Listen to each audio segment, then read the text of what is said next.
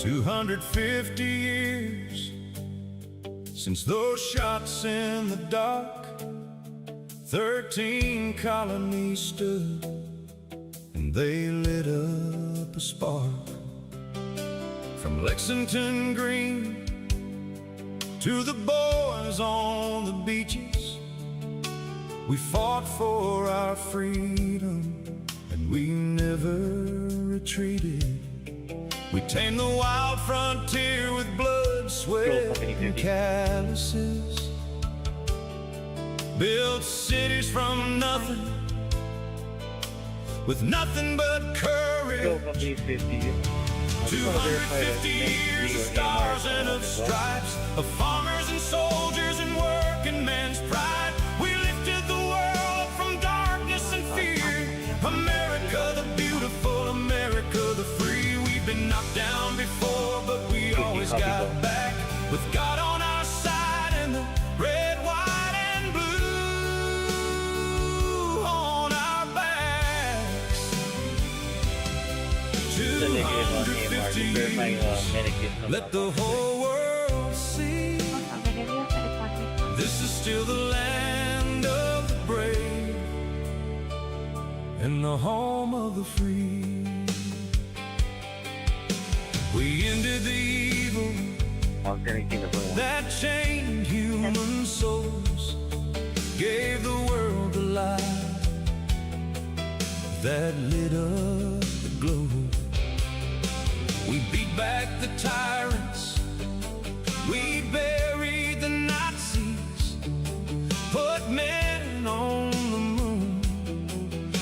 because we said, watch me. We invented the future, the car and the plane.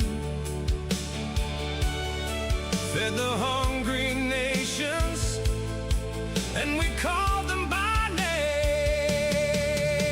250 years of stars and of stripes, of factories humming and Saturday nights. We carried the cross and we carried the torch. Through the fire and the flood we kept marching on. From Gettysburg fields to the fields of Normandy, every drop of that blood was the price of being free. 250 years, let the whole world see. This is still the land of the brave and the home of the free. We built the greatest middle class this world's ever known. Gave every man a chance to make it on his own. We stood up to tyrants from Berlin to Baghdad, brought down the Iron Curtain, and we made evil mad.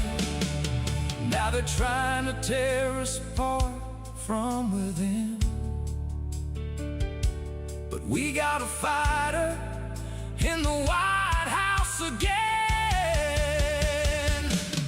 We got a president who loves this country true, fights for the forgotten, fights for me and you. He's bringing back the factories, the borders, and the pride, putting God and country back where they belong, inside the greatest nation that the good Lord ever made. Still standing tall in the light of freedom's flame. We've had our stumbles, we've had our shame, but no other country ever rose the same. From sea to shining sea, let the anthems ring. This is still America. Let freedom Large stuff. We may need to close this portion of roadway if it gets any worse. Okay, 451 off on all available. We have an address. 661715. 661715.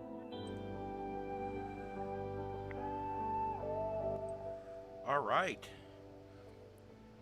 19, all the way across the road. Why is that not working?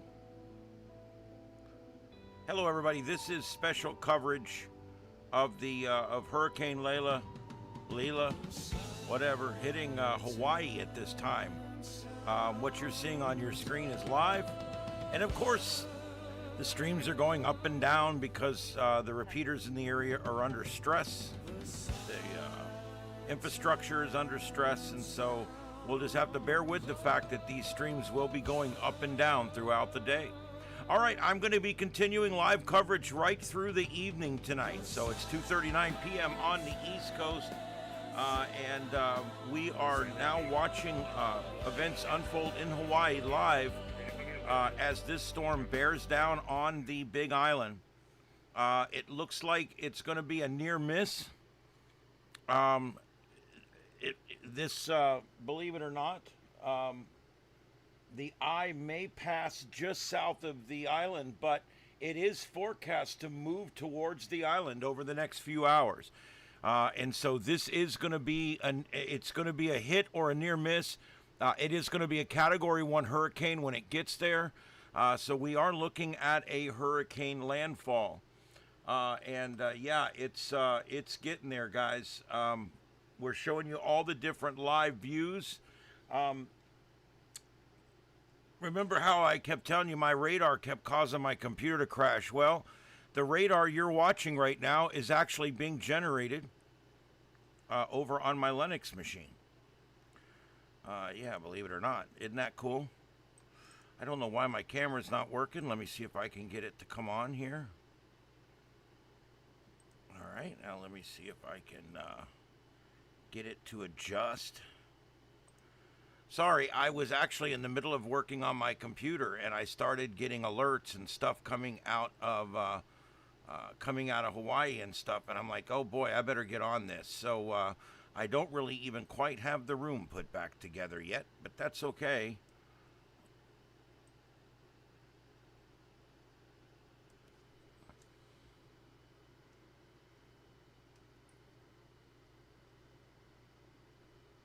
All right, so the way the coverage works here is I can't monologue for 10 hours. So I'm going to be here providing you guys coverage, but I won't be speaking the entire time.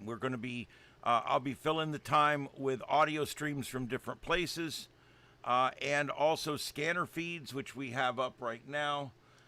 There's not a lot of scanner feeds out of Hawaii. They have weird laws out there that I believe they're not supposed to have scanner feeds out coming out on public safety, which of course is a huge violation of our civil rights. But whatever, we're getting used to that, aren't we? So let's see here.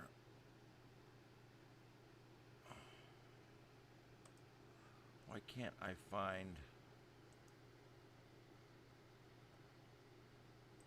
That's weird.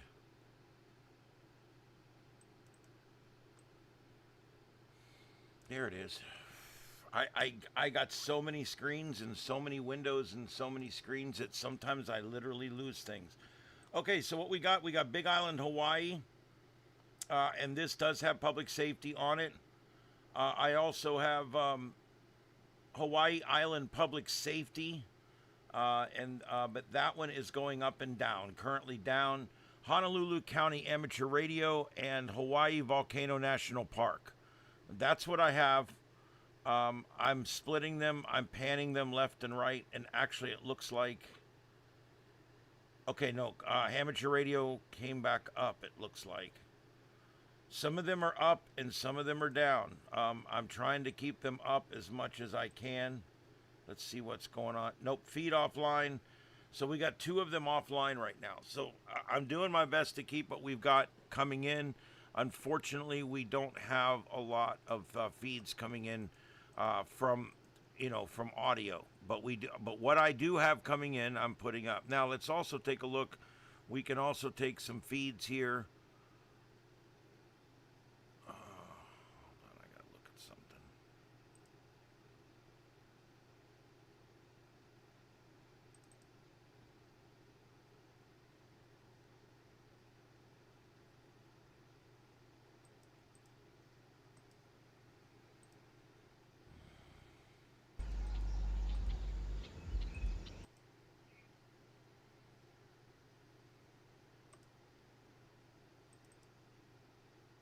That is weird. I've got a source shut off and it's still bringing audio in. That is weird. And the scanner's playing and I can't hear it. There we go.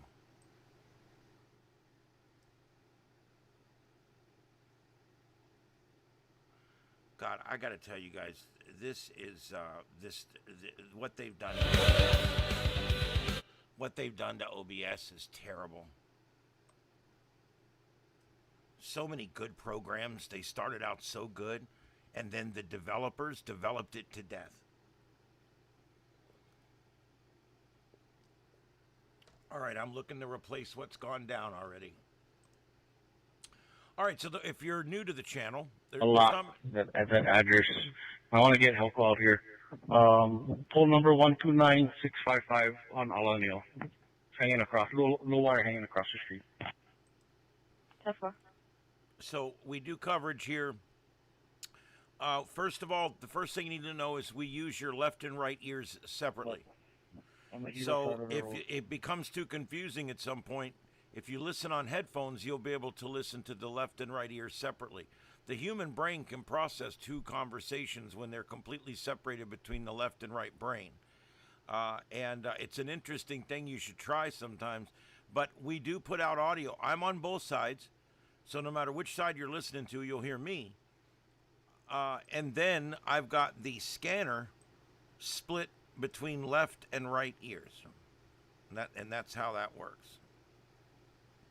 and then I can take audio from any of these other emergency sources. personnel. Yeah, okay, a couple more questions before I let you go. We got to get back to the forecast, but I wanted to know what the other businesses are doing. Are you been hearing things, people shuttering or closing ahead of this? Or I imagine, Malama Market staying open for people to get supplies. What's it like in Powhatan? A lot of the businesses are closing down, especially for the safety of their employees.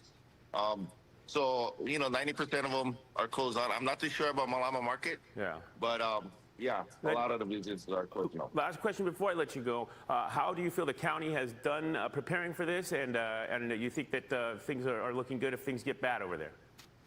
They're doing really well because guess who's at the helm? Yes. Daryl Oliveira again. Brother Chemo.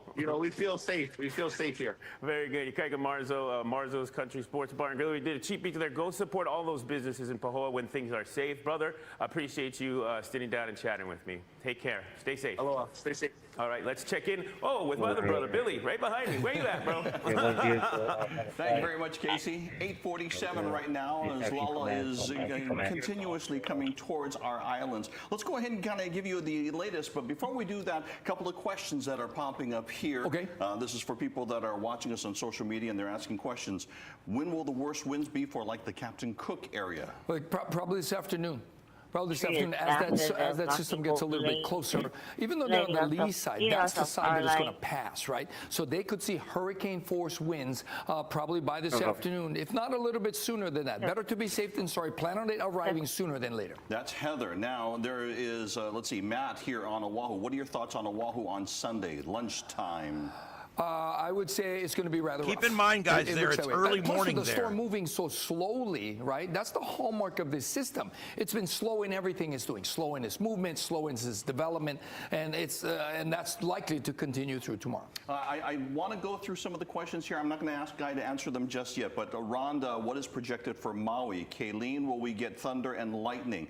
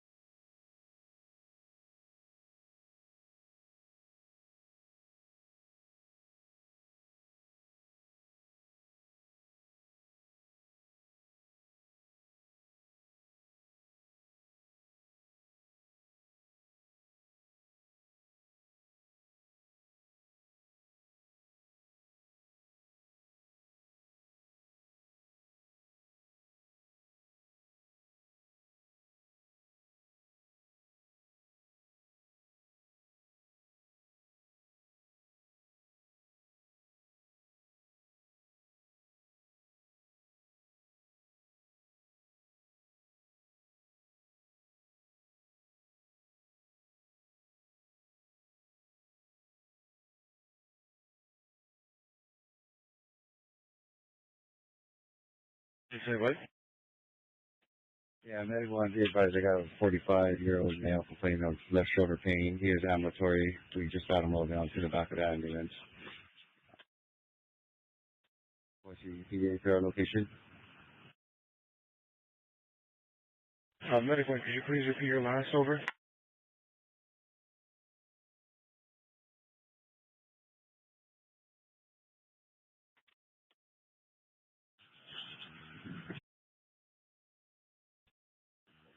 Medical on 50. Medical say what? Yeah, medical on advised. We got a 45-year-old male complaining of left arm pain. He is ambulatory. We're able to load him in the back of our ambulance. Currently getting a set of vitals right now, which is key to our location. Okay, guys, this is live continuing coverage here on StarShip Adventures, and we're going to be live all the way through the afternoon here. It's 2:50 p.m. Eastern Time, and we're going to be live through the entire afternoon and evening tonight, watching this storm as it approaches the Big Island in Hawaii. And a couple of good things to note. Number one, it's not going to be any stronger than a Category 1, but it is expected to be a Category 1. The other good news is the fact that it's going to be a daytime storm. Just now, sun up about an hour ago or so in Hawaii. We're starting to get all the shots brightening up, and we're able to see some of what's going on out there. But it is morning in Hawaii, so this storm is going to go through right in the middle of broad daylight. So we're going to be able to watch it on all the cams.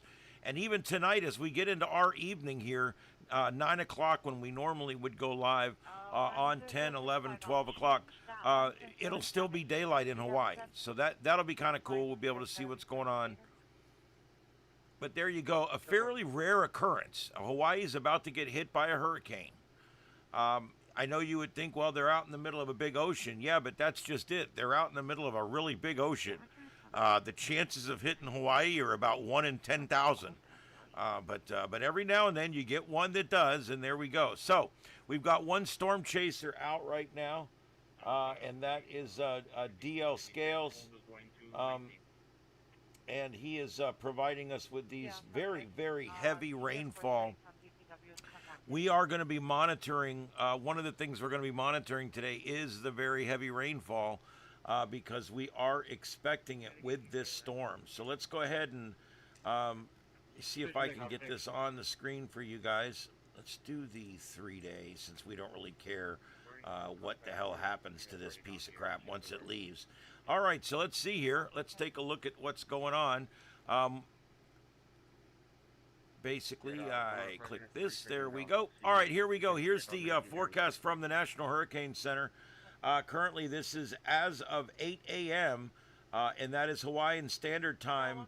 Advisory 13 Alpha issued Saturday, August 15th today. Currently at 17.9 north and 155.0 west. Maximum sustained wind just below hurricane strength at 70 miles an hour. Movement currently to the west with a jog to the north expected over the next 6 hours. And you can see now hurricane warnings in effect for the entire Big Island and tropical storm warnings in effect currently for the remainder of the island chain. Alina, thanks for joining. Welcome aboard the Starship crew. We're on every night at 9 p.m. We cover everything, news, politics, science, weather, space weather, science fiction. We cover a little bit of everything here. But whatever we cover, we do it live and in multi-screens. So welcome aboard. I hope you like the format.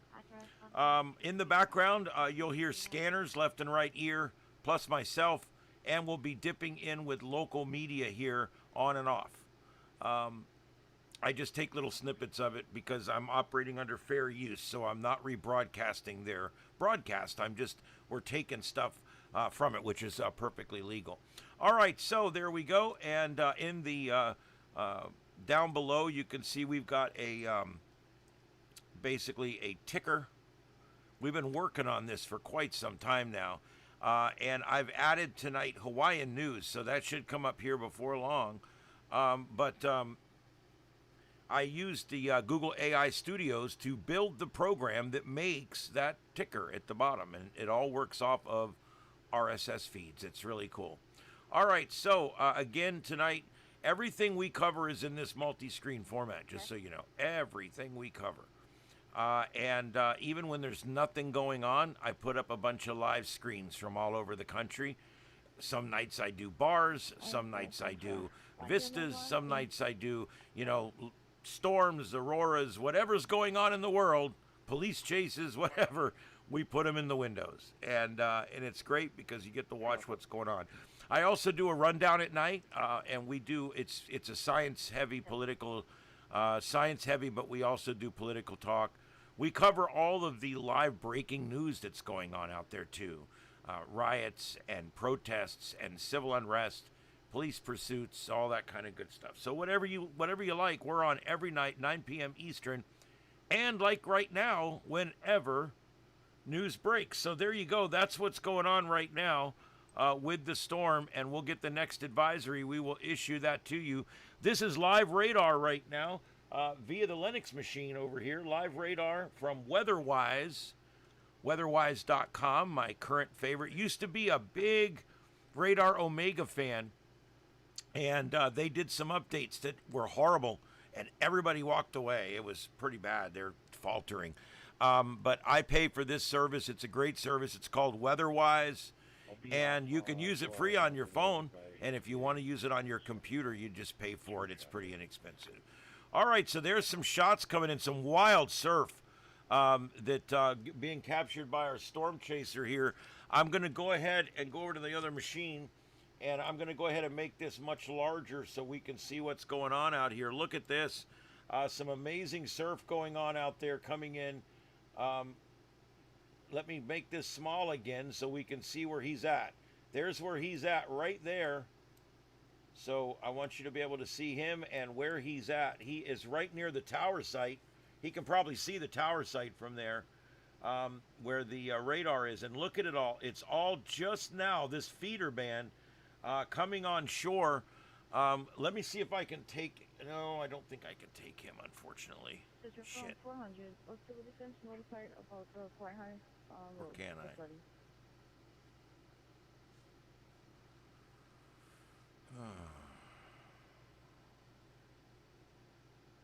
No, I have to map an audio source. But anyway, but yeah, he is really, really catching the surf out there, and you can see it just coming on shore there. That's the first major feeder band actually now coming on shore.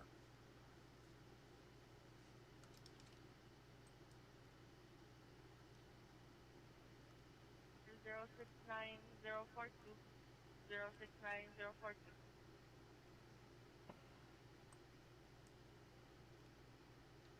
Yes.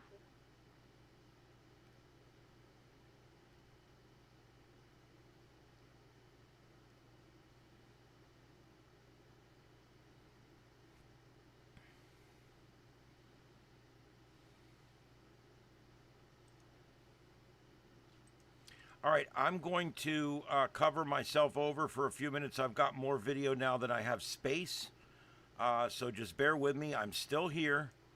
When I do this, I go ahead and use the space that I occupy when I have more things to put up. I may move myself into a little baby window somewhere. Just give me a second. All right, this one here, this is the multicam up on top of the volcano.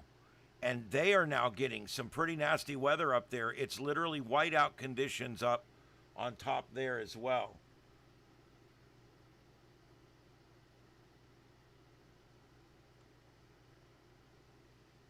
So you can see it there, the first feeder band just coming into the mainland southeast coast of the big Hawaiian island, Pahala, and it's right in that area. And that's where our storm chaser is bringing us these amazing shots right now. And that's storm chaser DL Scales, WCSC, and he is in Neilahu, Hawaii, and that is in Hawaii County, Hawaii. So that's where he's at right now. Look at that. Some great shots coming in. And let's go ahead and take this back out and show you what it looks like. Look at this, guys. They're expecting it to make a run at the coast. They're literally expecting this to make a run at the coast. So let me go ahead here and see if I can. I haven't tried this yet since I put this on here, but it looks like it's going to work. This is the track, guys. You see my white line? That's the track. Let me get rid of that white. Let me get some ugly pink or something. All right, this is the track. They're expecting it to make a landfall. All right, make no mistake. There was some people earlier saying, hey, it's going to miss the island.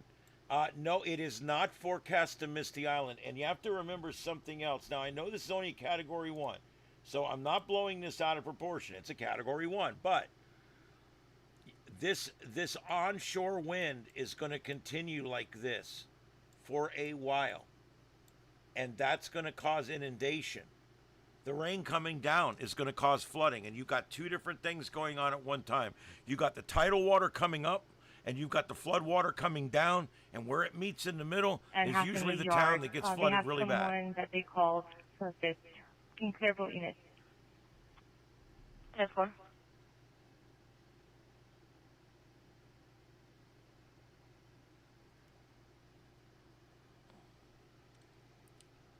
Some amazing shots he's getting us right there from the coast.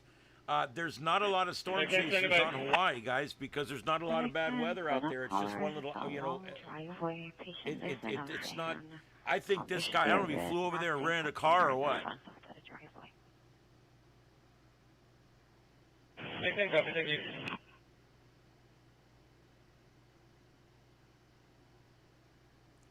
All right, guys, this is Tropical Storm Lala, and it is about to hit.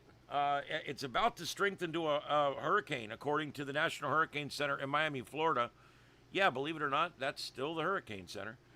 Yeah, and they are issuing right now advisories on Tropical Storm Lala, currently a 70-mile-an-hour tropical storm, and it's expected to turn almost due north.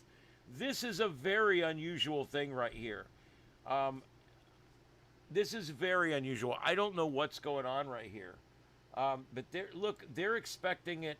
And as a matter of fact, if you look at it, they're expecting almost a northeasterly course for a little while and then back to the northwest. If it follows that track, it will make landfall. But there's one thing you got to remember. Even if the storm stays just off the coast, the worst of the storm is to the right of the eye. So wherever that part hits, that's where it's going to be bad. So even if the storm tracks off just south of the Big Island, and actually the eye, and by the way, it's a big-ass eye, even if the eye tracks south of the island and the eye wall stays just off the coast, 9916, weather update. you're still going to have heavy rain and wind as usual. You're gonna have this really bad eye wall rain coming in. It's gonna near the station. Pretty bad. He keeps acting like he's gonna give a weather advisory, then he doesn't do it. 4901. Yep. Hello, everybody. Hello, Deporibus. Hello, Canna Club. Yes.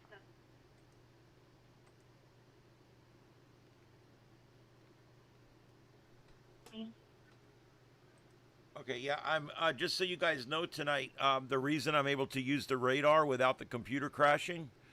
First of all, I worked and cleaned out the whole computer earlier. That might have helped too, and I reseated all the cards and everything.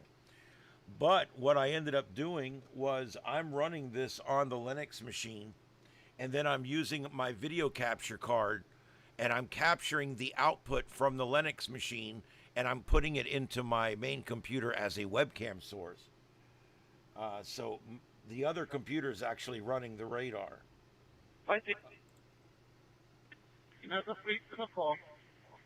right, so this is a weird forecast. We're going to have to see what happens. I'm very interested to see what happens with that. All right, we are continuing to watch DL Scales, our storm chaser out there.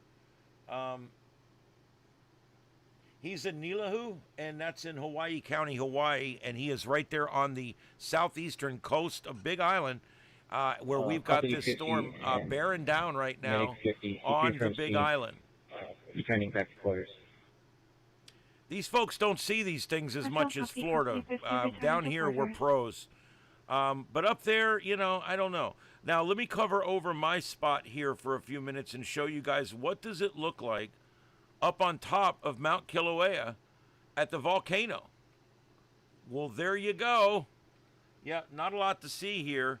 It is raining and fog up there. And so you're in the clouds, basically.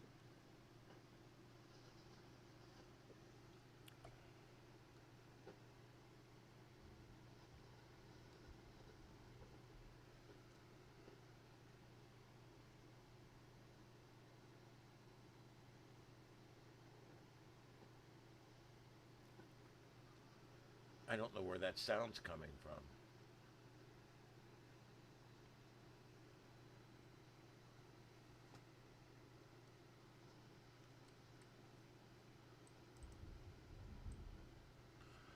Okay, which brings me to my next thing. We've got thunderstorms approaching the studio here.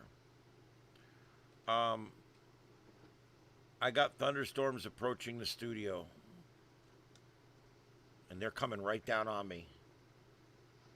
All right, guys, I'm going to try to stay up. I'm going to stay up during it, but I've got a big thunderstorm coming in for me right now.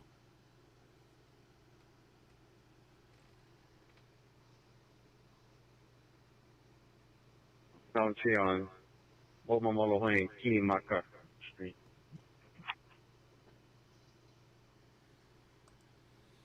Yeah, I'm not going to get too political today, guys. I'm trying to, when I do weather coverage, I try not to get overly political. All right, let's see here. I've got a weird...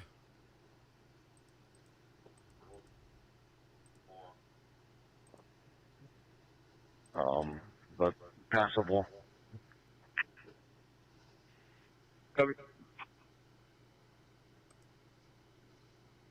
Central 3-1, I'll be off with 36. Looks I gotta like figure out where some this people from sound's the coming community from. is I moving can't now. figure out where it's Branches to coming make it from. passable. Damn it.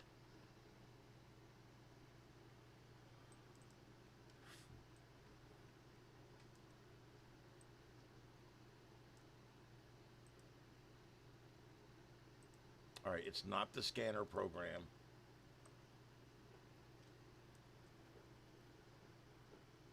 Damn it.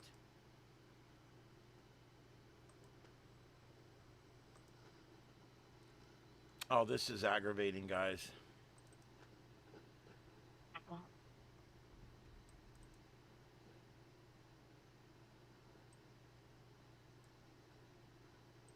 All right, I found it. Geez, that was... I don't think you guys were hearing it, but it was coming through my monitor speakers here. Well, that's the good news. As long as it's raining here, my air conditioner can keep up. It gets hot down here, guys. All right, I'm going to step away for 2 minutes and go make sure everything's ready for this big storm that's coming. You guys stay with us. This is live continuing coverage of the hurricane that's approaching the Big Island in Hawaii right now. And we currently got up scanner feeds, the only two that are left coming off the island right now.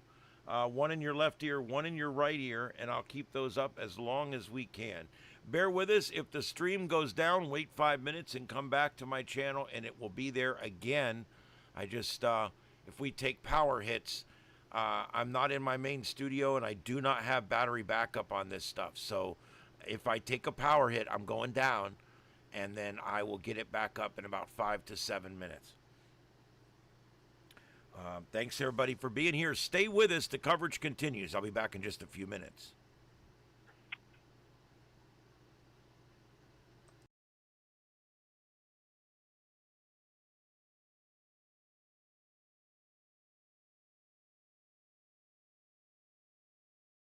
We would help with some neighbors. Unit speed 10-8. Let's put on the next one. Send me a number.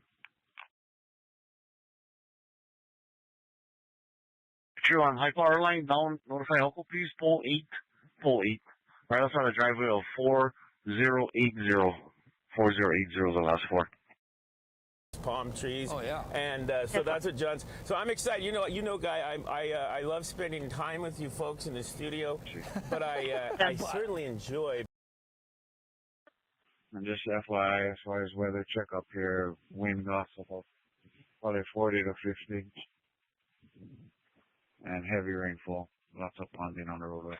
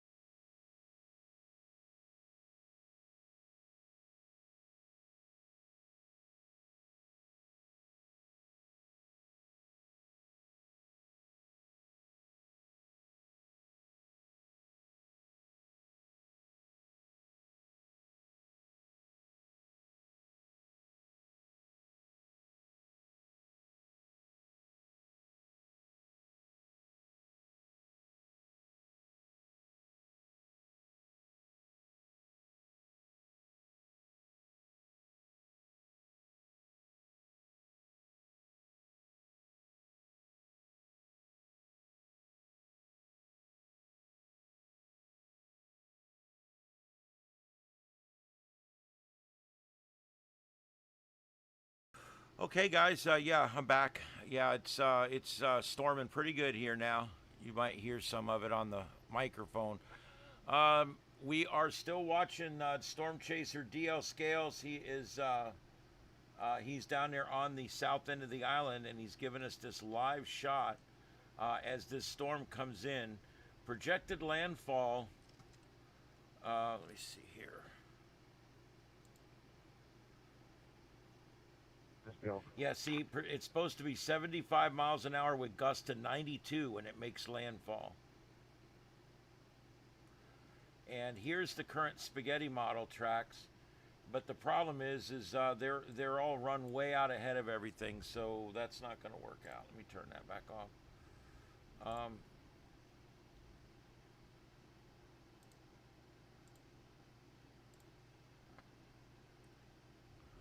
All right, we're just going to hold that shot. Looks like it's probably about 18 inches in diameter, about 40 feet long from our standpoint as we speak.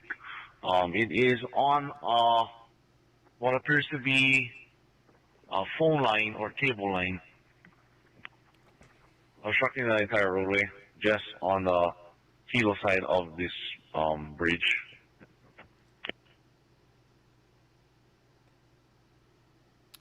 Well, I'm cooling off here right now. Wow, just, you can tell the difference. It was starting to really get hot here. Yeah, not going to be able to clear this tree central. If you can just leave a note for DPW. It was about 96, 95, 96 here, and now it's cooled down, and we're down through the 80s now, into the low 80s, and once this storm's over, we'll be at about 76.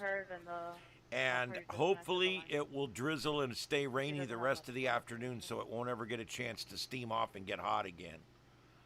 But I don't know how that's, that may or may not happen.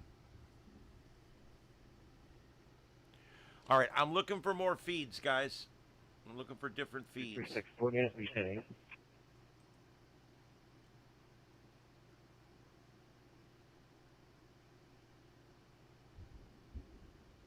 I'm 8189.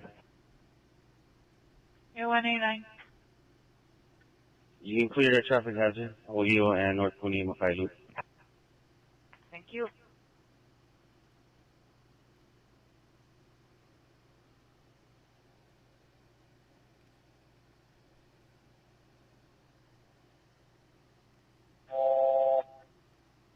Company 18, respond for a fire alarm, address 150893 Paradise, Alakai Drive. Company 18, respond for a fire alarm, address 150893 Paradise, Alakai Drive, engine 105, battalion 1 stage at 0913.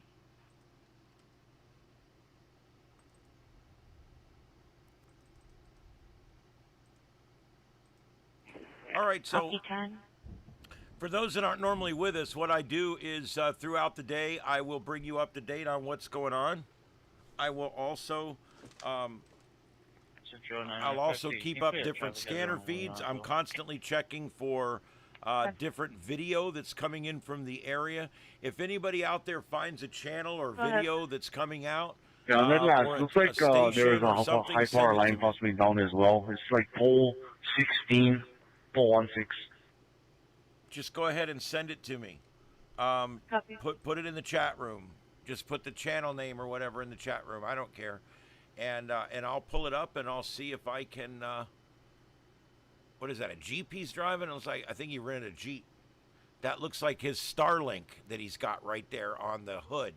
Deer in his house. I'm almost positive that's a Jeep with a Starlink on the hood, if I had to guess. All right, and I'm talking about the Storm Chaser in the center of your screen. Going back towards HPP.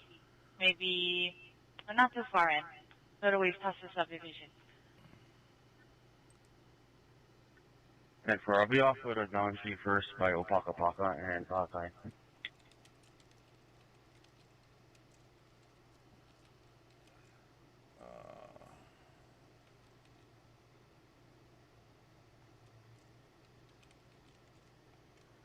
All right, I'm looking for data on rainfall. Right, I'll be the tree.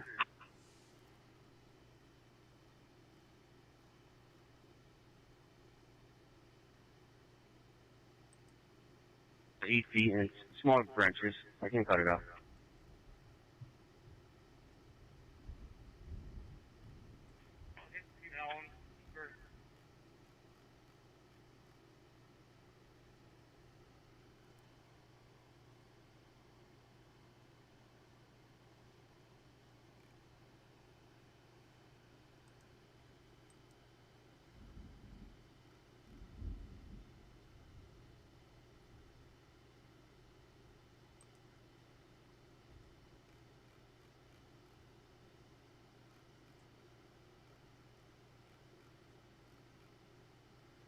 Okay, here's the graphic I'm looking for.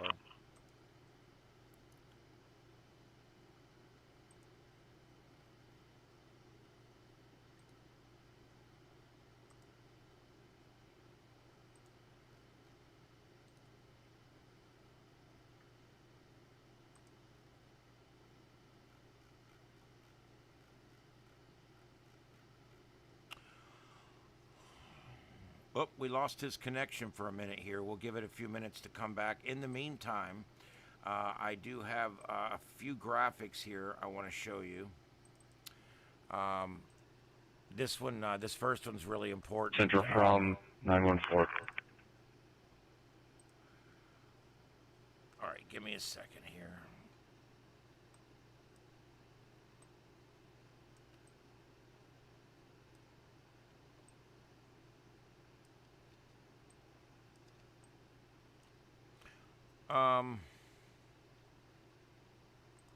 All right, guys, here's the important thing we got to watch.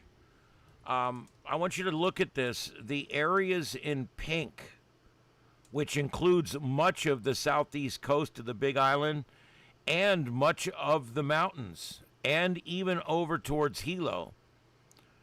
I want you to note something. The pink color is 12 to 18 inches of rain, and it's all going to fall between now and tomorrow. So this is a high output rain event more than it is a wind event. There is going to be some tidal flooding, but it's not going to be too bad. Maybe 2 or 3 feet of surge, and then of course you have to add surf and tide on top of that. So there probably will be some inundation with that. But I think the big story of this storm is going to be this right here, and that's the amount of rain that's coming down. That's funny. He said there was no officers at the location, so he kept driving. Careful.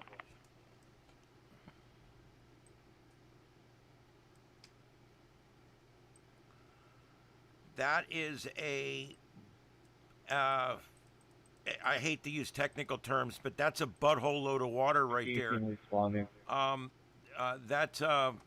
Here, let me give you a closer look.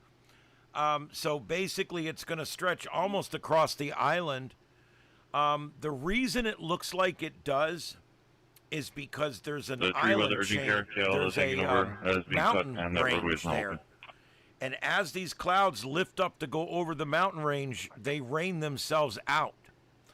As that happens, what you'll find is you'll find that the rain on one side of the mountain will be 5 or 10 times as much as the rain on the other side of the mountain, because by the time it gets up over that huge volcano and that mountain range that exists on this island, the rain actually rains itself out. It's like squeezes the clouds out before they get over there.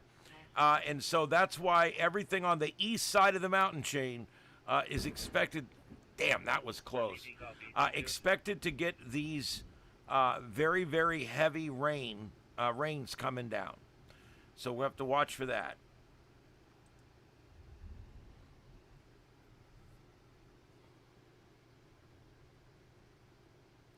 Yeah, I know parts of Texas are parched. Yeah, we live it every year, but the thing is unlike you guys have got it really bad. But our rain came early this year. We were in a bad drought early. The rain came early. I swear the earth kind of has a way of fixing itself. But yeah, that literally happened just like that.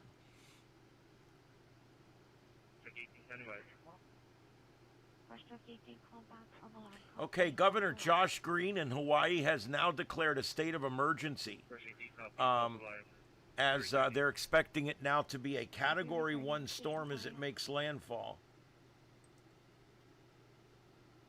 Copy 5, Station 10.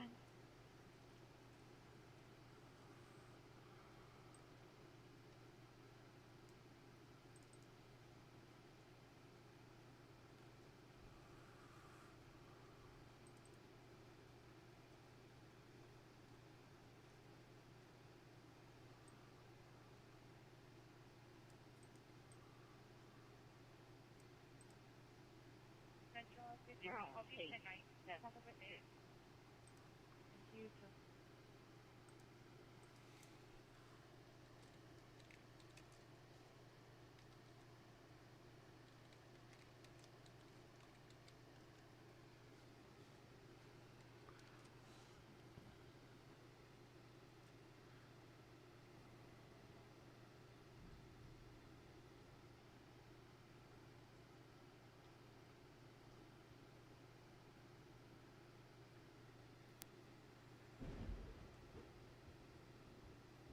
Hook me up on scene.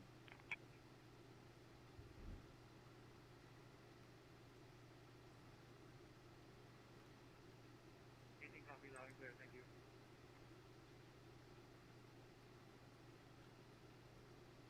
Yep, it is 9:23 a.m. in Hawaii. Just so you know.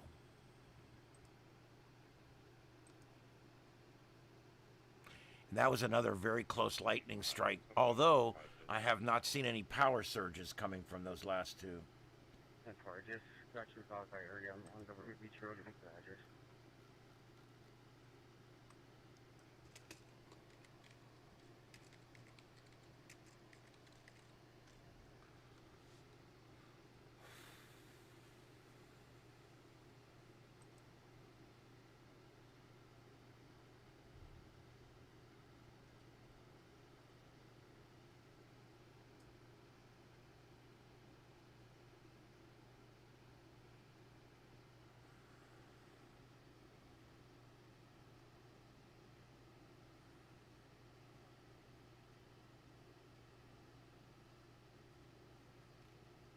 Bro, 8189, how far away from 2635 is it?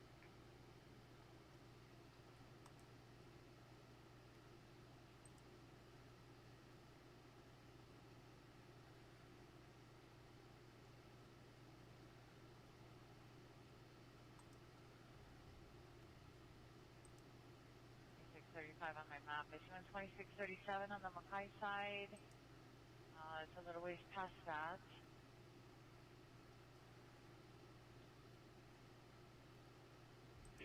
Copy, transporting.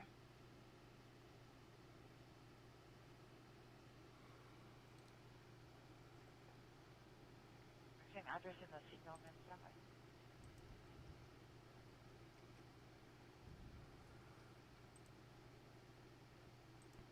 All right, hang with me, guys.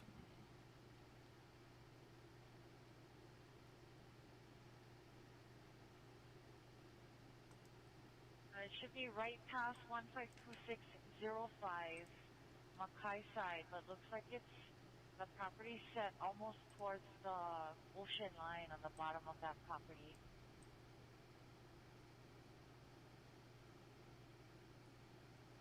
Central copy quarters.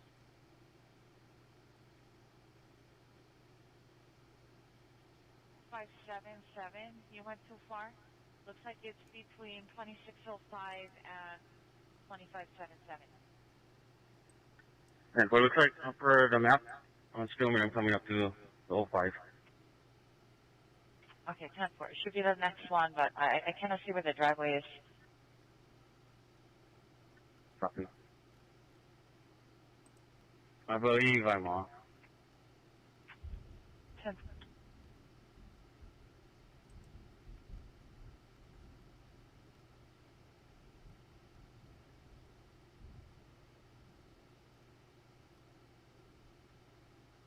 Wild Blue Waters, private property, no trespassing. The address is posted on the left. Gate is open. Okay, units, copy. We're just pulling on to Government Beach Road. Roger, you can wait for us.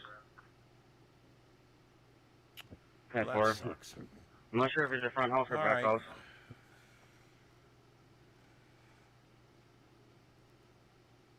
It's two 13-year-old girls and a boy. One had a black dog. They're playing in the stream on the side of the road. He's worried they might get washed away. He doesn't know if any parents are home. Check for me. She's our copy. Yes. You know, getting washed away in a hurricane just makes you tougher.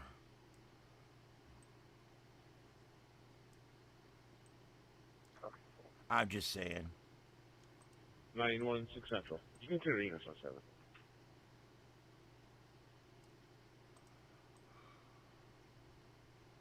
Doesn't look like indirect, but I'll let you guys know.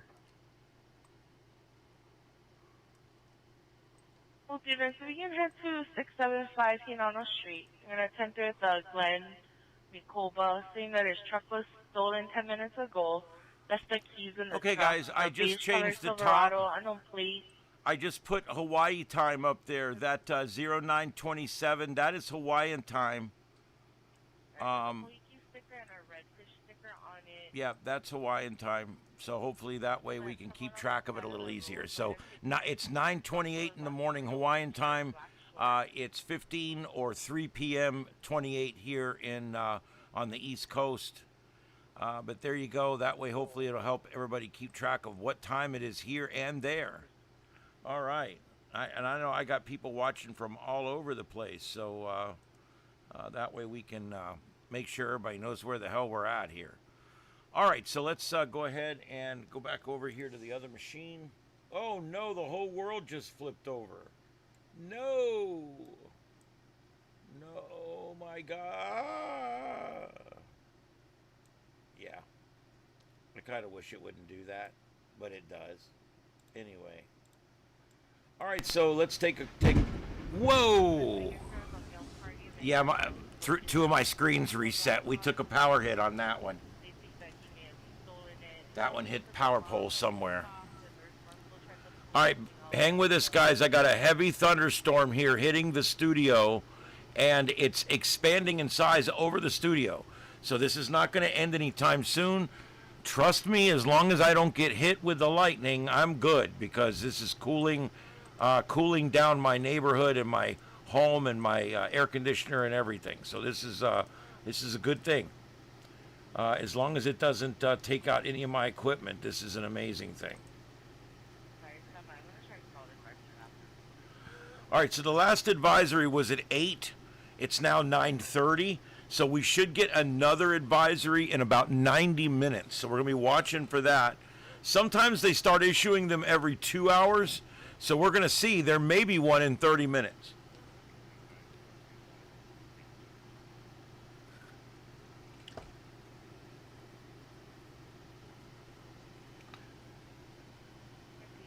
I want to see if they continue to keep this crazy weird jog to the north. This is a rather weird phenomenon here. I don't know if this is a little bit of course correction or what, but they're showing this thing moving off in east of due north, and then eventually coming around and heading back towards the northwest, and then eventually northwest as it goes over land right here.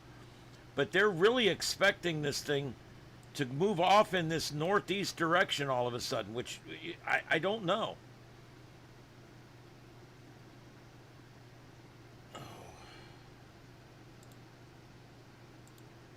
Let me see if I can.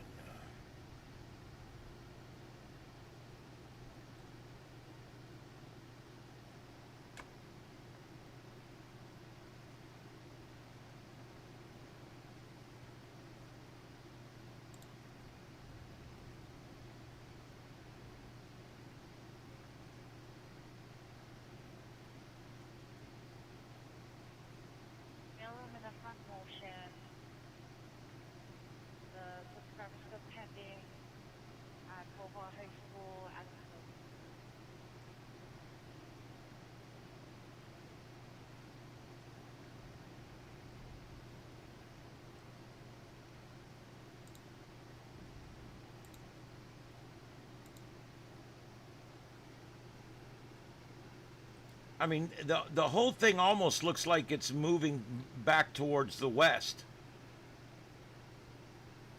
But it's hard to tell with such a ragged eye.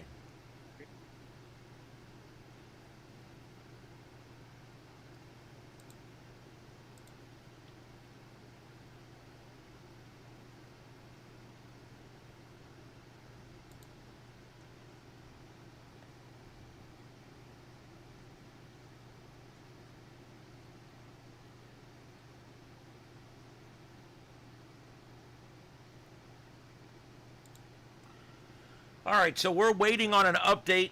I'm looking to see if I can get you guys some Weather Hunter information here. Are they up? What are they doing? Are they playing with themselves?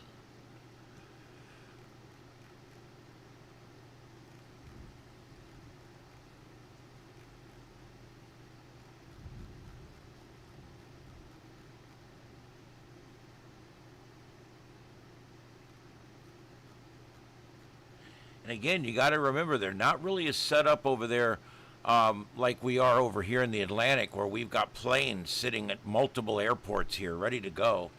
Yeah,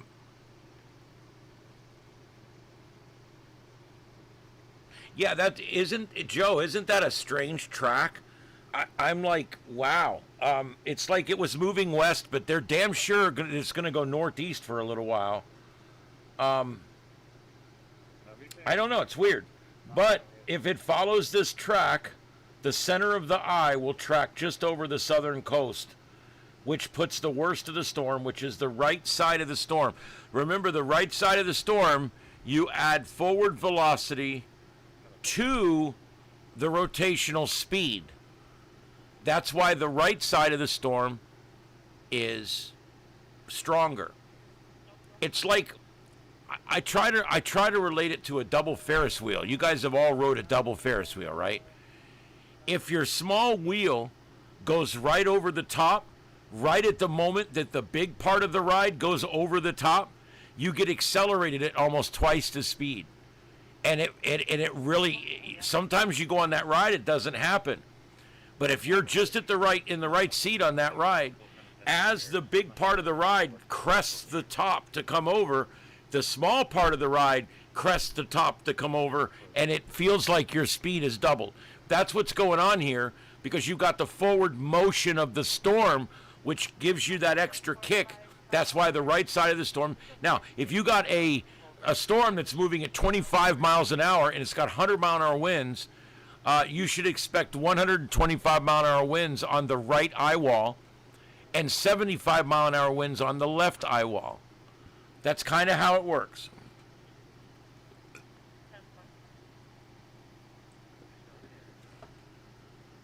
Let's see if we can take this mezzo for a minute here. Conditions that the Big Island's going to see. Now, we're also seeing scattered downpours on Maui, as well as the West Maui Mountains out toward Lahaina, Kaanapali, and along the Hana Highway. Look at these downpours up there, right? So not a good day to be outside and traveling. It's definitely discouraged. Already on Maui, you're seeing some dangerous conditions. And look, over on Molokai, they're getting some showers, as well as a couple of downpours up near Lanai City. Now, here in Oahu, we're getting some scattered showers, but not a lot of rain. Most of it is of the light to moderate variety, but we're already getting very windy conditions, only to get stronger as the day progresses. And in Kauai, they're out of reach of that just yet, right? It is a little bit windy. That's because of, as you can tell, because of the wind chop from the radar. So again, here are the storm alerts you should know to stay safe. If you're on Hawaii Island, there is a hurricane watch. That means that hurricane conditions are expected through the day today. We're talking winds upwards of 80 miles an hour, 85 miles an hour. Some spots will get it, as well as a lot of rainfall, which will lead to flooding. There's already been a couple of closed roads due to flooding over on Hawaii Island. Now, from Maui all the way to Kauai, it's a less urgent but still very, very serious tropical storm warning. That means the winds could be running upwards of 70 miles an hour, but most likely upwards of 40 to 50 miles an hour, as well as a lot of rain. The entire state is under a flood watch, which means flooding conditions are possible. And like I said, there's already flooding occurring on Hawaii Island, and it has closed some roads, right, Jelani? Yes, speaking of flooding, yes. Yes, we do have a road closure at mile marker 53.7. This is along Kauai Belt Road between Mana Road and Iokua Place. And yes, that one is due to flooding. We also have reports of landslides. That one is going to be also along Hawaii Belt Road. And then we also have road closures due to unsafe road conditions. This is along Kohala Mountain Road between Hawaii Preparatory Academy to the Akuni Pule Highway junction of Hawi. Again, due to unsafe conditions, including down branches, limbs, and trees. And over on Maui, we have still reports of fallen trees all along Haleakala Highway. There's a tree blocking one lane between mile marker 5 and 6, and then another tree blocking the highway. This one is at mile marker 2, just Mauka of King Te High School. All right, guys, we're split left and right here. Right now, we're experiencing that. All right, thanks, Jelani. Hurricane Lala is forecast to pass south of Hawaii Island later today, so we've already seen strong winds, heavy rain, and dangerous surf. Yeah, all right, Lacey Denise joins us now from Honau with current conditions and how residents are preparing. Lacey, of course, we hope that you and the family are well, but if we could start off, what are you seeing right now where you are? Good morning, Stephen, Grace. Well, thank you so much. We are okay for now. Right after that last report I did with Billy and Guy, the rain started to come down. It just stopped, but we can definitely see more rain coming. The skies are really gloomy and cloudy, and it's a really ominous feeling because I just saw Mahea's video. She's about 45 minutes away from where I am, over on the South Point area. But the winds are not too strong. It's actually very calm. But the biggest change, I would say, since our last report was the rain has started. I haven't felt the impacts here yet on Oahu. Lacey, does it feel a little different? Because some people are saying that before the storm really starts to come in, you can kind of feel the pressure dropping, the humidity rising. Are you feeling any of that nature? Yeah, and if you're on the Bay Definitely. Yesterday was very ominous. It was actually really foggy too. It was foggy, it was muggy, it was humid, it was very hot and sticky, especially if you're in Kailua town. It was just a very ominous feeling because they always say the calm before the storm. There was a beautiful sunset yesterday, a bright sunshiny day, but then you come to today, even just from an hour ago, and it's no sunshine, very gloomy, very light rain as well. So it's just a little uneasy feeling. Yeah. And Lacey, we know you. We know that you made all your preparations, filled up gas, stocked the fridge and all that. What about other people around you in your area, residents? How did you see them react to the news that the hurricane was coming? I have to say that our community here they really embody the aloha spirit, because a couple of days ago we were in town shopping, getting supplies, just kind of getting ready, and people were opening the door for one another. They were asking, do you need help? Or, we were at Costco and one of the guys next to me had a really heavy load, so someone asked, do you need help to your car, uncle? So I just really feel that the community here has been showing great aloha spirit from what we've seen. I know driving around the last few days, there's been a lot of people filling in propane, filling in gas, of course, and we've seen a lot of sandbags out. The county crews, we've seen them out. We've seen I remember those Jiffy Pops. Electric. So everybody has really been taking this storm seriously. They've been doing a lot of precautions, and I think for a lot of people here, we're coming off of, like everybody else, the Kona low storms and the earthquake.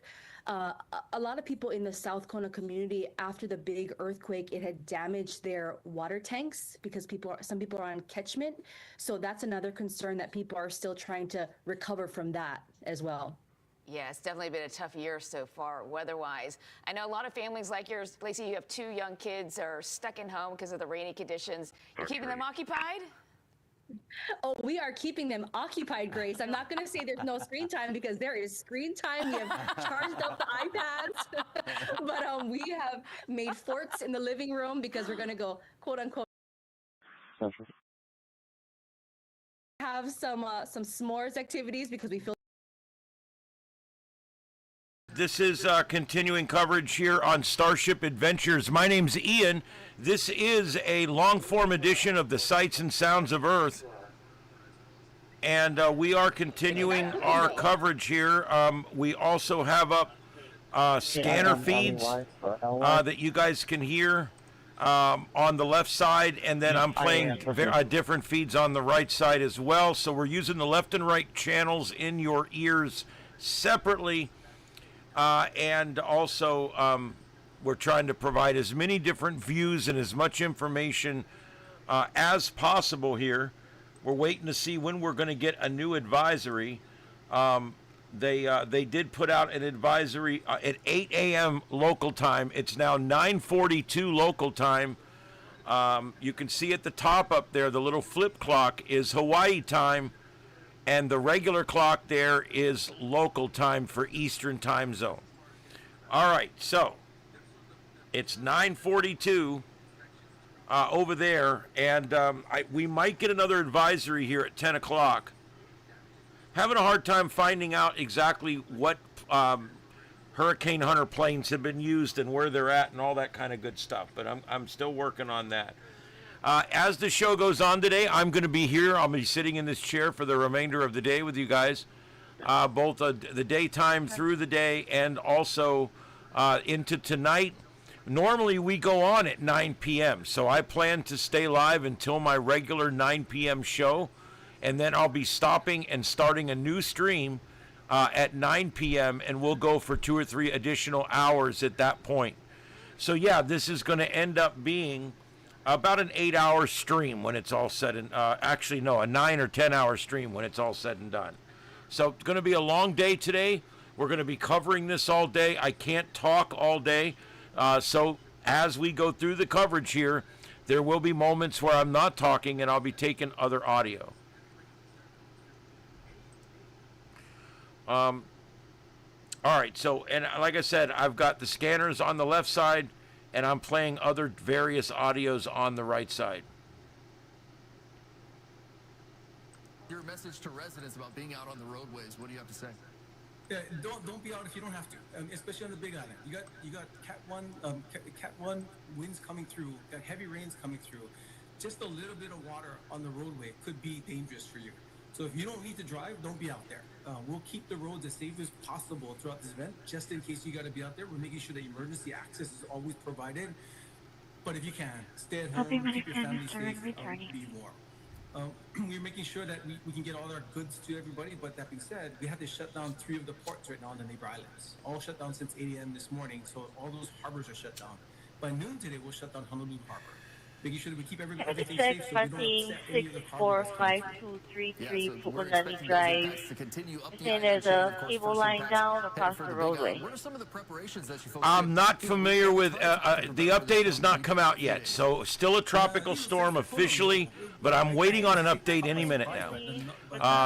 The update could be now up to about an hour and 15 minutes from now, but within the next hour and 15 minutes, we'll know something. Sure that we could move forward to start clearing streams everywhere, clearing out, increasing drainage wherever we could, and removing vegetation in areas where it didn't matter if it was a state facility, county facility, or private. We were clearing everything to ensure that nobody has to go through these storms again. On the Big Island, it's a Malcolm-Mackay thing. So we're going to this storm is already causing, and it's only going to get stronger as the day progresses and as the storm system moves closer. Remember, the tropical storm force winds, stronger than 40 miles an hour, extend out 205 miles from the center of the storm. So that means as this envelope moves across the state, we'll see those tropical storm force winds. This is 6 p.m. tonight, and you can see Maui County is going to get in on that before that already, like you saw.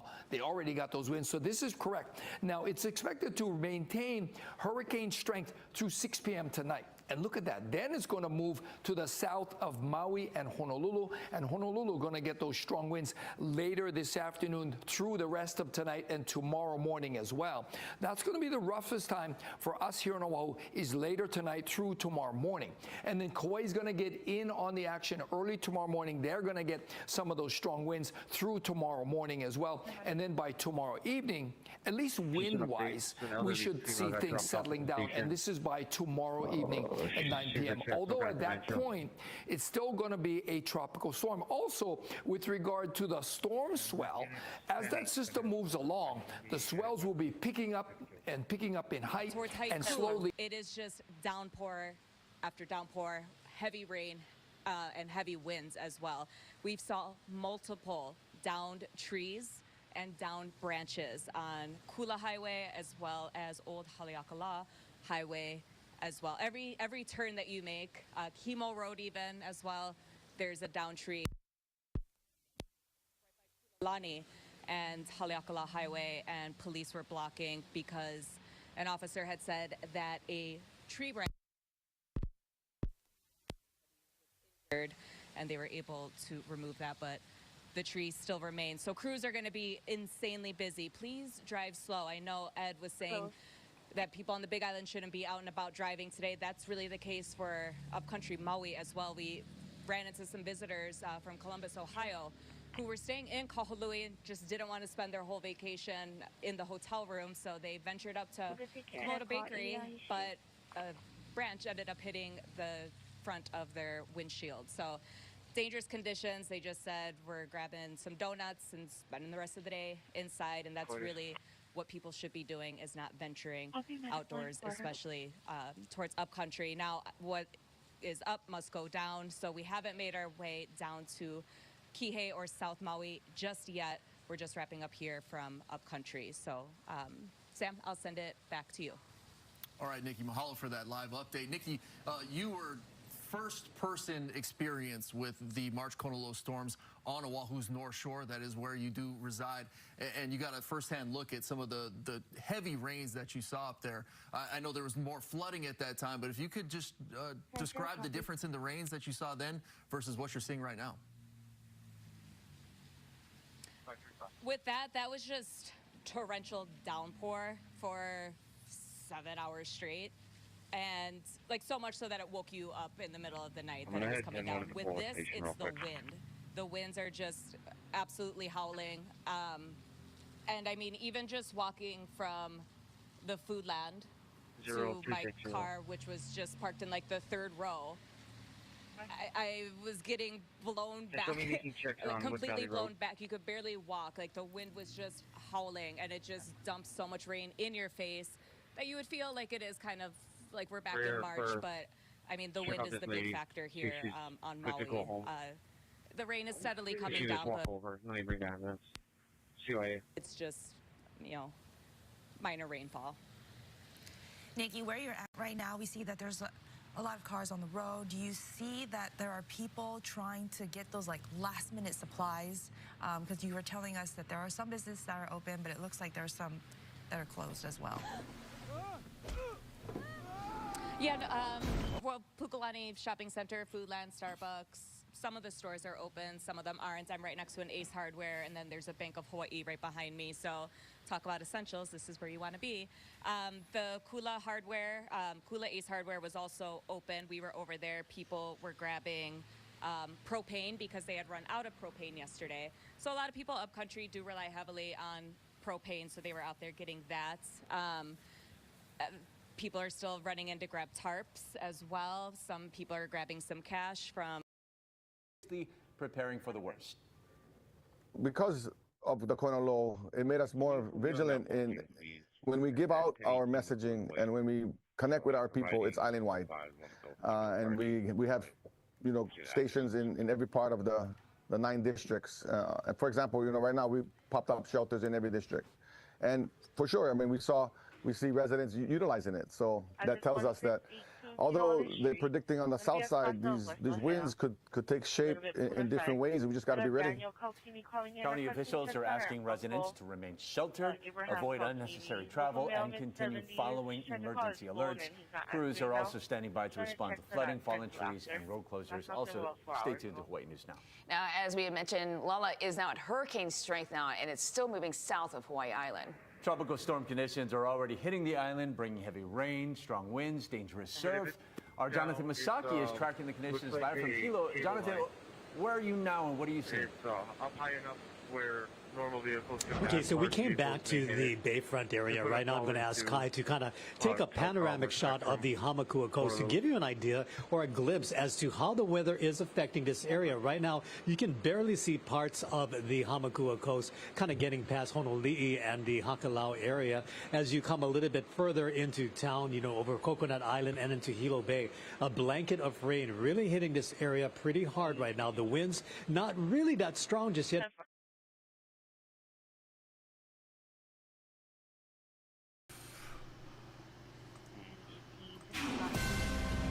Okay, guys, this is a news alert. Guys, we've got a news alert going on right now, believe it or not. They have just upgraded this thing to a hurricane, Hurricane Lala. Now strengthens to hurricane as it approaches the Big Island of Hawaii as of 9 a.m. Hawaii time. Position and intensity update. Radar and satellite data indicate Lala has strengthened into a hurricane with maximum sustained winds now of 75 miles an hour. Wind gusts of 49 miles an hour have already been reported on show at Kauai, south of Volcano within the last hour. Sorry, guys, I'm not good with all the Hawaiian pronunciations, but I understand how they work, and I'm trying my best. Location currently 17.9 north, 155.1 west, or about 85 miles south-southeast of South Point, Hawaii. Currently 300 miles southeast of Honolulu, Hawaii, as it continues to push off to the northeast in some general fashion. But there you go, guys. It has now been upgraded. The ragged eye feature has formed in radar imagery from the South Point, Hawaii radar site, even though Lala's satellite presentation has really not improved much since the previous advisory. Radar velocities are as high as 55 to 60 knots between 10,000 and 15,000 feet in deep convection to the northeast of the center. 35. He headed to address 152775. All right. Beginning mileage be. Along with satellite estimates, these data also support holding Lala's intensity at 55 knots, which is hurricane force. Lala's current motion remains west-northwest, but that is likely to change later today as the circulation begins to interact with the terrain of the Big Island. Dynamical model fields suggest that the center will get pulled northwestward into or near the Big Island later this afternoon, while at the same time the lee side trough or broad low forms west of the island. This may cause a discontinuous track that is reflected in the official forecast models. That's that weird jog that we've been looking at in the models. After the cyclone reconstitutes itself west of the Big Island, it is likely to turn toward the west on Sunday and continue on a path for several days due to high pressure north of the Hawaiian Islands, pushing it towards the south. A shortwave trough moving across the northern Pacific around the middle of next week will weaken the ridge enough to allow Lala to turn finally northwestward and then northwestward, potentially approaching westward portions of the northwestern Hawaiian Islands. So this thing is going to go west for a couple of days, and then it could make another run at the other end of the island chain in 3 or 4 or 5 days. So something to watch is where this ends up going afterwards. The key messages for this forecast: damaging hurricane force winds are expected on the Big Island of Hawaii in just a few hours, with the strongest wind gusts expected in areas of higher terrain. Tropical storm force winds are already beginning to cause damage on the Big Island. Preparations should now be complete. Tropical storm force wind gusts are also beginning across portions of the smaller islands as well, and that will continue through the day and through tomorrow. Heavy rainfall will continue to increase over the Big Island this morning and then spread westward across the remainder of the island chain over the weekend. This rainfall will produce life-threatening flooding and mudslides, especially in areas of steep terrain. Large and dangerous waves are expected across portions of the Hawaiian Islands this weekend.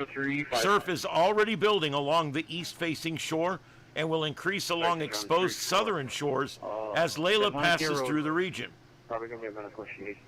This heavy surf may cause localized coastal flooding and significant beach erosion. I don't know what she wants here. This all from the National Hurricane Center in Miami, Florida.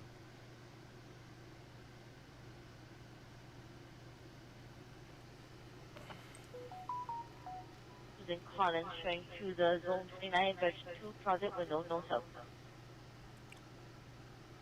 All right, let's go back on here for a Something second. different, because a lot of the questions that we get regard to wind, when's it going to hit, what is the strength going to be? So again, even though Lala is now a hurricane, a lot of what we are going to see are going to be tropical storm force winds for most of the islands, and that's going to be here in this yellow bubble. I'll go ahead and show you how that progresses. Again, that's 39 to 73 miles per hour. We're going to see a little bit of red, and that's going to be the hurricane force winds. That's going to be 75 miles per hour, and at times slightly above that. So if we go ahead and look, 10 a.m., we're looking at, this is where the tropical storm force winds are mostly, with just a bit of Maui in the tip. We can see the eastern end, but it's the big island that's taking all of this tropical storm force wind in about the next 4 minutes. We're looking at the next hour after that, and then we go into 11:30 a.m. We see more of Maui. We see Puuloa getting that as well, and we just see this expansive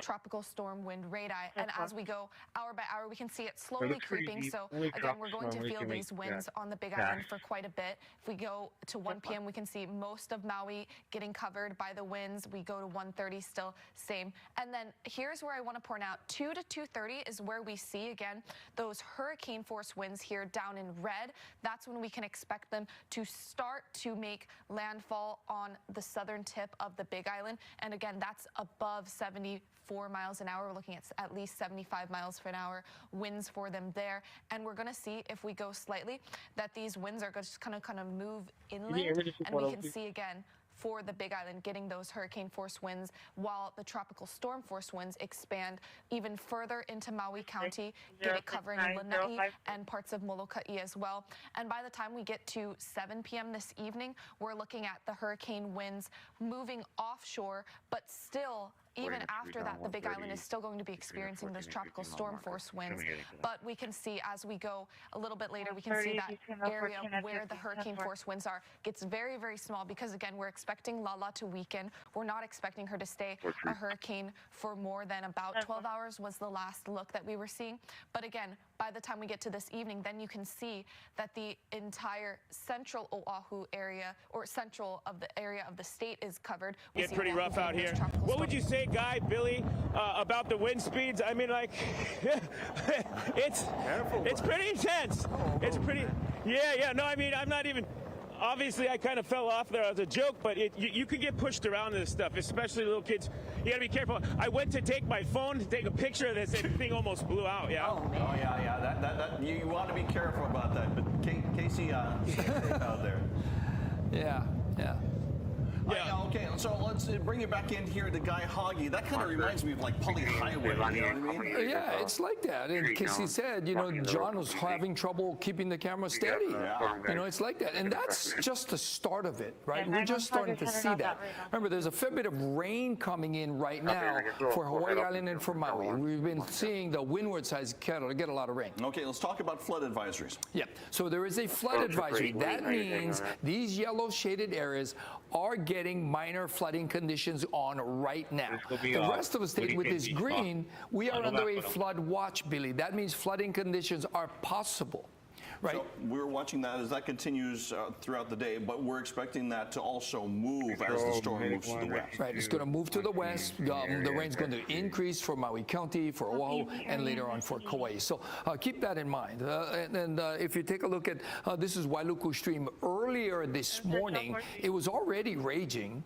And it's going to get even worse as the day progresses. Yeah, because they had some significant rainfall over the last several hours. So there's going to be more, right? I'm taking a look right now. This is Waimea. This is video right now, and so you see the conditions out there. Take a look at that. Oh my gosh, look at that! And that's a stream that normally runs really calm. Really, not much at all. I love that stream, by the way. There are a couple of questions that we have here from social media. By the way, you can always we're on YouTube. You go, guys. There is these streams are out of their banks. They're flowing hard. We got rain coming, and this thing is not even a third of the way over yet. So you got to keep that in mind when you're when we're talking about the what we're seeing right now. We have to keep in mind that what we're seeing right now, we're still in the early process of this. It's still approaching. It's still coming at the island. it's going to pivot and linger and then move off to the west. This could bring devastating amounts of rain, local rainfall totals as high as 20 feet. I want to show you guys something that's kind of messed up and kind of really cool scientifically. You ever wonder why only half the island gets rain? Well, I'm going to show you, okay? That's not an actual representation of what's going on. The volcano and the mountain range is so high in Hawaii that the radar can't see over it. And so what you're looking at is we've got two different radars, one north of the mountain chain and one south of the mountain chain. And you can see here, when you look at it, this mountain chain comes down and it comes right behind the radar site, just like that. And so the radar can't see past that. It's just too high. So basically it creates this cutoff where that we can't see the rest of it. It's not that there's not anything going on, we just can't see it. If you want to see the rest of it, you have to use the other tower site. And this tells you the rest of the story. Notice you can see where at least one of the big mountains is on this radar. I think this is really cool right here. Look at this.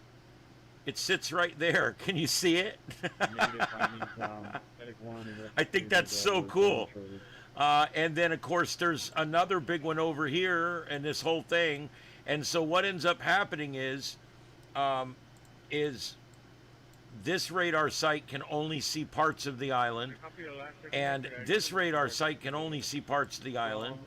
And then the only other one you have is the one up here that covers the North Islands. It covers Honolulu and the Middle Islands. So that's it. That's your only three. There really is no... Oh, stop that. My God, stop it. I wish it would never do that again. Here we go. Let's see. Aqua just breaking his fence over here. So good. I'll give the RP 10-2, and it's raining, light wind. Okay, guys, here we go. We've got a hurricane hunter coming in.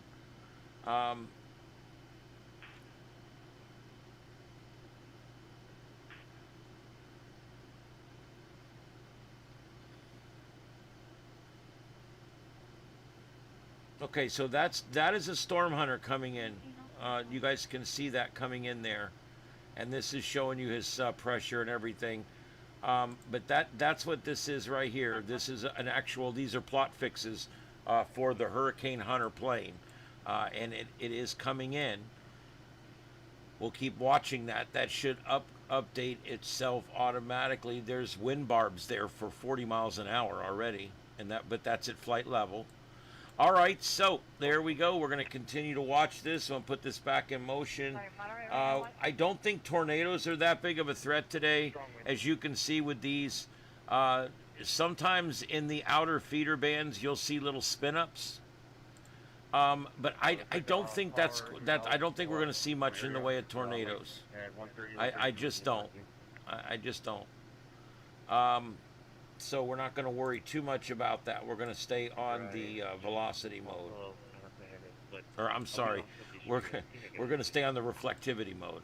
All right, so here we go. And again, everywhere from where this thing's going to make landfall down here near Hawaiian Ocean View and Lenehu and Pahala, all these places are going to get really heavy rain, but that rain is going to pile up along these mountains. I don't know if I can do it with this, but I want to show you guys, there's just such high mountains right here. And as this rain comes in, it's just gallons of rain coming in constantly like this. And as this rain hits this huge mountain range, it tears it up and it wrings it out basically. And that's why, even though we have to look at the other radar, there's not near as much rain up here. And notice another wedge there. I just noticed that. That's interesting. There's another something really tall right here, because you can see the wedge that it's producing, just like you can see the wedge that this one's producing. These wedges are caused by very tall mountain ranges. Even in North Carolina, it messes with the mountains do mess with the radar up there, but they don't completely block it out like this. They make it less effective, but they don't completely block it out like this. All right, so here's what we're looking at. Thank God we do have the 2 radars, or we wouldn't be able to see this thing coming. This thing's coming. It's going to make its closest pass here in about 4 or 5 hours. And they're still expecting this thing to continue to be sucked towards the island. That's why it's got this weird little jiffy loop on it here. They seem to somehow think that this thing's going to continue. It's going to move off this way and then this way, and it's eventually going to try to make this turn and get going off this way. That's a hell of a turn. I mean, this thing is, you better already have the blinker on, you know what I mean? I mean, that's a hell of a turn right there. They're going to start cutting. But that's what they're forecasting. This should bring some part of the eye over land, but it's going to be close. The current forecast actually shows the center of the eye wall remaining offshore.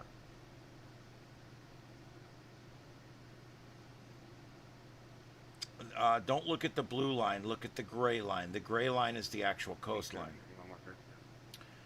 And it is forecast now, but the eye wall will be on shore for sure.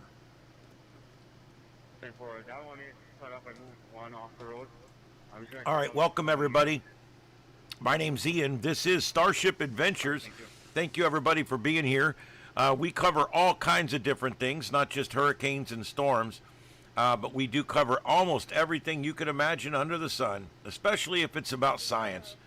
And we cover it every night at 9 p.m., 7 nights a week, 9 p.m., right here on StarShip Adventures.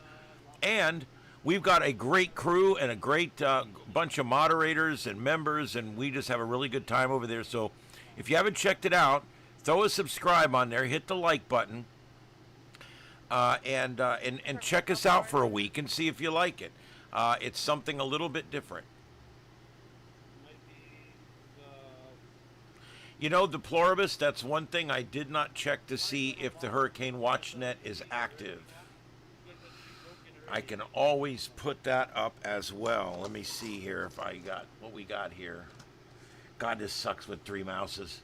All right, let's see. Central 8189. No, this is up here. You mark on your screen. They may not have activated for this. I have no idea. I don't know what, you know. The net is not active at this time.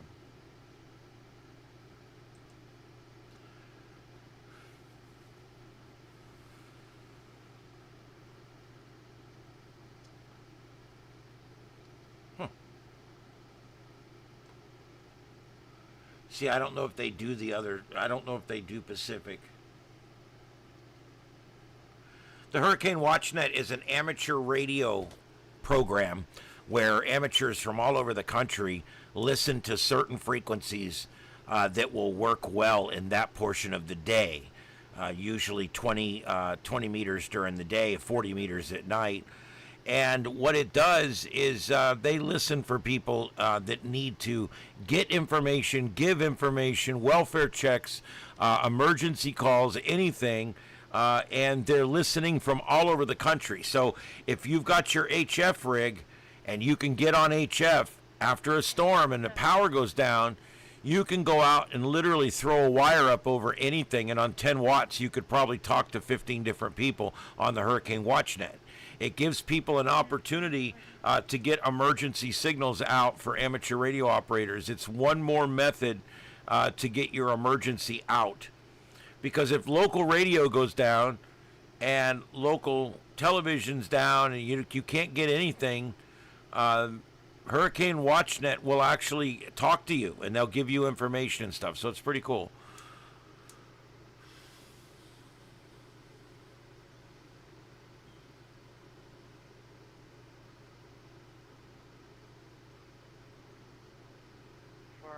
can send me a number.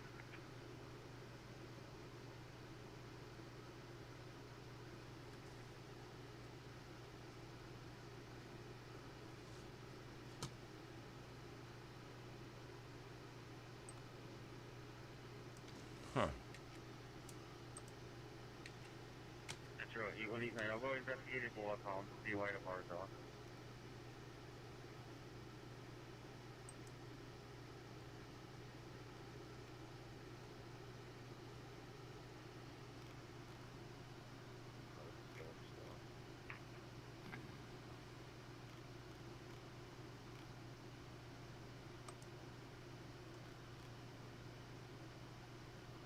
They still haven't updated the graphics yet. That's crazy.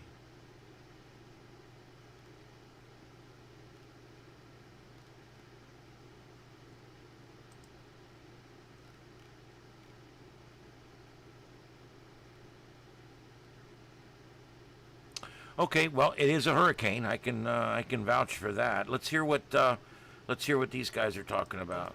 Just to stand by, just in case it really hits us hard. For ocean safety to be there for the public and by the shoreline. When you take a look at the surf conditions, obviously, it's actually hard for us to see because I've got a lot of water in my eyes, and my photographer Levi is just constantly wiping his lens because it is so wet out here.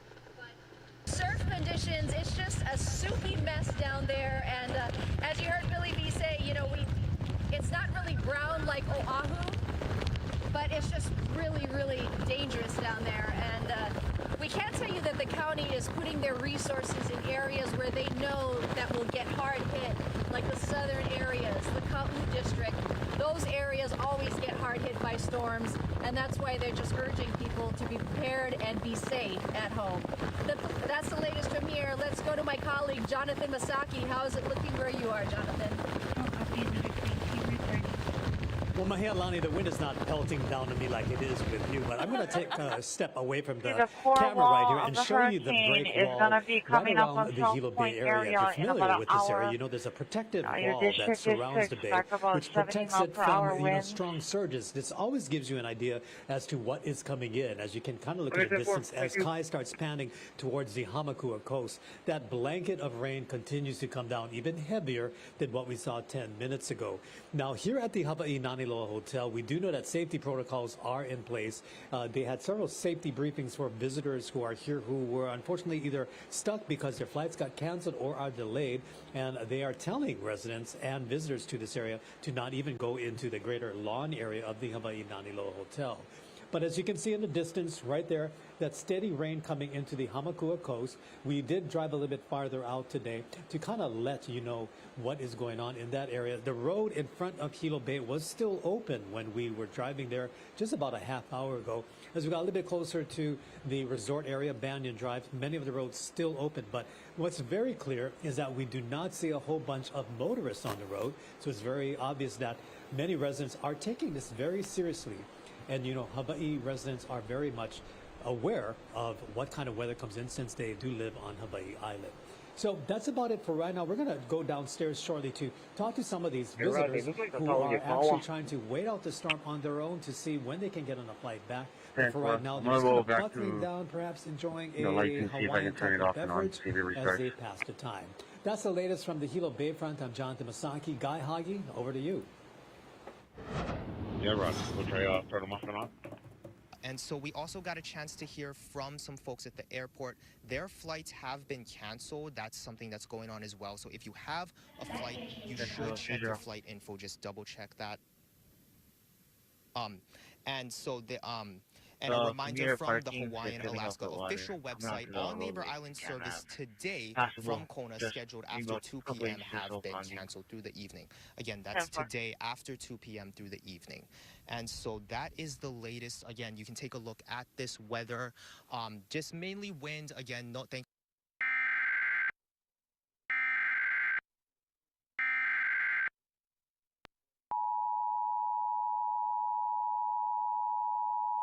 All right, that's an active flood warning going out in Hawaii. That's a flash flood warning. Big Island officially until 1 p.m. At 10:13 a.m., Doppler radar indicated heavy rain bands from Hurricane Lola moving onshore across windward and southeast Big Island. Them government messages always sound so good, don't they? For the next few hours, especially across the Kauai and Puna districts. Radar estimates that rain is falling at a rate of 1 to 2.5 inches per hour. Flash flooding is ongoing or expected to begin shortly. Hazard: flash flooding caused by heavy rain. Source: radar indicated. Central 819. I'm not sure where lost Flash flooding of small creeks and streams, urban areas, highways, streets, and underpasses, as well as other poor drainage and low-lying areas. Out, but the locations that will experience license flash is flooding on. include Hawaiian Paradise Park, Kauai, Honokata, Volcano, Glenwood, Mountain View, Hawaii Volcanoes National Park, Wood Valley, Hawaiian Acres, and Kauai. Turn around. Don't drown when encountering flooded roads. Most flood deaths occur in vehicles. Stand by.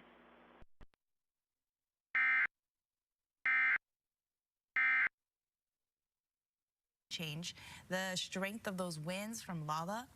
They actually upticked to, 8189, for it to traffic become light a is completely hurricane by blocked 9 out. o'clock this morning, and we were expecting it kind of a little later. You can now see that flash flood warning now. You can actually see it. It's come up in yellow. And so there you go. You've got the green warning, which is the high surf warning, and you've got the flash flood warning now, along with hurricane warnings up for the Big Island. So that's multiple overlapping warnings right now for this area. Some very heavy weather moving in. We're going to continue our coverage. This is StarShip Adventures. My name's Ian. Thank you for being here on this special long-form, wall-to-wall edition of the Sights and Sounds of Earth. Join us every night at 9 p.m. for shows just like this. Multi-screen news shows that are heavy on the science. Can you generate Stay with us. This is StarShip Adventures. Outages. Paradise at 31st and send it How to does my this website. correlate with power outages with water? A lot of times the water pumps, they run on electricity. So if you have outages, it can affect the water supply as well. So essential needs only if you are on Hawaii Island. Yeah, power is so important during this time, and we know that Hawaiian Electric is working very hard to get that power out while trying to stay safe, because we're in the thick of it right now on the Big Island. Speaking of power outages, last check at 9 o'clock, HECO says that 9,700 customers on the Big Island are without power, and that is the Hilo area, south and north Kohala. On Maui County, they're also experiencing some power outages as well. There are 1,600 customers without power at this time, and we know that HECO has activated their emergency plan, and they're fully staffed. So they're trying to get that power up for you guys, up and running, so you don't need to go to the shelters but stay at home. And you can see the outage map right there. That's the Hawaiian Electric page. You can see the outage maps also for Maui County, the city and county of Honolulu, of which they cover. KIUC, Kauai Island Utility Cooperative, does control the power grid over on the island of Kauai, but HECO has those outage maps. KIUC also for Kauai has their outage map. But again, essential needs only for water on Hawaii Island due to those power outages. This is a good reminder for why it is important to have that 2-week supply of water, a gallon per person per day. Because if the power does go out, which happens often during these big storms, it can knock out the power, which can knock out the water. So you need that water for a bunch of essential needs. Number one is drinking. Number two, you gotta flush the toilet too. Right? So I know, or don't. Flash flooding caused by heavy rain. We do have a report of radar indicated. Impact: flash flooding of small creeks and streams, urban areas, highways, streets, and underpasses, as well as other poor drainage and low-lying areas. Some locations that will experience flash flooding include Lilo, Hawaiian Paradise Park, Kauai, Honokata, Volcano, Glenwood, Mountain View, Hawaii Volcanoes National Park, Wood Valley, Hawaiian Acres, and Kauai. Don't when encountering flooded roads. Most of flood deaths occur in vehicles. Sorry, 1421. All I got wind, but was it Zulu Fox Uniform 525? Sister lives down in Volcano. She's right next to the Volcanoes National Park, and she's gotten close to 10 inches of rain in the last 24 hours. And of course, it's been quite a week for them. They had the volcano that erupted earlier this week, so they're already dealing with a lot of natural issues. But then in other places, we're obviously keeping a very, very close eye on what's going over in Hamakua. With the DKI, the Daniel K. Inouye, the saddle road being closed earlier this week because of the wildfires over there. People were having to shift over to using the Hamakua road. But again, of course, those gulches are in such precarious state when it comes to big weather. A lot of rock slide, a lot of danger of mudslide too over there. So like I said, things are just very precarious. And as Guy just said, the worst is yet to come. Tell me about preparations. Were you seeing a lot of your friends and neighbors at the stores, out on the streets in the days leading up to today? Yeah, I mean, this is the nice thing about being in small communities like this and knowing what's on the brick. My wife was over at Foodland picking up some things. She says, people were the friendliest I've ever, and people are already friendly, but they were the friendliest and just, most filled with aloha, knowing that this is an aloha event. If we're going to get through this in the end, without too much damage, and making sure that we all kind of care for each other. This is an aloha event, and this is what we need, and this is what Hawaii is known for. Is we get through these events with aloha. You've been watching a lot of these events as they've been occurring, not only events with weather, but just overall with working with the county of Hawaii. Tell us what you've been seeing and hearing about the preparations leading up to today. Yeah, a lot of, was already, this is going to be a huge weekend around here. There were a lot of great events that were planned, a lot of great gatherings that were on tap. Unfortunately, they were all canceled, but fortunately they were canceled. It didn't leave any question marks. People knew that this was going to be a hurricane that was going to hit us. And so everyone has gotten their act together. A lot of yesterday, a lot of Thursday was, letting people know, but a lot of yesterday was people going around to their own yards, making sure that they checked on, their neighbors, making sure that they were all prepared. We got so many texts from people saying, hey, in case you happen to lose power, know that you can come over to our house and use our battery systems and stuff like that. So, things have been put into place already. This, unfortunately, is not the first time we've had to deal with this. And this is the new age, of some of the disasters we have to deal with. How has it been for you? Has the wind been increasing here in the last hour or so since the last time we talked to you? Yeah, significantly. Like I said, this tree that just fell right behind us, it's a 50-foot tree, that just kind of fell. And everything's getting pushed. You're hearing a lot of cracking from branches. This is going to be the big danger right now. I mean, here comes a big blow. That this is going to be our wind event. It's going to be the significant thing, but it's also the rain too. Like, we know that the wind and the rain, there's going to be so much flooding that's going to be happening around here. And hopefully that there aren't a lot of clogs. There aren't a lot of trees that end up blocking the natural ways that water heads to the ocean around here. All right, once again, Naka Nathaniel, he's our H&N contributing reporter. He's usually with us on Saturday mornings with Kuka Kuka. He's got Hawaii Radio Hour on HPR Hawaii Public Radio at 4 o'clock on Sundays. But on Tuesdays, 12:30, he's on Hawaii News Now on the streaming app with his own show. Naka, our best to you and your family, and stay well and stay safe. All right, mahalo, Billy. Got to go get the chainsaw going. All right, there you go. Once again, we'll take a break. We'll have more for you in a couple of moments. Down tree, and we were still unsure about the timing, but it's looking like right above Puuloa on the Puuloa main. And overnight we see off Maui the roadway, but it's just and then Sunday is really going to right be next the to key the day when it lane. comes to Kauai and Oahu in terms of getting the Monday when you guys go back out. So, Himo, mahalo. Thank you so much for joining us this afternoon. Appreciate it. Thank you, guys. Aloha. All right. See you soon. Yeah. So I guess there are still folks in good spirits. Heck yeah, man. It's hard to be upset when you're living on island time, but Hurricane Lala is racing towards the islands, and we're looking at that Fox weather threat zone right now. High threat for the Big Island, and as we get closer to Maui as well. Elevated for the rest of the island chain, but we could see some extreme impacts, especially closer to Hilo with all of the heavy rain. We could look at anywhere between 2 to 2.5 feet worth of rain, and already feeling hurricane force wind gusts at the higher peaks. We'll have the latest regarding Hurricane Lala. Make sure to stay with Fox Weather all weekend long. We'll be live with extended coverage to provide all of the updates so folks are prepared. Stick around. We'll have more after the break.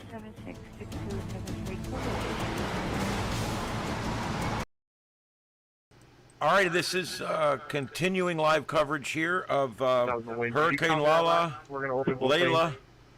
The whole thing's confusing. Is it Layla, Lala, Lola, Leela, Layla, Lali, Lola? I'm just going to go with Layla. Anyway, there we go. And yeah, hey, I've heard it pronounced 3 different ways. Hey, Heath, what's up, buddy?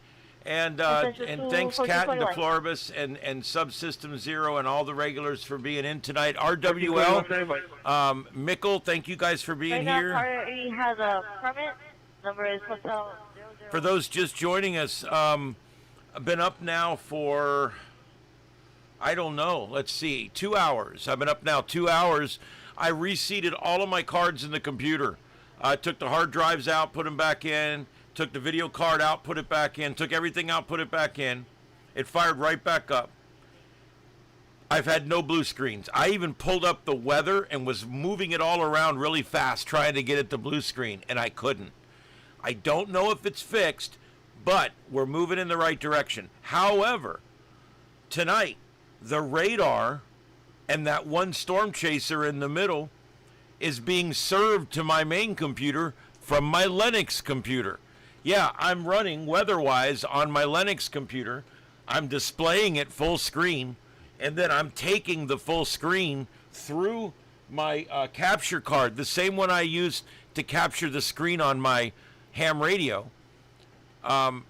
It takes inputs from different kinds of monitors, and it makes them into a webcam. So I'm actually using the radar over on the Linux machine, so it's working.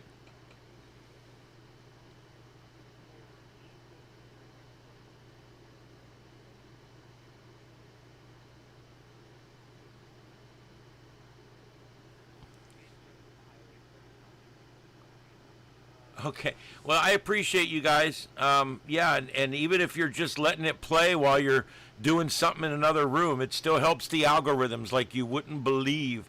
The best thing you can ever do to support another channel, I mean, you know, is pretty much just let their product play. Whether you're watching or not, just let their product play.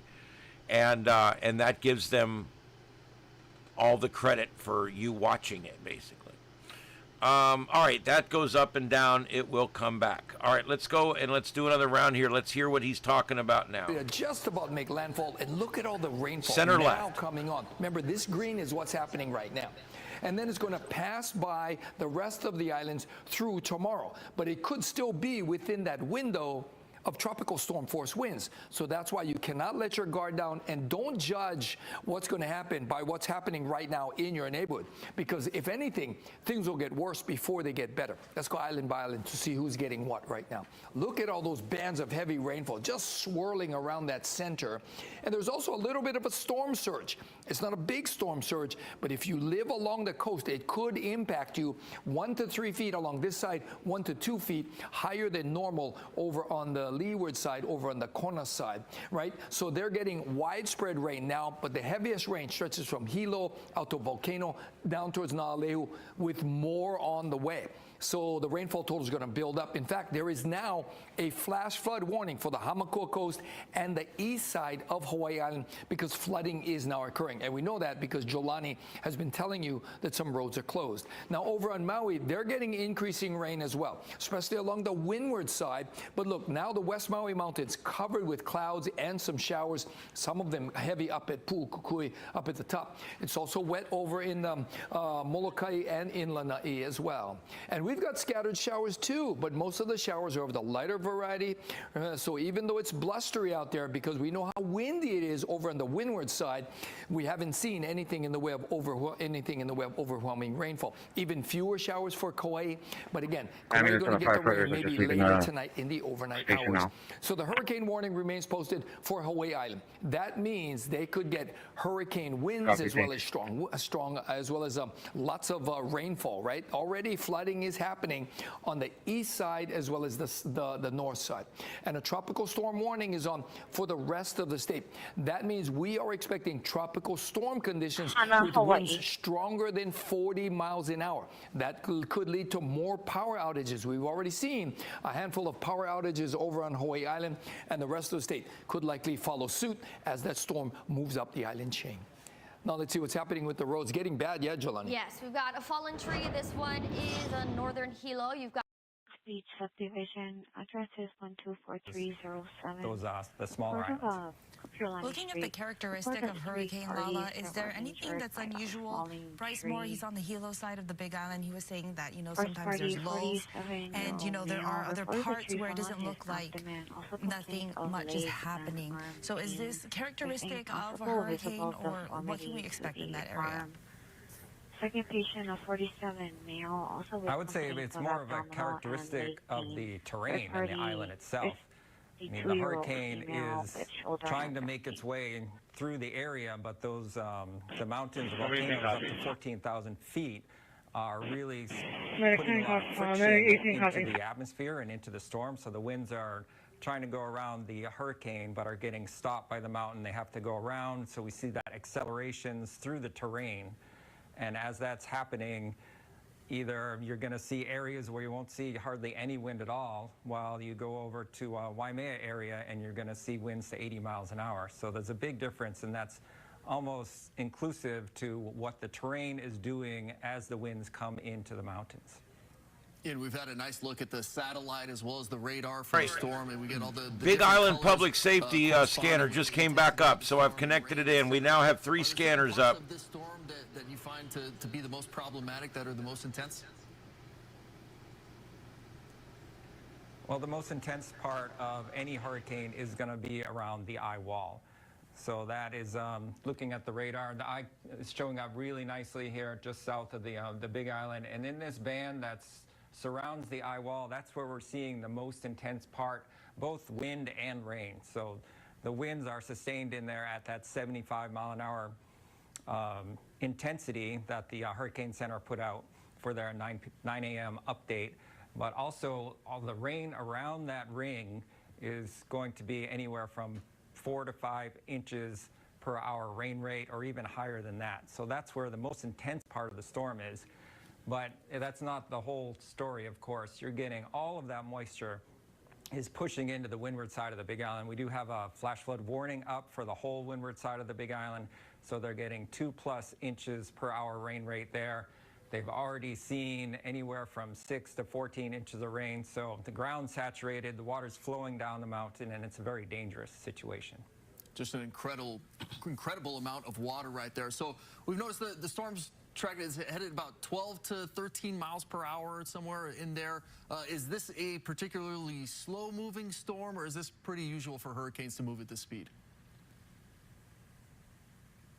I'd say it's a fairly average speed, anywhere that 10 to 15 miles per hour range. I mean, Patrol X3 in the area investigating. To be a slow-moving storm, as we've heard earlier this morning. You want it to go move in and move out and get out of there, because the slower that storm moves, the more rainfall can just pile up and build upon the rainfall that already happened. So at this rate, we're going to see that flash flooding. We're already seeing it right now.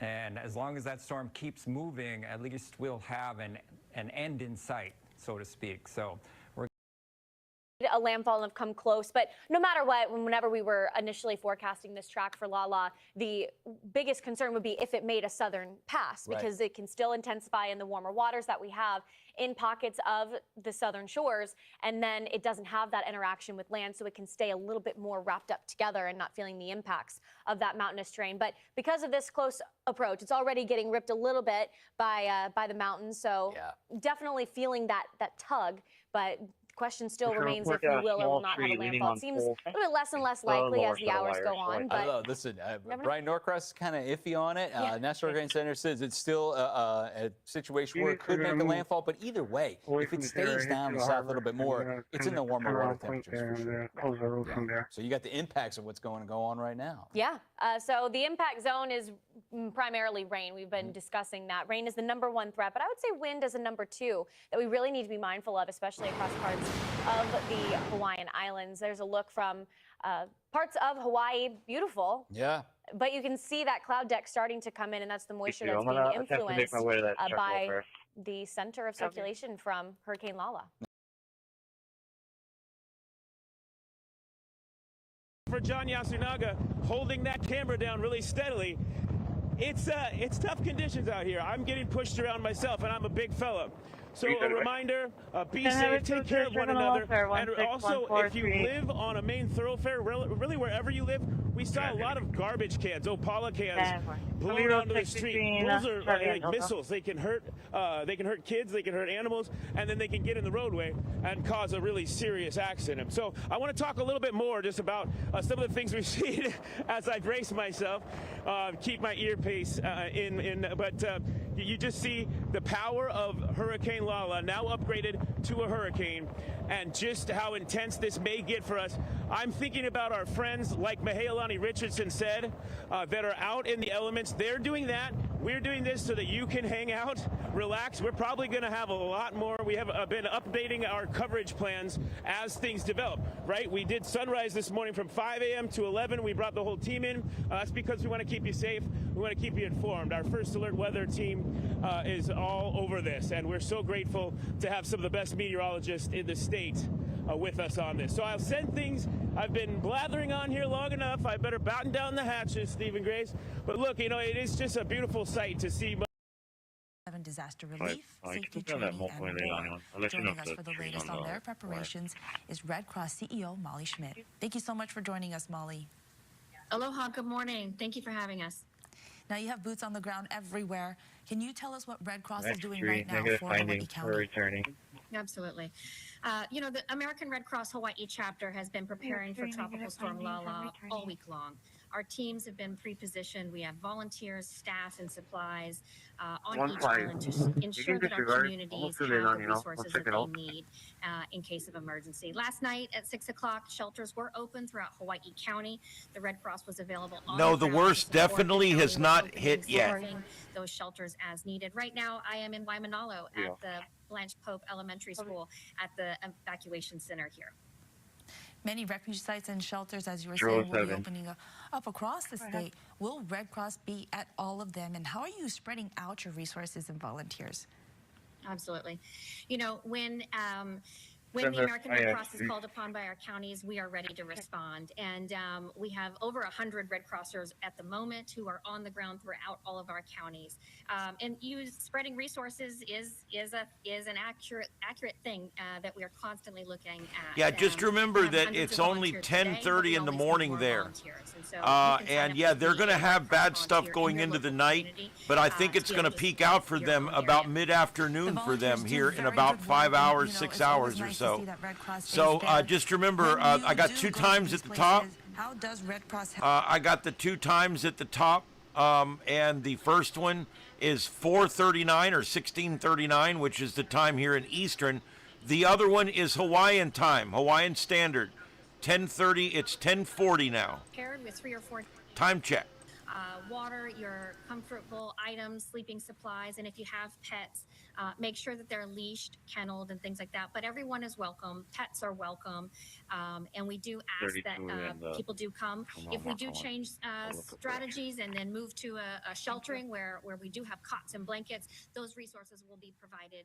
Notice they always let pets in shelters now. They're still being pricks about how they're housed, but you know what they realized over the years? And I know because I was in at the beginning of this years ago when I was with emergency management. They found out, guess what? People won't go to shelters if they can't bring their dogs and their cats and their birds. Duh! But they figured it out. By God, it only took them 20 years. They figured it out. Building up our volunteer presence so that the Red Cross is present in those communities before it's needed and then when it is needed.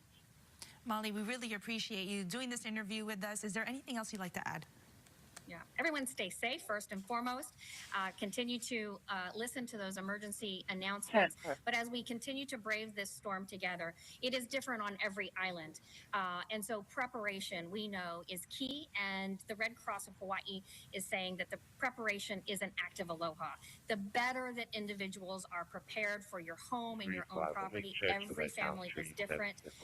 Every situation has different needs. So thank you for looking at your own needs. The quicker that we're able to prepare our own selves and our own families, our ohanas, and the quicker that our first responders can get to where they're needed to go, by helping yourself and your family and your neighbors, you're helping your whole community. And thank you to you and all the volunteers at Red Cross. We really appreciate you guys. Mahalo. Any key to the Well, we're going to continue our coverage, so stay with us. We still have the very latest, and we also have more interviews coming ahead, but right now we're going to send it over to Sam. All right, mahalo, Sarah, for that live update with the Hawaii Red Cross. We also have some updates as far as road closures all throughout Hawaii County. There have been road closures this morning as we are dealing with the impacts from what is now Hurricane Lala. You can see some of the action right here. That's one of those front loaders that's working. That is one lane close on Hana Highway on the island of Maui, Route 19 at mile marker. That is 19 due to a fallen tree. You can see some of that on the roadway right there. They say crews are on the scene. And then on Hawaii Island, this is at 9:33 a.m. was the latest update. Both lanes on Akione Puuloa Highway, which is Route 270. That's between mile marker 12 and 12.5. That's blocked due to a fallen tree. Crews en route over there. The DOT also updated us. We talked to Director Ed Sniffen about the closures for the airports on the island of Hawaii, both Hilo's Airport as well as Ellison Onizuka Airport in Kailua Kona. Those are closing today. The last flight out, according to Director Ed Sniffen, was going to be at 2 o'clock. There are also some ports that are closing across the state. And then on Hawaii Island, this was at 8:46 a.m. Road close, mile marker 53.7 Hawaii Belt Road. That's Route 19 between Mana Road and Iokua Place due to flooding. Please avoid that area. And then the H1 eastbound right lane on the Like off-ramp will be closed from 9:30 a.m. to 11 o'clock a.m. So that's coming up soon, hoping to reopen that. That was due to repair of a damaged attenuator. So yeah, lots of road closures. And then the port closures. Sniffen also told us that the port here in Honolulu is set to close. They will go to what is called Zulu around noon today. So these port closures, very common in hurricane situations. They don't want any kind of ships going in and out when you have these really, really dangerous ocean conditions. Yeah, and Kauai County, when we spoke to them earlier this morning, they were saying that, you know, sometimes that could cause delays, but that doesn't mean to clear the shelves. Hopefully everyone is prepared. For Kauai County, at least, today is the last day to be prepared. Excuse me. Yeah, no need to go out and panic shop, anything like that, folks, right? The shelves will be restocked. Packages might be a few days late. Understandable. We have a hurricane in our water, so yeah, it's something we got to deal with. We also have Kate Piper, who is live in Waikiki. Want to throw things over to Kate now if she's available for a look at what's happening over there on Oahu South Shore. Hey, Kate, how's it looking? On the power lines with some lines. Hey Sam, hey Sarah. You know, things are looking to be business as usual. You know, we've got some split skies right now coming from the west. It's a little gray, but besides that, it's blue. We've got some sun, we've got some surf, and a lot of people out here on the sand. But that doesn't mean that they shouldn't be using caution across the state. That message goes statewide. And here to tell us a little bit more as to what we can be expecting when it comes to our waters this weekend, I've got Honolulu Ocean Safety Lieutenant Pono Ornelas. Good morning and mahalo for being here with us. Good morning. Okay, tell us what you've seen so far today as Hurricane Lala makes its ways. It's in our waters as we speak. We've seen some wind picking up for sure. 92 degrees. Looks like got helpful heading your way and got helpful heading down 132 right now. And as far as beachgoers go, crowds on the beach, people out in the water, do you think they're kind of witness to what's going on present, or they're just going about business as usual, like I said? Maybe they just don't know, or they're just chancing it. They came all the way here. You know, a lot of tourists are out here, spend thousands of dollars to come out, are just risking it, and you know, they don't have much to do except for go to the beach. But that could change really quickly once we see the clouds, the winds start picking up. They'll really feel it and maybe go back to their hotels. Right, once they get that cue from Mother Nature. But The association, but they blocked it off with private road signs, so nobody can drive through. Just an FYI. Some powerful waves with that storm. You know, as far as it means to go out in the water, being on the beach, safety. What should locals and visitors be doing, using as precautions? On the side of precaution, if in doubt, just don't go out. If the ocean looks rough, to even if it looks calm, you know there's a storm coming that could happen while you're out there, and that'll put you in danger. The Kohala Mountain Road, do we have DPW or state highways, or is that open now? Don't need to be out there, don't go out there, especially tonight and tomorrow when it really starts to show and you feel the wind and the waves. Yeah. It's a great message, you know. All right, everybody, welcome. Welcome. Thank you for being here. My name is Ian. Hello, everybody. Broadcasting from Southwest Florida, from a place that's pretty used to dealing with hurricanes here. And we are broadcasting live worldwide on YouTube on StarShip Adventures. We're on every night with a multi-screen show just like this right here on YouTube at 9 p.m. Eastern Time on StarShip Adventures. Now, right now we are in long-form coverage. This is an extended version of the Sights and Sounds of Earth. We have been on for 2 hours and 16 minutes, and we will be on for about another 7 or so hours. So thank you for being here with us, and stay with us because our coverage is going to continue through our evening going through their afternoon. It is 10:47 in Hawaii, and it is 4:47 in the afternoon on the East Coast, 1:47 on the left coast, and we're all still here watching what's going to go on as this thing comes closer to Hawaii. Now, you're going to see the little circling thing coming and going. That's because everybody's using their internet. That's because some of the towers will go down. That's because we're on auxiliary power places. And so I will get them changed out as quick as I can. Notice how dark the images have gotten. We've got a very thick central dense overcast it's now come over the island, and it's very dark there. It's a very low amount of light, and you can really tell it because all of the cameras are showing it. All right, so we're going to continue to watch this as we go through the day. I'll continue to bring you updates on Hurricane Layla. Jesus, I don't know why I'm having a hard time with this. Hurricane Layla.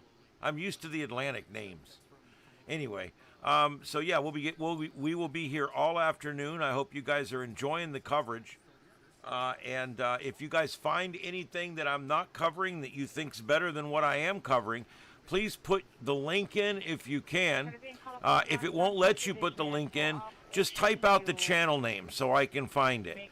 And I'll go find a live and I'll put it on because I'm always looking for better content.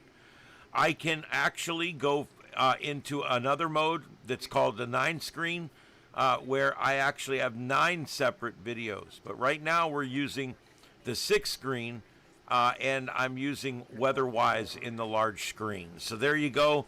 I do hope everybody is enjoying this, and the coverage continues right here on StarShip Adventures, where the adventure continues every night at 9 o'clock p.m. Eastern. Please join us. Hit that like button and that subscribe.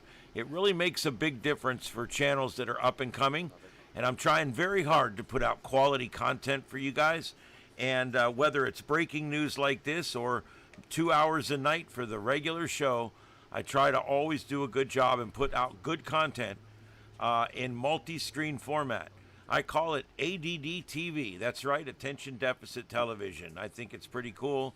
It works great, and it allows you to sample what's going on around the world. Now, tonight, it's all Hawaii, baby. But normally, we could be covering 6 different incidents at the same time. And I also do a lot of chasing of storm chasers. And we'll have storm chasers filling all the windows looking for tornadoes. So there's a lot of different stuff we do here, and I hope that you guys will join us here on StarShip Adventures. When we have special coverage like this, we meet a lot of new people that have never heard of our show or our channel. And so we try to get you guys to hit that subscribe button and come back because I think you might like the content. Yes. Is it license? Yeah, I'm glad you are here. 1001011. That's a good Next Generation episode. Yeah. Yeah. Well, we're glad you found us as well. And yeah, you guys all hit that subscribe and hit the bell if you want to know when I'm going live with breaking news. Everything on this channel if I'm on, it's hosted and it's live. Now, that doesn't mean I talk for 9 or 10 hours. I can't do it. So I talk for a few minutes. I bring you up to speed. I break any news that I'm getting here. Yeah. And so, yeah, there you go. and then I let it go back to the scanner and the TV feeds and all the different things that are going on, because we've got all kinds of different screens, views, and feeds.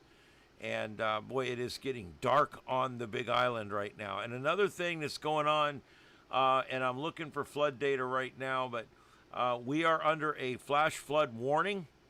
I'm watching for that to be upgraded to a flash flood emergency at some point. This is going to be really bad. I like that. HOTV, hyper observant television. I like that. Yeah, and that would work too. Absolutely. So yeah, I'm very concerned now about the amount of water that's already fallen on the Big Island, on the east side of the Big Island.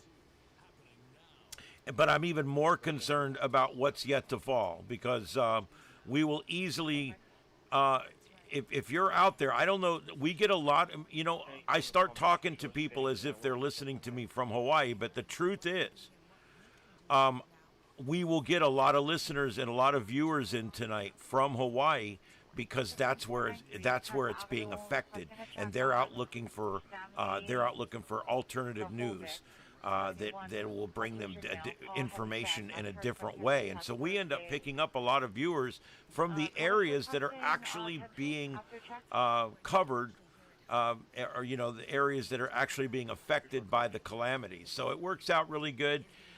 Yeah, if everything there in Hawaii was already saturated, this is not going to help. That big mountain is actually wringing these clouds out, and it's just, I'm afraid we're going to get mudslides. We're going to get, obviously, flash flooding. You know, when you get terrain, it ups the ante for flash flooding, because down here we get sheet flow, and we get large flat areas that get covered with way too much rain. And yeah, it's dangerous. However, if it's a mountainous region or even a hilly area, sometimes the elevation changes will amplify the speed of the water. Water is rising right now. And it can end up being a lot more dangerous. The one on the right side, the right shoulder. 10-4. So between, I think, the 3.5 and the 4, right by the Park Ranch gate. Yeah, well, luckily we got quite a few storms that came through here just in the last few hours, and we still are under sprinkling skies right now. It's overcast, and it's already 5 p.m. So the good news is, guys, is my studio will stay pretty cool this evening. It gets bad this time of year. August is our hottest month down here. The end of August even is about the worst, and then even really hot going into September. But my studio, where I have a nice big air conditioner, the big air conditioner went out, and so I am in my house, in a room in my house, doing the show from inside here. I do still have my resources. I've got 4 computers up in here now. I've been slowly getting everything moved in that I need. I've decided I'm just going to wait a few months. I think I can get a good mini split for about $400 or $500, and that's what I'm going to do. But I'm going to wait. I'm going to wait a few months because I can survive in here, and it will just work out a lot better. So I'm just going to wait a few months and just continue doing the show from in here.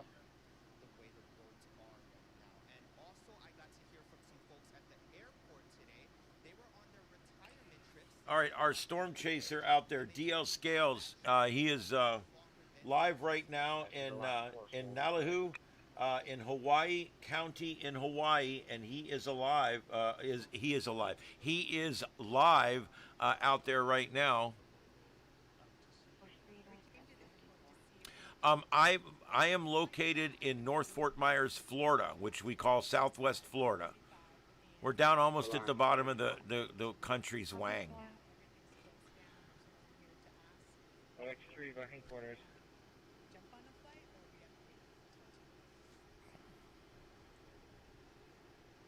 And so again, I want to show you guys this one more time.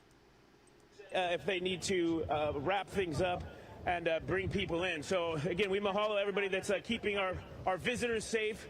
And we mahalo all of our emergency crews that are going to be out there, and our utility folks that are also taking care of us, restoring power. Okay, one more time, we'll wave goodbye, folks. Say hello. We'll send things back into the studio with our friends Steve and Grace. That's today after 2 p.m. And the same goes for other airlines. If you were planning on traveling today, you may want to weather report from Wall Village Road, just past the station. So yeah, we are going to continue bringing you more coverage on air and online. Pretty hard. I feel like my paint is dripping on my car. Wind is also significantly increased. News working for Hawaii. All right, mahalo for that live update, Nathan. Yeah, skies have changed quite a bit there. It has. And then we talked to the National Weather Service. He was saying, you know, as far north as Honau can expect some pretty extreme potential wind impacts. If the storm does continue on that track where it's headed. As he said, the impact with the mountains is bringing that storm up northerly. Where you get that on Flagdown, no party in disabled vehicle, plate 261 Echo. And yeah, when you're looking at like as far south as Captain Cook, that's not very far away from where Nathan's at right now in Kailua Kona. Right, you know, earlier this morning, it did look a little sunny. Now it's changing a little bit.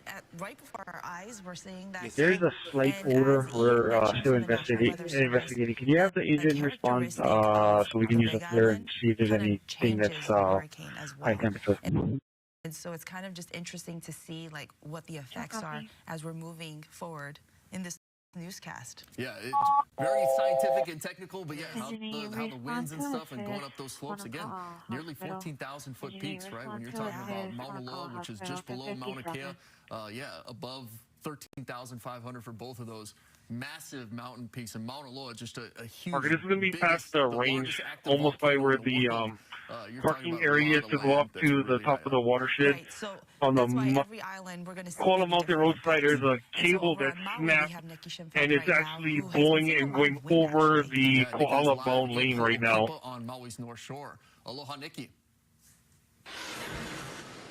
Hey, good morning, afternoonish. I don't know if he's fine. He said he has a friend coming to try to help him get out, but his vehicle's disabled in the water. But I'm going to have Reed pan over to the ocean. You can see it is not it's going to be around the 6 mile marker. In the ocean kind of day. We're getting that wraparound from Lala, from the east side all the way up here to the north shore. Kind of hard to tell how big the surf is. There is a high surf warning in effect.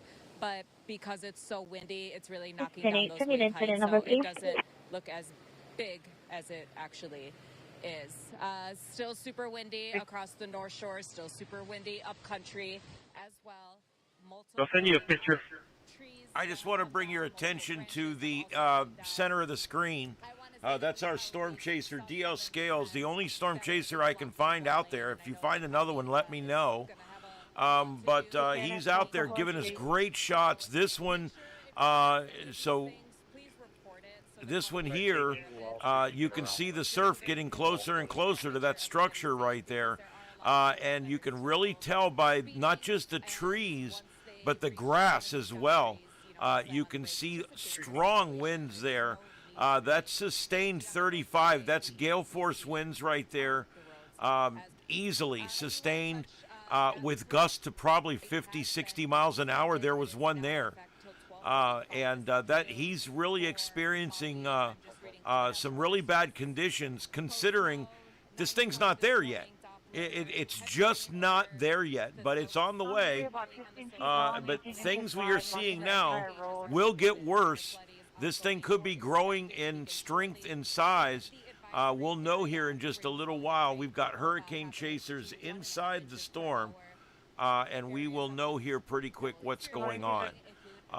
They're going to go through it again and see if there's any strengthening. Right now, a entry-level hurricane, basically, but a very wet one. These specific storms can be very wet, and this one tends to be very wet. Look at the amount of rain that we have out here. It's crazy. I want to show you the scope of this thing. This measures. Just a little bit ago, who's actually staying up in Haiku. She asked what time the storm was really going to be coming. I said I would hunker down. Where did it go? Around because it's just going to really decline. The entire whole situation is going to start declining around 2 o'clock this afternoon. So she's on her way back. It did the measurement, but the little measurement tool is missing. That's known for down trees and power lines. I wouldn't be venturing out today. We are still trying to make our way down to Ma'alaya and over down. All right. Anyway, that's 300 miles right there. 300 miles. So from one side of this storm to the other, it's 300 miles wide. And the eye is the eye is 35 miles wide. So it's a big storm. Now, it's not particularly powerful, but it's a big storm. And it does have a lot of really strong wind and rain up in the side of this thing. Unless it's all coming from East Maui, which would be pretty remarkable at this point. But that's the latest from the North Shore of Maui. Everyone's saying hi, surviving the storm and the wind down there. What in the hell? I'll send it back to you guys. There used to be a little box that popped up, and now it's missing. Angry ocean, to say the least. I drove past Ho'okipa again 2 weeks ago. Did not look like that. Yeah. So great bodyboarding spot, lots of sponges out there. Ho'okipa usually not a very pleasant ocean to be in today. So they're gonna try when Hawaii. There we go. All right, so that you can see how big this thing is. It's huge. It's 4 times wider than the island itself. And you can see the area in the green is under a surf warning, and the area in the yellow is under a flash flood warning. If this rain continues to stack up like it is, and it is stacking up against this mountain range right here. If it keeps doing this, this area right here is going to be a damaged area. It's going to be pretty bad. It's going to be flash flooding. We're already seeing streams out of their bank and things like that. And we're not even there yet. This thing's got hours before it makes its closest pass. This thing's going to come right along the shore. It's still, God, I hate to do this again. The edge of this is still 40 miles. No, it's even more than that. Hold on. The edge of this is about 50 miles, just about 50 miles. It's just about 50 miles. It's going to cause a lot of problems on the roads. It's just about 50 miles from the eye wall to the closest approach to land. And we know from the advisories that we keep getting, if I can get back to the right mouse here. Any kind of car incident on the roads can block emergency vehicles, which is what nobody wants to do right now, right? Yes. We know that as of right now, especially during this time. So yeah, just stay off if you can. right now it's moving northwest at 8 miles an hour. So 8 miles an hour. So it will be at its closest approach to land in what, 4 or 5 hours? So I mean, we've got a ways to go today. But remember, it's only 11 o'clock in the morning there. This is going to be an afternoon evening event, not an overnight event, which is going to be a good thing. Yeah, they've been having frequent quakes out there, so there's always a possibility. And I always wonder if the changing pressures and stuff have anything to do with that, because sometimes we do see them, but they're pretty common, so it's kind of hard to tell if there's any correlation between the two. All right, guys, I need to take about 10 minutes. I'll be right back. I'm going to keep you with the coverage here. Oh, it looks like I'll hang around. Let me see if I can get this one replaced out with something.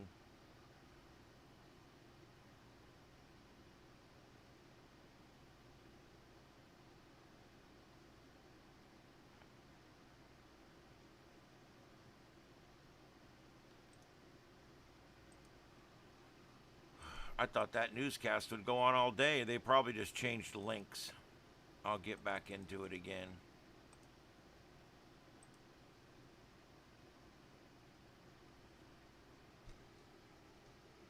A roadblock on the Kohala side of Kohala Mountain Road.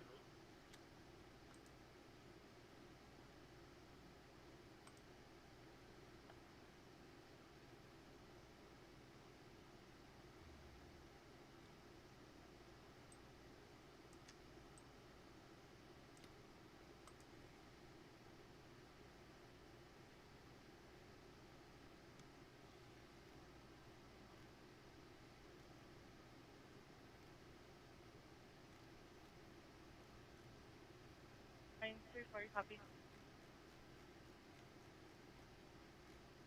Copy.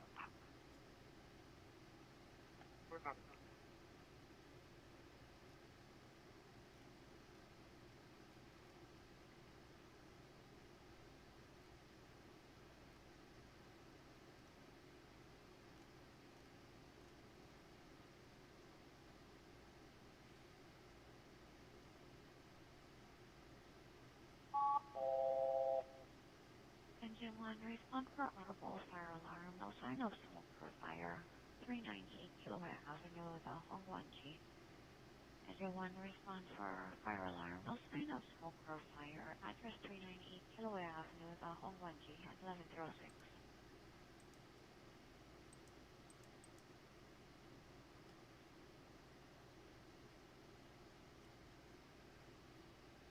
About. Look what happens here when you split this wind like this, you create low pressure over here. So this is a kind of a big low pressure system, and when hurricanes or tropical systems interact with mountains, sometimes the eye gets so goofed up that this eye essentially dies and this low takes over here and then continues on. So essentially what happens is the system jumps up there. It doesn't track Floodwater on up there. Colomonte Road by Reforms on the back of the Bridge mountain. is coming up The to the big bottom of the question bridge here right now. is this far enough south of that mountain that this circulation survives and just kind of tracks over here in some fashion? Or is it just going to get too goofed up over the next few hours? So we're all going to watch this together and see, but in any case, a system is going to evolve and then come over here. All right, let's take a look at what that means in terms of the winds. Here's what the Hurricane Center, where it says the tropical storm force winds are right now. Extend out that far. These are hurricane force gusts, and the hurricane force sustained are that little area right down there. Okay, so watch as we go. So here we are now, midday Hawaii time, moving forward to 2 p.m., and you see that's about the closest approach here, coming up in just a couple of hours. And we move on through now to 6 a.m. or Sunday a.m. So 8 a.m. This is 8 p.m. I don't know why it says Sunday a.m. there. 8 p.m. Hawaii time. So moving on through this evening, and you see Maui and Molokai getting the wind there. And then we move to tomorrow, and you see Honolulu getting the wind there. That's tomorrow morning. So I don't know why our I do know why, but anyway, ignore those down there. This is what counts up here. But you notice what the Hurricane Center is doing is they're weakening the storm. They're thinking that this interaction with this mountain is going to cause a reformation over here and then a weaker storm moving forward. Again, it's a very close call on whether this thing survives and we end up with a little stronger storm. But the idea is a tropical storm moving south of the islands, impacting all the islands with heavy rain, especially on the windward side, and then moving away on Sunday night into Monday morning. Okay, so let's take a look at that rainfall, because this is going to be, I think in the end, the big news, although the wind on the southern part of Hawaii Island is going to be significant for some people. So that heavy rain there, that's where we're going to get the up to 2 feet of rain. But also very heavy rain on the windward side. That's the Hana side. The road to Hana is really dramatic. If you've never done that, it's incredible. Of Maui and then Molokai and Oahu, all of these are subject to flooding if a band goes right over that area, and the same thing Kauai. So guys, it's complicated. What can you say about the meteorology of it? In the end, it might just be, okay, we have a hurricane. It bumps partially into this mountain. It weakens some. We have a tropical storm moving south of the islands, and we get the moisture over the islands. So, but exactly how the circulation works and exactly how the storm works really remains to be seen. It is a close call on whether those mountains are going to super disrupt it or just disrupt it a bit as it moves on by.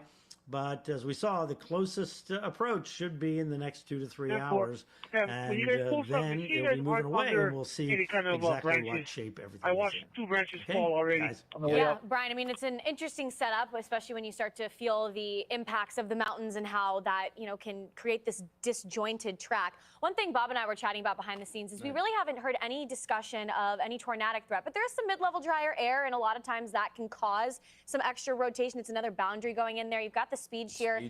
Do you think that that's even a possibility, or is that something that maybe we should be just keeping on the back burner, or is that really not anything that you're concerned with? Well, if you have that they tropical have to air fly in on general, you don't really get many tornadoes. Like in Florida, you don't get a lot of tornadoes from systems moving from the south. When they're coming from the warm water, and you don't have what we have in the United States is that super dry air. Now, we had that dry air, you're absolutely right, just to the north. And I'm not enough of a Hawaii guy with all this, the dynamics of these mountains and so forth, to know if that's different. My sense is that is a thicker kind of dry air than in the tropics than you get, and it's a different configuration of the atmosphere than you get when you have a hurricane moving north into the land, where you get the land friction and all those other things involved. But it is an interesting question. What's a tornado, right? If the mountain is involved and the air starts spinning in the lee of the mountain, is that a tornado, or is that something different? Right. So I don't think we're going to get supercell tornadoes, but there are other kinds of spinning things that you can get. Yeah, a little stretch under the column of air, all of a sudden you pick up a nice little rotation. A water spout coming ashore, listen, you never know, absolutely. But there you go. A great report, Brian. Thank you so much for dissecting it. He's just like, a defensive coordinator in football. X's and O's, you got it down for us perfectly. Brian Norcross, our hurricane specialist. We'll get back with you again in about an hour or so. Thank you. And still to come, Hurricane Lala. It's already smacking around the Big Island. Look at some of these winds that are coming in. Rainfall rates been pretty big as well. Hey, if you want to follow our live blog, it's continually updated. Down right there is your QR code. You can screen on the bottom of that banner right there. You can see what everybody's thinking behind the scenes as well. Now listen, Big Island, you're just getting started. Get the heavy rain. The mudslides are a possibility. The rain is now going to edge into the bigger islands too when you get the Big Island up towards Maui, those areas as well. So you're going to start seeing the other islands get involved with some very heavy rain, not just the Big Island. We've got the wall-to-wall coverage tracking Lala. We're going to return right at the break. Stick around. Tired of struggling with that heavy leaf blower? It's so bulky and hard to use. Introducing the Bullseye Power Blower. Ethan can send me the number. So although plans may not be perfect, the improvement of plans is a requirement. Yeah, there's so much that goes into all of this, and we learned from even this March, right? We had the Kona low storms. When you look at hurricanes specifically, like you said, Ed, it's so rare to have a direct hit, although that doesn't need to be the case for us to feel impacts. Of course, it doesn't need to hit. We could have tropical storm force winds miles and miles out. But when you look at hurricanes specifically, what are some of the most concerning elements of hurricanes that are very unique to these kind of systems?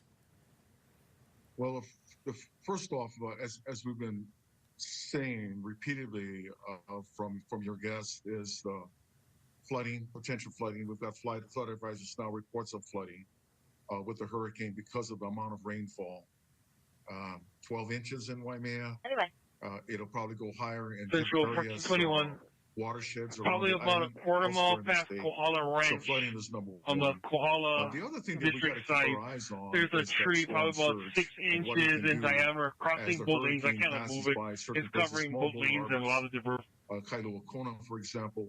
Hopefully, we won't see much of a surge that'll affect Kauai High Commercial Harbor or Kahului Commercial Harbor. But when you look at the lessons learned from Eva and Iniki, storm surge and harbor damage was really significant. Let alone, we're not to mention other shoreline communities that are up and down the state. So that's number one. Then the wind damage that we hope that doesn't occur, as we saw in Iniki with a Category 4. And but even with the Category 1, even with tropical storm winds, storm damage can occur. And while I'm thinking about it, Sam, I think your meteorologist from the Weather Service kind of talked to it, is that as we see the storm center move to the northwest on this current track, and it passes by South Point. It'll get below Kailo Kona. For me and other areas, other residents in there, we got to remember that the wind is going to change. The direction of the wind is going to change. And instead of coming from now predominantly from our east and northeast, it's going to come from the west and southwest. So a different part of our infrastructure, telephone lines and buildings, I had an RP passerby putting a little hanging wire that he almost hit it. It was going across the road. Which could cause some damage. We felt that during the Kona low storms. I felt that personally. My yard, has been hardened against the northeasterly trade winds. And when we had those southerly winds come from the Kona low storms, I had 3 trees fall on my property. So yeah, these different directions, a lot of the trees that we do have haven't been hardened against those throughout their lives. So yeah, it's a different aspect. What's your message to people out there, Ed? Again, you've been there, you've seen it, you've done it. If you could deliver a message to people as we do approach this storm, what would it be? First of all, look out after each other. I'm 1 in 5 of us, I think, suffer from some disability. Are being notified to stay indoors. Family, wires arcing you have the opportunity between to reach poles out, 2 and on 3. neighbors and all that. And while I'm thinking about that, I'd just like to give a shout out to the progress I've seen over the years since I left government service of communities understanding that we have to be resilient as community members. Here in Waimea, we have this Waimea resiliency hub that we picked up a small grant that allowed us to have a communication system that can augment or supplement what the government puts out. The farmers here at Hawaiian Homelands on the other side of town, they got a grant from the Department of Defense so they could create and build a crisis communication center because they face brush fires every year. And there are other endeavors throughout the entire state, other communities from Nanakuli to Waianae, through Pastor Allen. I want to shout out to him for all the work he does out there. Danny Tengan and Aina Haina, Clem Jung out there at Kailua Oahu, the Green family in Hau'ula. So I've seen progress among our communities to be more resilient as well, so that they don't have to rely on a government response for disaster assistance. Well said, Ed. I know it's been your life work. Mahalo for all you've done for our state and for sharing all this wisdom with us today. Thank you, sir. Thank you. All right, folks, so we're going to keep to track Lala. Let's throw things over to Jocelyn Rose, who has the latest forecast. Hey, Jocelyn. Hi, Sam. And yes, a lot of knowledge that we heard from Ed. I'm going to expand on some of the things that he was talking about, especially in terms of rainfall. And first, I actually want to point out, so we're looking at about 65 miles southeast of South Point when we're talking about the eye of the storm. But we mentioned rainfall. We talked about the 12 inches of rain they saw in Waimea. And you can see these dark orange, yellow bands of rain for the outer bands of the storm. And we can see they're rapidly moving through Hilo. We can see just hitting, and it's not really relenting one after the other in terms of rain. But we do have the latest update from the National Weather Service and National Hurricane Center. When it comes to Lala, they released it at 11 a.m. So these are some new updates that we have. What we've noticed is that Lala is starting to slow down in terms of that side motion, and it's turning northwest as it interacts with the Big Island. We're also seeing that it's starting to have those winds increase. We talked about those hurricane force winds making landfall closer to around 2 p.m. But we've already seen really the tropical storm force winds already across the Big Island. But another thing they really wanted to point out is that some erratic motion is likely, because as Lala makes landfall, starts to interact with the Big Island, especially with those tall sloping mountains, Mauna Kea, Mauna Loa, we can expect some changes because we can't exactly predict how exactly that's going to affect Lala overall. What we're looking at is that after it moves away from the Big Island, it's going to take more of that turn to the west, and then it'll start to pick up speed again. But it's really slowing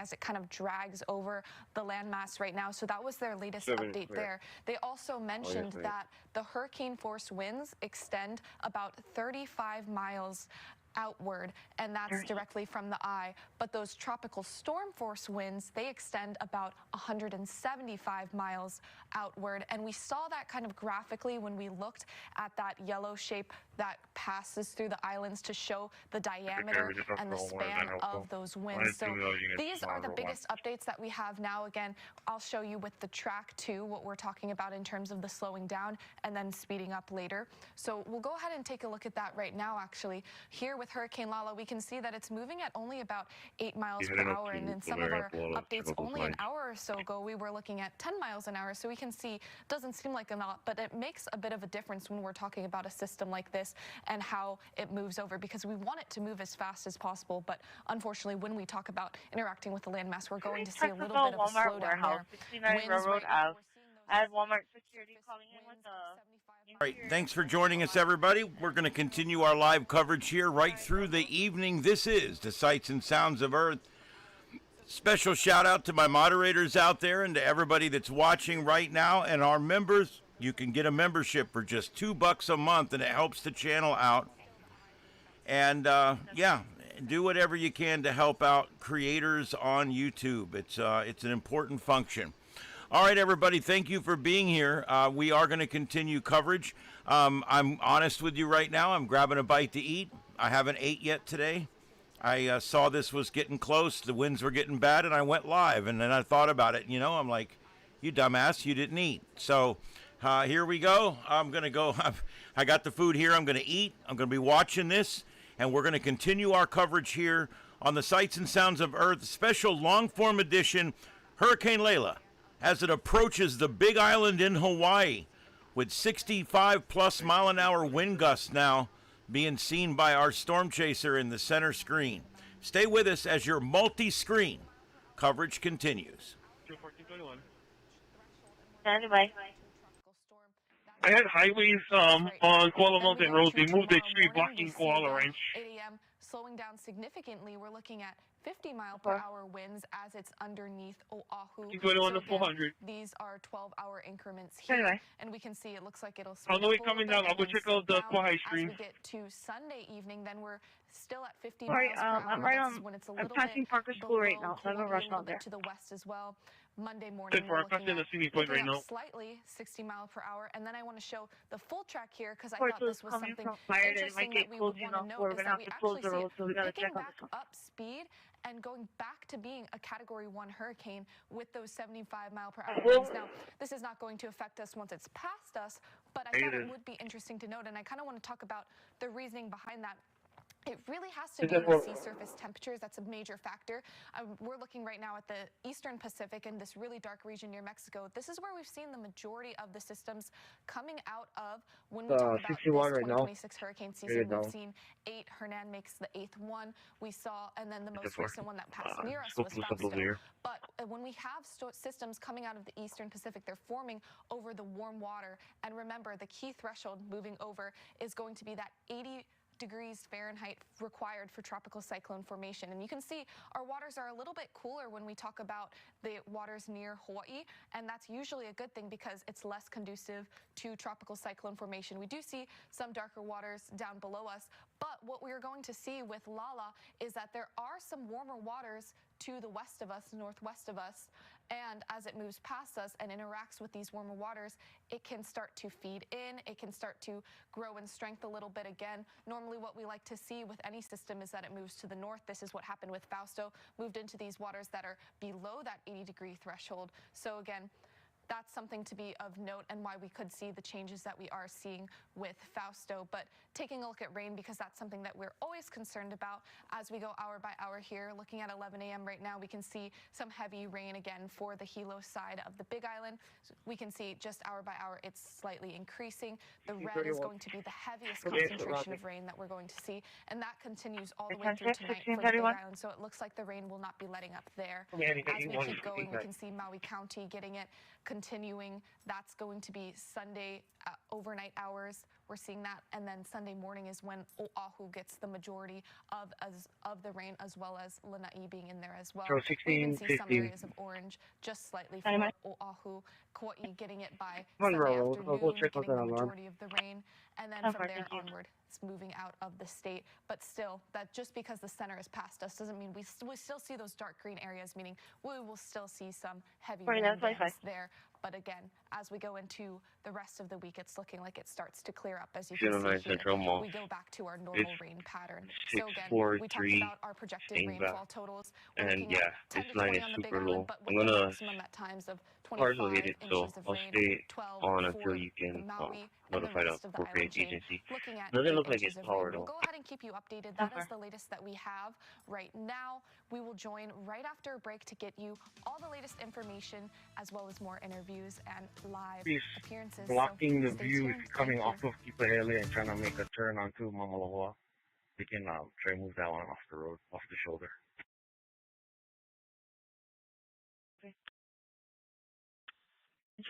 I'm here, guys. I'm looking for more feeds. Stay with us. This is StarShip Adventures covering Lala as it strikes the Big Island. Officers on Kohala Mountain Road. We gotta have them mobile. Trickle.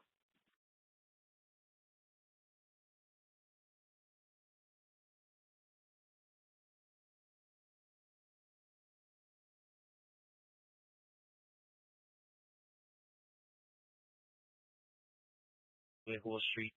We're at a rear entrance to the Honoka Hospital. About 50 feet long, about 2 feet in diameter, blocking whole lanes. How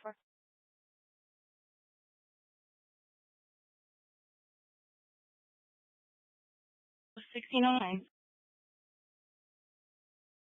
Goodbye. Sorry, you built it off the wire is flat or round?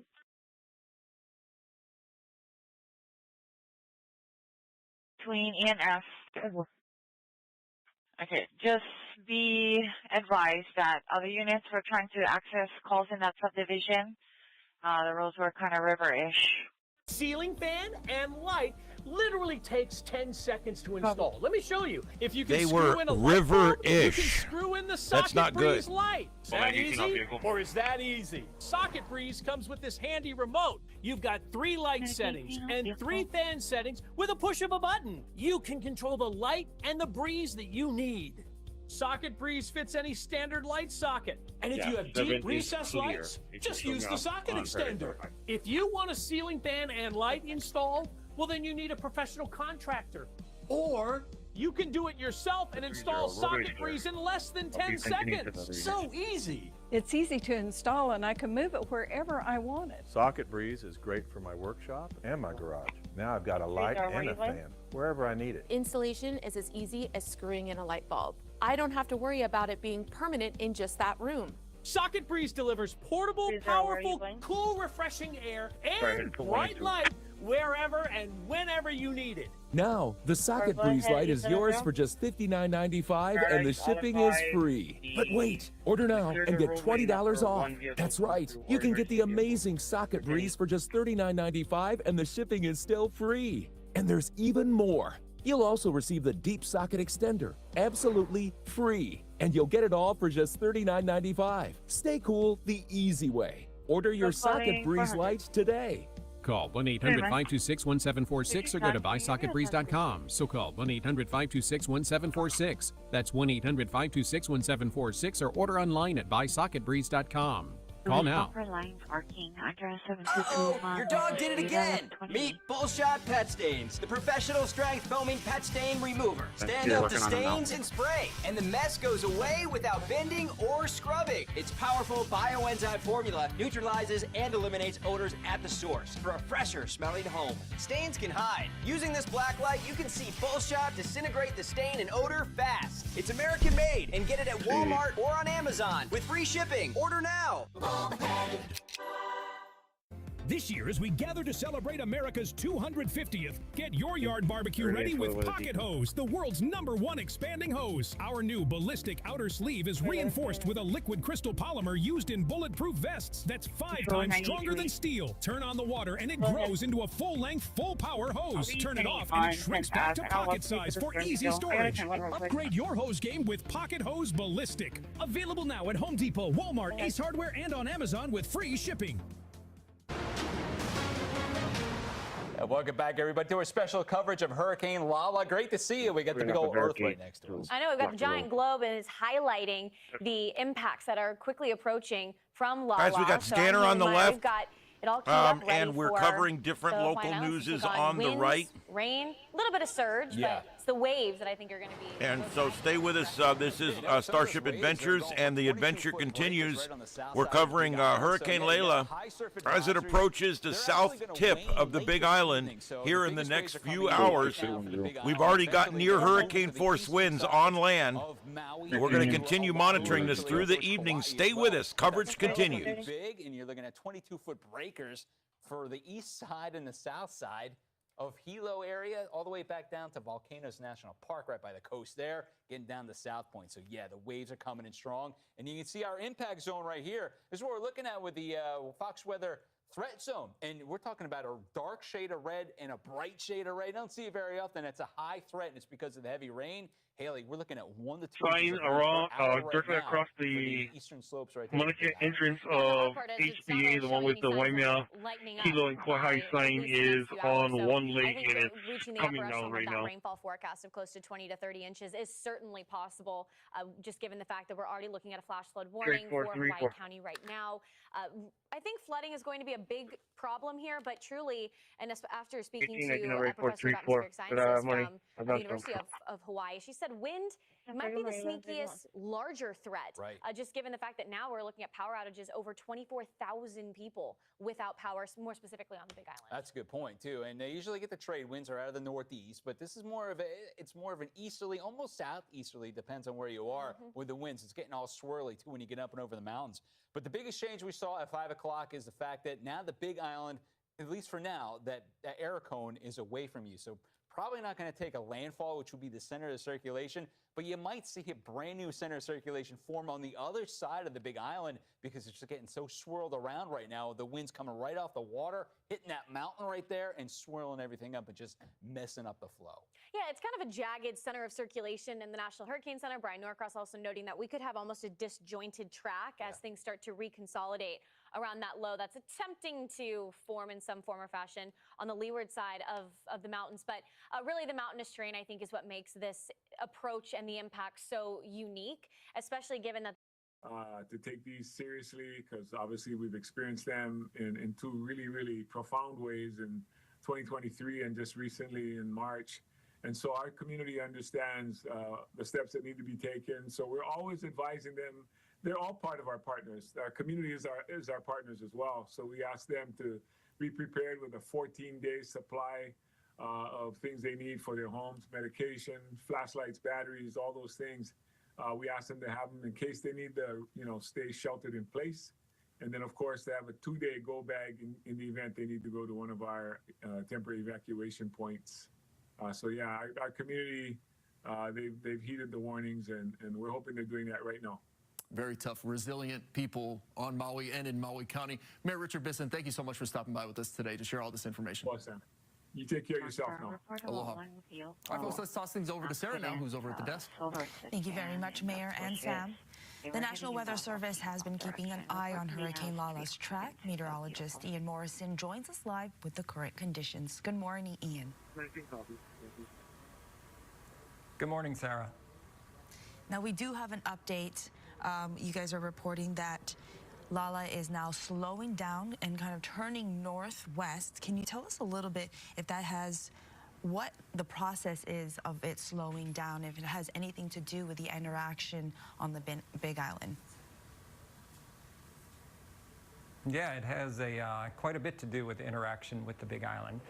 So the National Hurricane Center had this track kind of in their forecast, kind of a move or a shift to the north as it kind of tried to push by the Big Island to the south. But as it does that, the northern half of the storm gets a lot of friction from the volcanoes on the Big Island, and that friction kind of pulls the center of the storm upwards to the north. So, and as that happens, the storm also slows down, and it kind of moves towards or gets sucked into where the Big Island is due to that friction. Very fascinating to see, Ian, the different kinds of impacts that these massive volcanoes, Mauna Loa, Mauna Kea, as well as Hualalai, have on a storm like this. When you look at the time frame for the potential for the worst of the storm, like you had told us earlier, the eye of the storm, potential forecast impact, when do you think that could be? I think that's still on track for early this afternoon. It's either going to pass over South Point or just near South Point, or probably around 2 p.m. or so, sometime in the early afternoon hours. And that's when the eye and the eye wall are going to make its closest approach, if not making landfall over that area.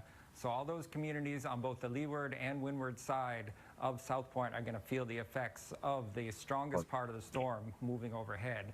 And that includes the hurricane force winds, 75 mile an hour sustained winds, and also very heavy downpours and extremely strong thunderstorms that are rotating around that eye. You know, as it moves over to the other side, across the chain, we're seeing it kind of go down more south. Are we still going to see that trajectory, or is it going to change, you think? No, I think our forecast is still on track. I mean, the larger picture, the big steering flow is due to the high pressure to the north of the island, so that's still in place. I mean, as the storm feels kind of the smaller influences of the Big Island and then moves off to the west of the Big Island, that larger steering current is going to take control again, and it's going to start moving on its westward track as it's been doing so far.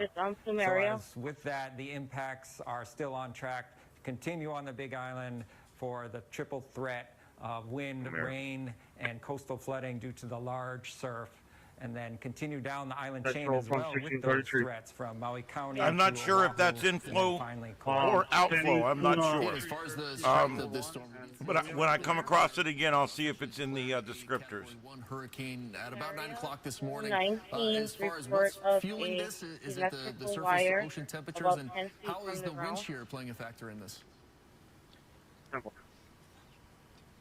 You're right. It is the sea surface temperature, and also somewhat down to about 30 meters depth is kind of the fuel of that sea surface temperature that we're talking about. So with us being in the kind of very powerful El Nino year right now, those temperatures in the ocean, that ocean heat content is much higher than normal. So that's like fuel for the hurricane to drive it to intensify.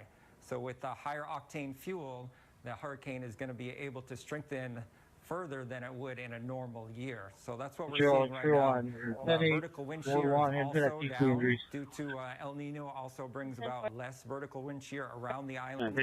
So with those two factors, the high sea surface temperatures or ocean heat content plus lower vertical shear, that allows these storms first to form. So we're expecting more storms to form in the Central Pacific, more storms to move in from the eastern Pacific, and also those barriers we normally have with that vertical wind shear aren't as powerful as they normally are. You know, you mentioned El Nino, and before the hurricane season started for Hawaii, we've been reporting how we're going to possibly see an above average hurricane season. Do you think that outside of the hurricane season, we could actually see maybe more storms or tropical storms or hurricanes outside of the hurricane season that we normally see? We have seen that in past strong El Ninos. We've had storms form outside of our season. Our normal season runs into November. So what we've seen are storms that's formed in December and January in the past. Because of that warm sea surface temperature, that ocean heat content, it just doesn't go away when the summer ends. That heat stays there, and that's what the storms thrive off of. So if we keep the vertical shear down and you have those warm temperatures, you're gonna have genesis of tropical cyclones. Yeah, it doesn't play by the rules and calendars that we put on this thing, Ian. As far as the track for today, You talked about the afternoon. As we start to get into some of the smaller islands, the westerly islands, I know a lot of folks here in the city and county of Honolulu are wondering when we could possibly see some tropical storm force winds. And you had told us earlier that everybody should expect to see some sort of that. Any idea on Oahu when we can start to see that? I'll head within the phone. Right, I mean, we're already seeing it now in the big gusts here in Manoa. 331 Central, on the bar line. Slow hanging, cars can fit through. On the UH Fronting campus, address 113529 Plumerio. Around, but it's very kind of sporadic, very gusty, and then it calms down, and then the gusts come up, the trees move around, there's a lot of branches on the ground here. I'm going to stay here though, because there's only one lane that can go at a time, and the guys coming heel bone probably won't see the wire. As we move through today and into tonight, when Lala makes its closest approach to the island, that's where we're going to see our more sustained, stronger winds, damaging winds. We're talking above 40, 50 miles an hour with gusts into the 70-mile-per-hour range. So we expect that late tonight into early tomorrow morning for Oahu. All right, Ian Morrison, meteorologist with the National Weather Service. Appreciate you so much for taking the time out to answer our questions, keeping us all informed of what's happening with Hurricane Lala.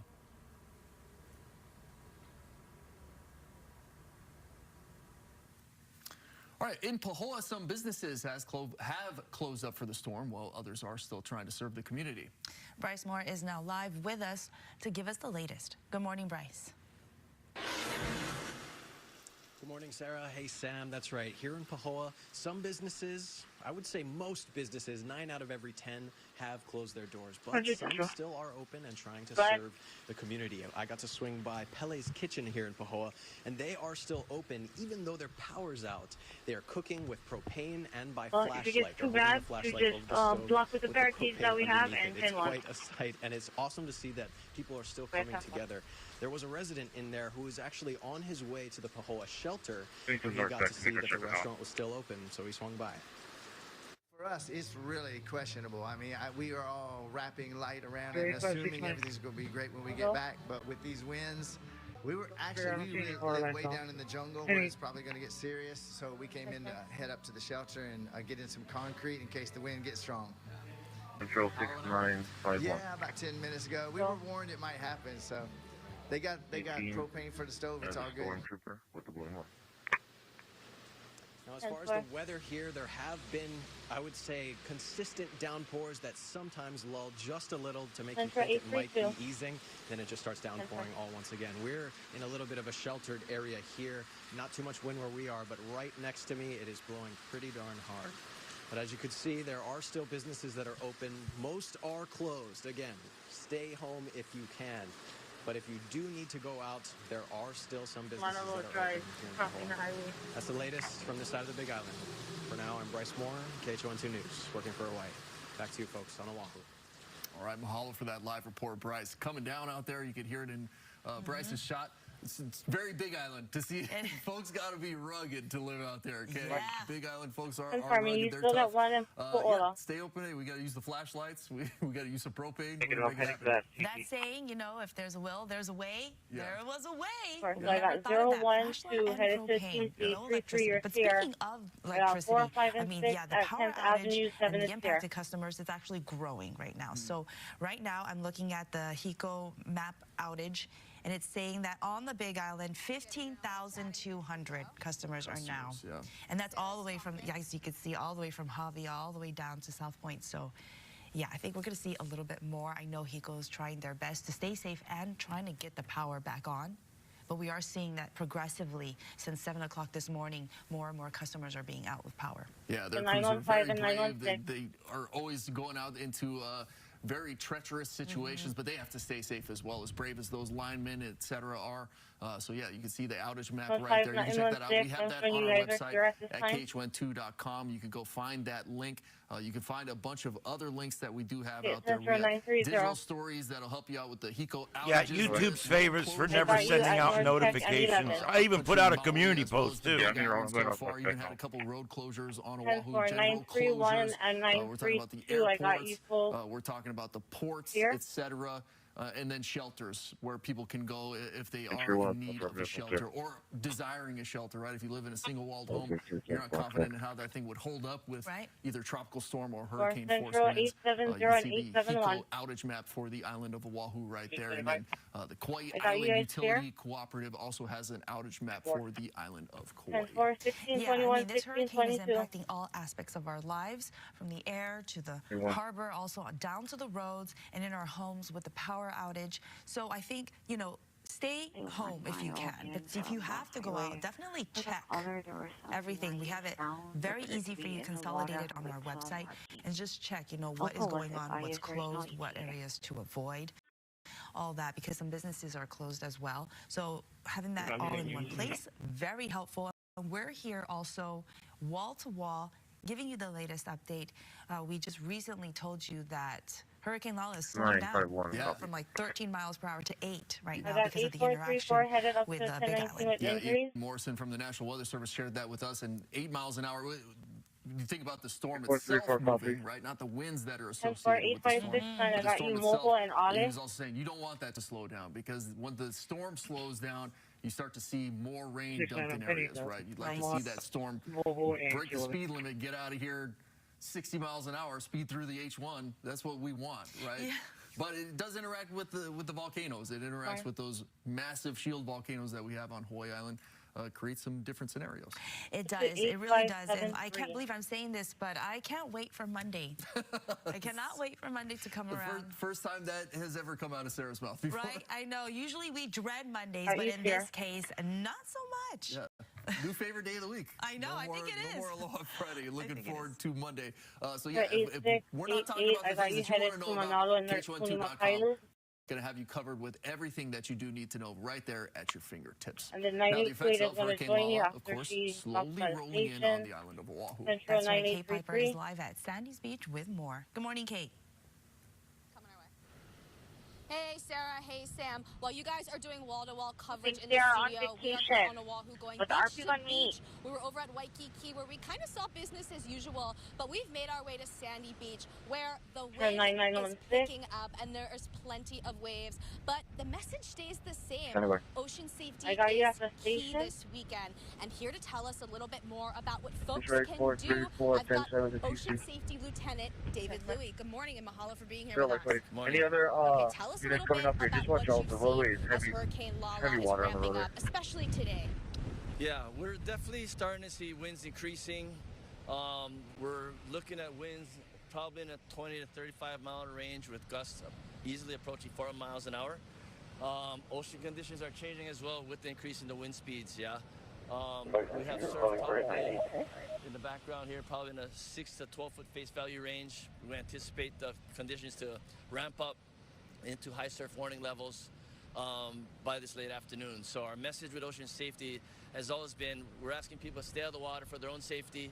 You are calling for 9833. Swimmers, paddlers, or boaters. It's not a place that you want to be today. Yankee Delta November 795. Just, we're advising people to just stay home and occupants out of the vehicle at this time.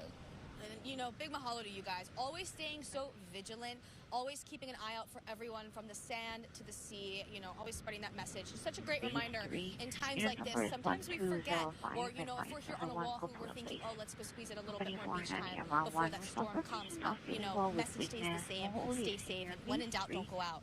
I want to ask you about crowds. You know, speaking of people maybe coming out, staying home. What have you guys seen today, seen yesterday, as, you know, we've been tracking Tropical Storm, now Hurricane Lala? At this point, it seems like the crowd is relatively thin for a Saturday. Typically, we have a lot of people at the beach right now. I think the people in residency are taking advice to the National Weather Service on ocean safety and civil defense officials regarding this tropical storm, which has formed into a hurricane this time. So we are happy with that. Hopefully, everybody just heeds the warnings that are in place. Shelter at home, and water's flowing over the road already. They get it blocked off. We're going to block it off with some barricades. If you're coming to the beach, just watch from a distance, stay off the wet sand, and if you have any questions about ocean safety, come to the lifeguard towers, and we can direct you safer beaches. Executed. We're going to just stay home on types all of personnel. Today. Engine 19, you can send them. So well said and so true. And, you know, I want to look at this weekend. I mean, this previous week, you guys had a South Shore swell that kind of came down here as well. You guys saw the impacts of that. So it's been quite busy for you guys. What kind of rescues have you been doing? What have you been seeing? We've been really busy. I know our South Shore district, They've had in excess over 300 rescues. And if you consider how There's many a little hang rescues wire that is, covering 300 the people, that's cyclone 300 lives that have been saved in the span of 1 week. So Ocean Safety has been going above and beyond the call of men and women of this department. That's what we signed up to do, and we will continue to do that through this weekend to ensure that we're doing the best to provide public safety and be frontline first responders, and that's our job, and we're here to Central 1232, Koala Mountain Road, the HPA. best that you can, especially with circumstances like this, such as a storm. And I want to talk about this weekend's approach. What are you guys doing to gear up for this weekend? Any extra crews out? What are we going to be expecting to see? Yes, Ocean Safety has ramped up our coverage for this storm. We've been planning this out from early this week when we got notification of this impending tropical storm, hurricane. So we've been working closely with other agencies, with the Civil Defense, National Weather Service, Honolulu Fire Department. But as far as ocean safety is concerned, we've been on Highway 11 near the 74-mile marker. I see it pop up on the CAD. The telephone poles in the middle of the road. I'll let you know. Jet ski rescue units in place, just in case we need to respond, and we are ready to respond at any D-Beard, we're just glad you're here, man. That's all good. This weekend and throughout the whole year long. But we've been prepared. We're going to do a full wrap-up here in about 5 minutes. With ocean safety, and if all goes well, hopefully everything stays quiet, and, you know, hopefully everybody, you know, makes good decisions and stays out of the water today. That's what we're asking. Your efforts do go beyond just today, just this weekend. It is all year long, 365, 24/7. So big mahalo for coming on here, sharing that message with people watching, and, you know, mahalo to everything everyone It's Honolulu just Ocean close Safety to the does white for us. line, not blocking any Kate lanes. Piper, working If for Hawaii, state highways sending it can back go to and you clean that in the area studio. up. All right, mahalo for that, Kate. Just got a live update also that the Honolulu Zoo will be closing up at 1 o'clock today. Of course, they have been making preparations for the animals there, but yeah, a bunch of things across the city and county of Honolulu closing as now Hurricane Lala approaches. Yeah, that's right. And for safe measure, right? Because we don't know what could change. We already see changes with Hurricane Lala. So we have to kind of like expect the worst. And right here, Jocelyn, you know, when you saw that it was slowing down, interacting with the Big Island, people don't want to hear that, right? Because we want to just hurry up and get through it. Yeah, I know. It seems a little bit counterintuitive because we're not talking about slowing down in terms of wind speed. We're just talking about it slowing down in terms of its track. So that's never a good sign. Hopefully we do see that it just kind of moves all to the west as it's personnel, predicted to, all but self-extricated, no EMS for all of them. She handed over to HPD. It looks like the tow truck is on scene. Both lanes closed temporarily until they can pull the vehicle out. Medic 19 available, returning. But it's very erratic right now. That was the main focal point of the 11 a.m. update from the National Weather Service, that we don't really know what it's going to do as it starts to interact with those steep mountain slopes, Mauna Kea, Mauna Loa, those shield volcanoes. So that's why we're just going to be keeping an eye on it, seeing what our next updates are going to be. As good as these forecasts are, the forecasters, it's models, right? It's math, it's all, there's so many variables. It's a massive ocean, you have massive volcanoes, a big storm, all these things, there's tons of variables that go into it. So yeah, there's things that we're headed to domestic 24 kind of unexpected. Right. We could see the wind speed strengthen, as Ian was mentioning, even later tonight. We're probably going to see those wind speeds. Yeah, that's a possibility. And every time we look at the track, it shifts just a little bit. As I've been looking, sometimes we see it a little bit more to the south, a little bit more to the north. We saw again that it might strengthen once it passes our island chain. That's always a possibility with those warmer sea surface temperatures. So definitely something that we're going to be keeping an eye on.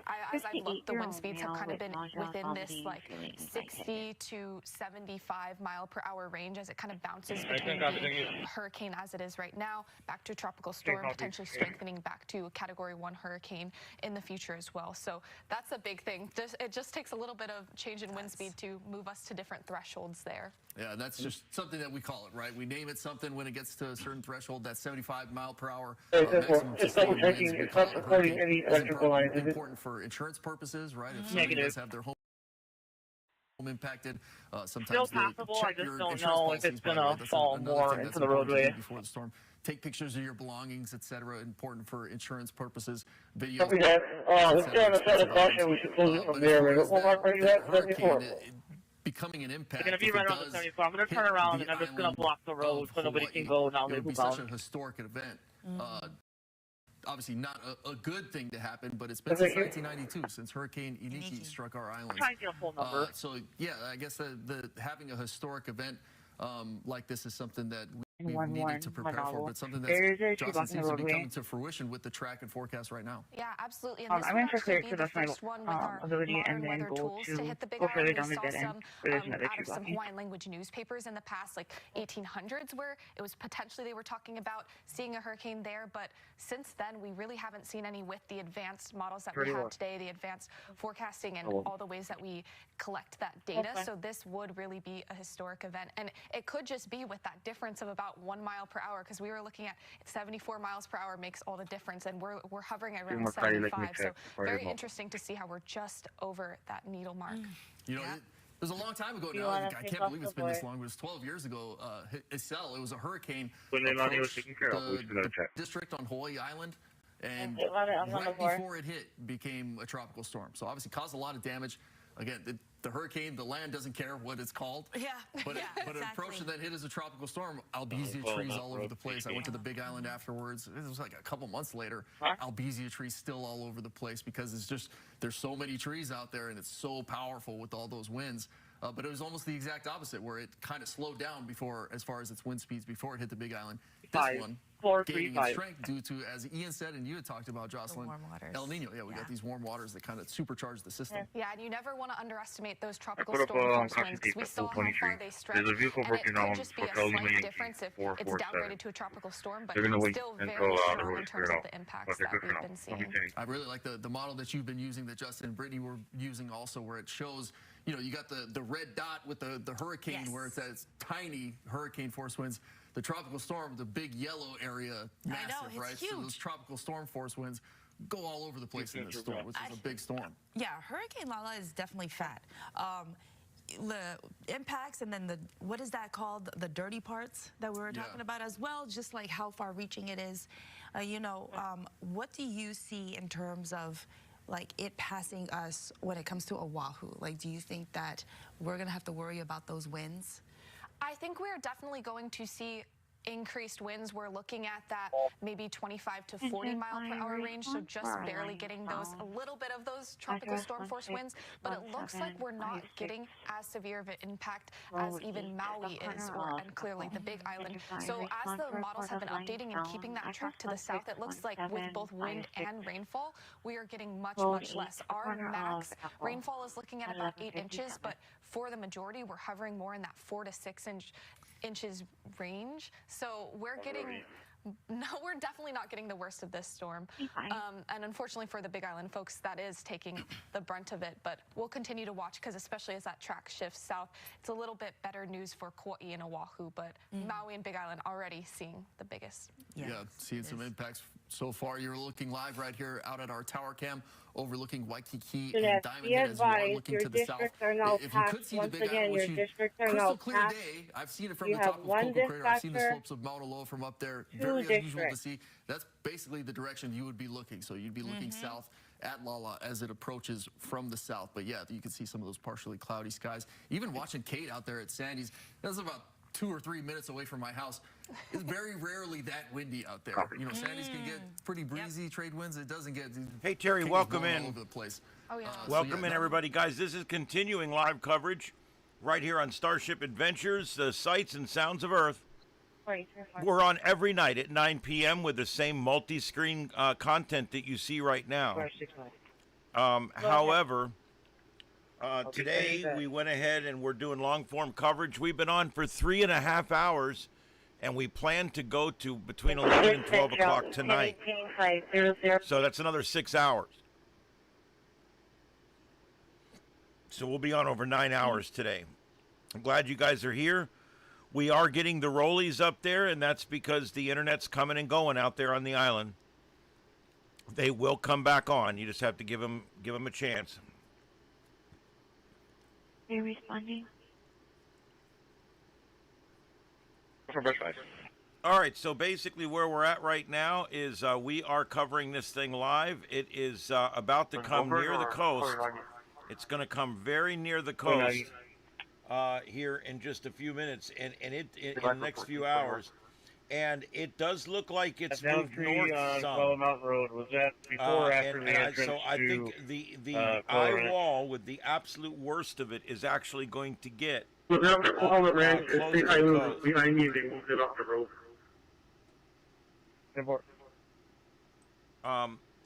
And you can see here, it really, I think that this eye wall, which is this section right here, I think that is probably going to impact the coast, which is right here. I think it's almost inevitable at this point. I don't think that storm can pull off to the west fast enough to prevent it.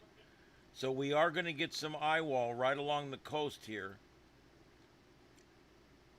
as it gets there. 6810. Go ahead. I'll take care of that and have full 90 calls. Okay.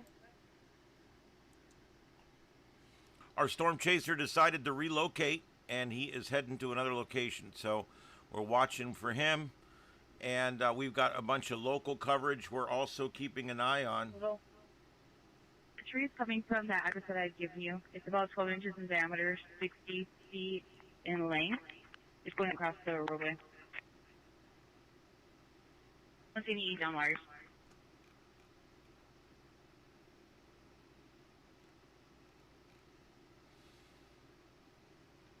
I'll be tonight. 10-5.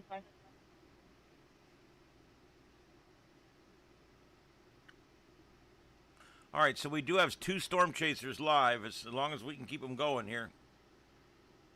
We also got 2 news stations coming out live, and also 2 regular cameras, plus some other smaller stuff down there. Girl Central, heading with 833, suspicious person. This is live continuing coverage. Hurricane Lala about to hit or come very close to the Big Island in Hawaii. And then it's going to screw around for a couple days, and it may end up affecting the other end of the island chain in a couple of days. But yeah, thank you everybody for being here. A special thanks to my moderators for hanging out. Even though there's not a whole lot of discussion going on, you guys feel free to use the chat room. You can ask questions. When it comes to hurricanes, that is one of my specialties in this life. So if anybody has questions or they'd like to comment or anything like that, please feel free to do that. I would love to entertain any questions that you might have on hurricanes or evacuations or emergency management. I've kind of done it all in my life. Yes, and make sure you hit that like and that subscribe button. And also, memberships are only $2. $2 for a membership to join the channel. We provide this coverage anytime there's something big happening, whether it be a police action, whether it be war, whether it be weather, whether it be tornadoes, hurricanes. We cover all of it on this channel. And if it's breaking, I cover it when it breaks. If it's 9 o'clock at night, we just come on and talk about whatever happened. 10-9. Yes, have a good shift here. All right, so I hope to get more of you to hit that subscribe button and come back.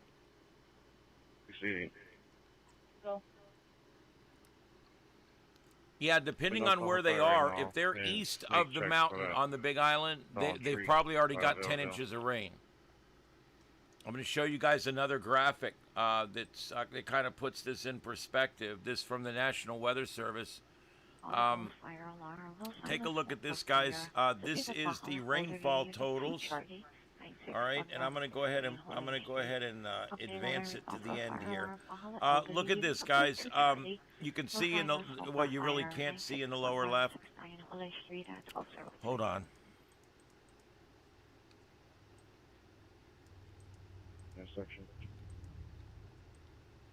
Oh God, I hate this thing. Whoever came up with how OBS handles overlapping windows should be asphyxiated. Anyway, so there we go. You can see down in the bottom little corner there, anything in yellow is 7 or 8. The gold color is 9 inches. The orange, the little splotches of orange in the middle are 9 to 10 inches. And this is about 15 to 30 minute old data. This is not fresh. These don't come in fresh like this.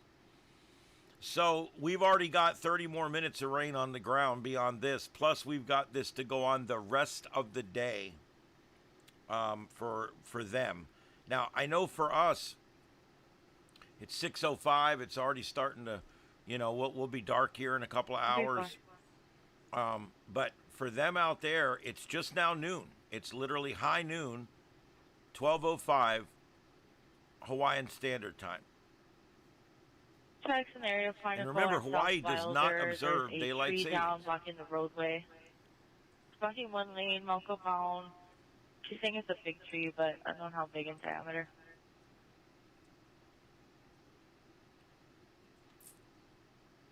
Number. You go by here.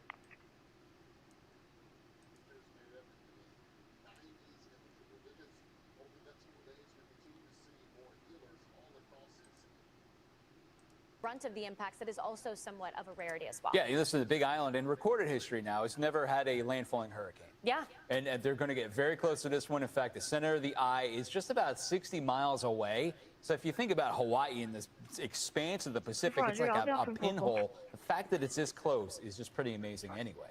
Yeah, the atmospheric moisture, I mean, this is a little bit closer to the surface, but we do have a good deal of available moisture. But there is some mid-level dry air, which could create a pocket of some rotation. We spoke with Brian Norcross last hour about his thoughts on, could there be more of a tornado potential with this tropical storm and this hurricane? Yeah. It's something that we do talk about. But in terms of the Hawaiian Islands, I think that's kind of the last thing that we need to be thinking about on the list, and certainly with all of that heavy rain. And, in regards to this El Nino, the strong El Nino, right. I mean, super El Nino, really. The water temperatures, even on the north side of the island, are in the 80s. And so, this is not going to be the only storm that we have already tracked. And we had Fausto that tracked north, hardly brought any impacts to Hawaii. But we've got this storm, and then now a couple of the models are highlighting by the end of this month, we could see another system that is getting close. So this isn't the first time we've had Hawaii in the conversation with these storms, and it isn't one that's really making an impact on you. There's no question about it. What about those impacts? Let's share it with you right now, because I want to bring you up to speed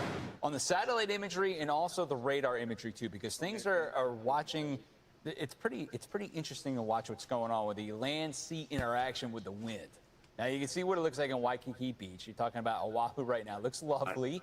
There's some people out there. There's some people. Hey, listen, get a little beach time while you can. Yeah. Because when that rain comes in, it's going to be a soaker. So here's what it goes. Here's the way it looks right now. You can see the ragged nature of the clouds, at least on the western periphery. Still coming in strong on the eastern side, right, as it goes around. But it's the Big Island that's messing everything up right now as the winds come hauling butt right around that side, hitting it and then getting split. And that's why we've got such a weird presentation on that satellite imagery. Zoom on into it, and you got the enhancement on there right now. The thunderstorm action, Haley, it's still building. You can see it as they get some pulsing going on. But the center of circulation, man, is tough to see on that west side. Look at that. Yeah, we were getting more of a clouded over center of circulation just due to the interaction of the winds coming off of that mountain area.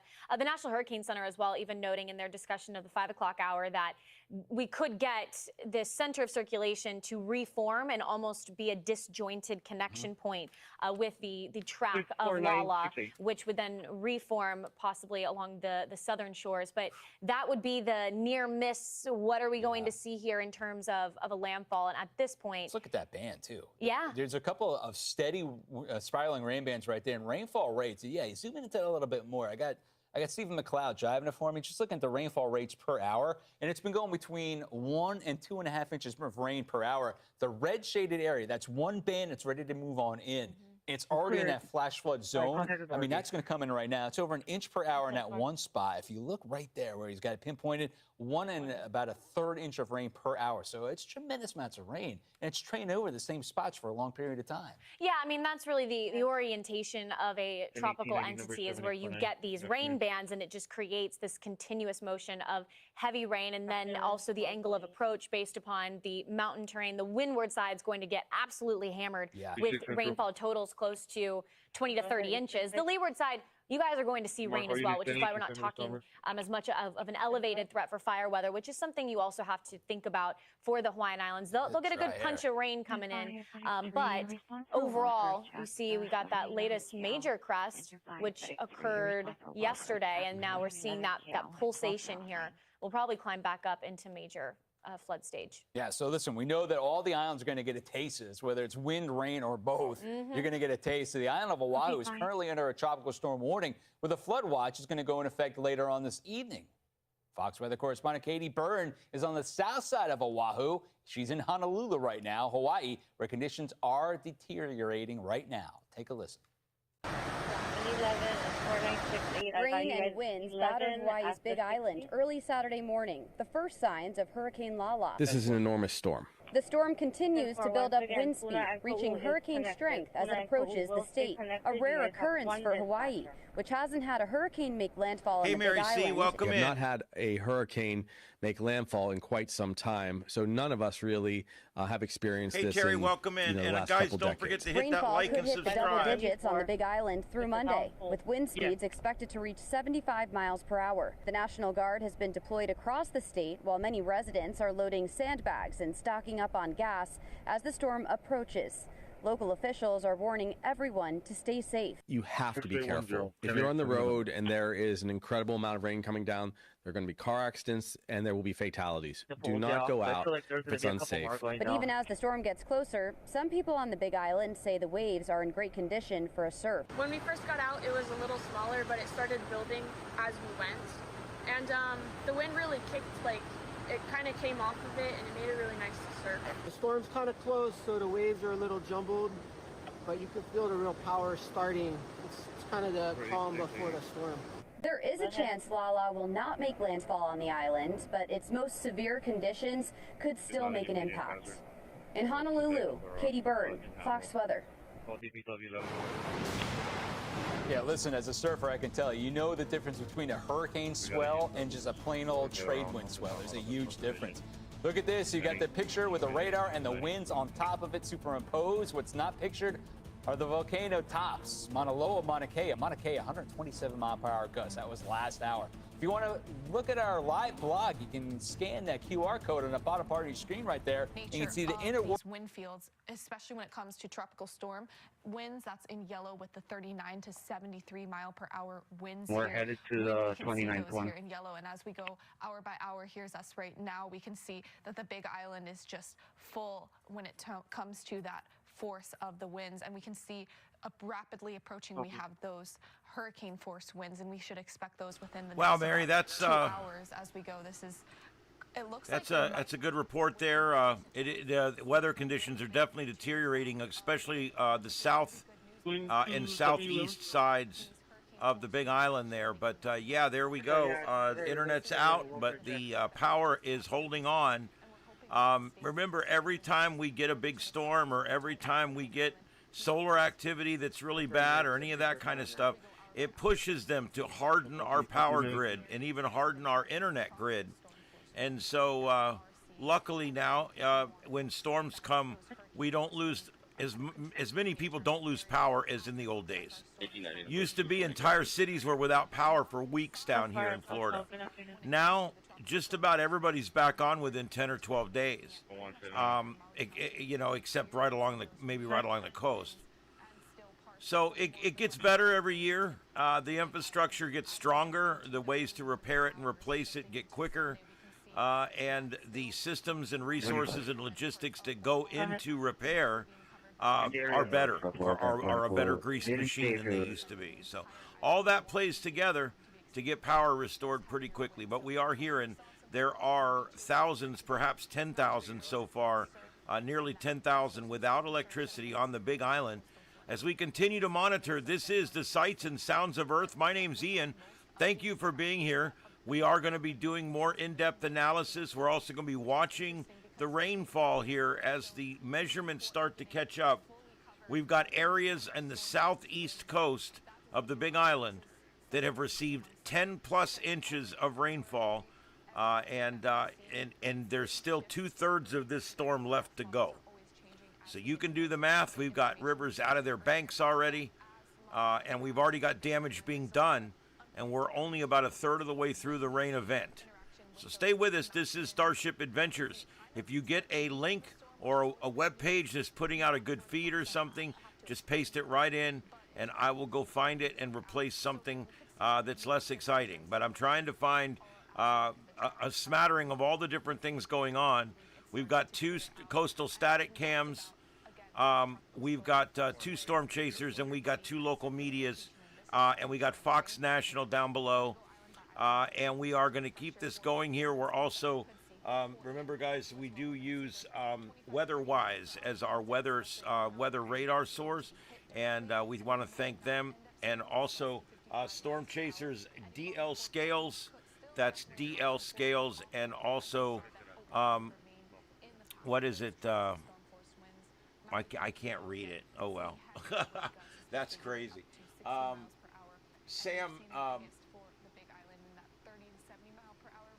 Denst, and I can't read it on my little preview screens. I had to look up on my big TV, which I've got the show on. All right. Let's go ahead and take a look at rain recently, though, and what we've been seeing in terms of the last few hours. With starting off with our Hawaii doesn't get storms. This could be the first landfall in recorded history of a hurricane. So technically speaking, depending on how they spot this thing, if this makes landfall, it will break a number of records.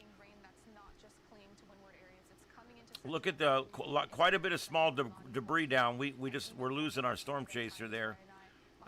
He had quite a bit of small debris, like tree debris, down on the road as he went through that area back there. You can see that lots of water. It's standing up on the sides of the road. All right, so we're going to continue to watch it. The upper left, I'm not sure if this is water flowing out or water flowing in from the tide. I don't know. I assume it's rainwater trying to get back to the coast, but I do not know for sure. So I'll just leave it there. Here's what we're watching. This is the National Weather Service. This is their latest as of 10 minutes ago. I don't know how old this is. Let me refresh it.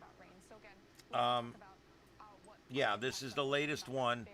And you can see here, all these squares that are orange here are 9 to 10 inches. 9 to 10 inches. So lots of places already got lots of rain. Even the purples, when you get into blue, that's 4 to 5. So, it goes up pretty quick from there. So, yeah, now, it does get a little weird around the tower site. So there's probably bigger totals here than we know about. Because remember, this tower site's up against a mountain. Well, let me do this one. Yes, there we go. And then that's the other side of the mountain. You can already see the rainfall totals starting to stack up over on the good side of the island there, where it's not so bad so far. All right, so that's what we've got. That's what we're watching. Here's your wind direction currently. This is windy.com, and you can see there anything in the purple is 50+ mile-an-hour winds, and you can see it starting to come on the coast right there at the Maida station 15 minutes ago. They got a 36 or a 48 knot wind gust. Why is this giving me knots? I should have already fixed that, I thought. Oh God, I hate the metric system. I wish they would just leave that shit alone. Nobody wants that. Nobody cares. Nobody wants it.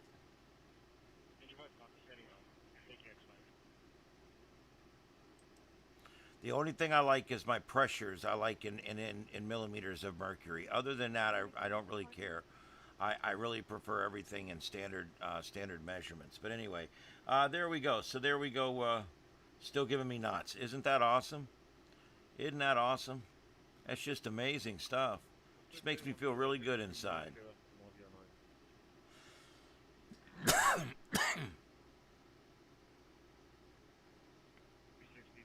Oh, there we go. I didn't change it. There we go. There we go. 51 mile an hour winds right off the coast. You know, we're seeing some pretty good winds right off the coast now. So it's getting pretty close. Notice, you got to know the angle of attack with this wind. Notice it's coming in like this. All right, and it's coming in like this. So it's kind of skirting the coast right now. So you're not going to get your highest wave heights, and you're not going to get your highest surge until this storm moves down to about here, which is going to be in about 4 or 5 hours. Once that storm gets there, these winds will be coming directly onshore, like this. And they're going to get trapped up in all of these little areas here, like this. And that's when you're going to start seeing 2, 3, 4 feet of tidal surge on top of the surf, on top of the tide. That's another thing people mess up when we talk about the surf. We talk about people saying, "Oh, there's only 3 foot of surge." Well, let me tell you a little story about my work. I work at a TV station. Our generator was up on a thing 10 feet in the air. 10 feet in the air in our side parking lot. Okay? And it was tall enough that the actual surge came up right to the bottom of it because we got about 10 feet of surge. However, the surf and the tide ended up getting us. We were coming into a high tide, which made the surf even higher than was expected. But the other thing is the wave action on top. We had 4 and 5 foot waves on top of the 10 and 11 foot surf smashing into the side of our generator, and it swamped it and killed it. And it took us all off the air.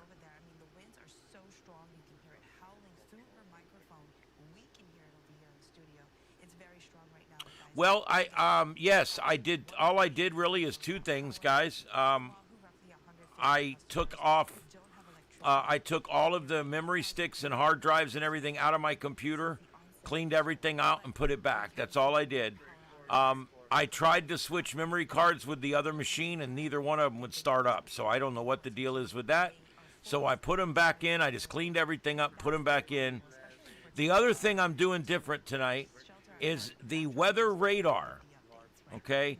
Now, the weather radar is not causing the blue screen. However, it taxes the computer in a certain way that it makes it go blue screen.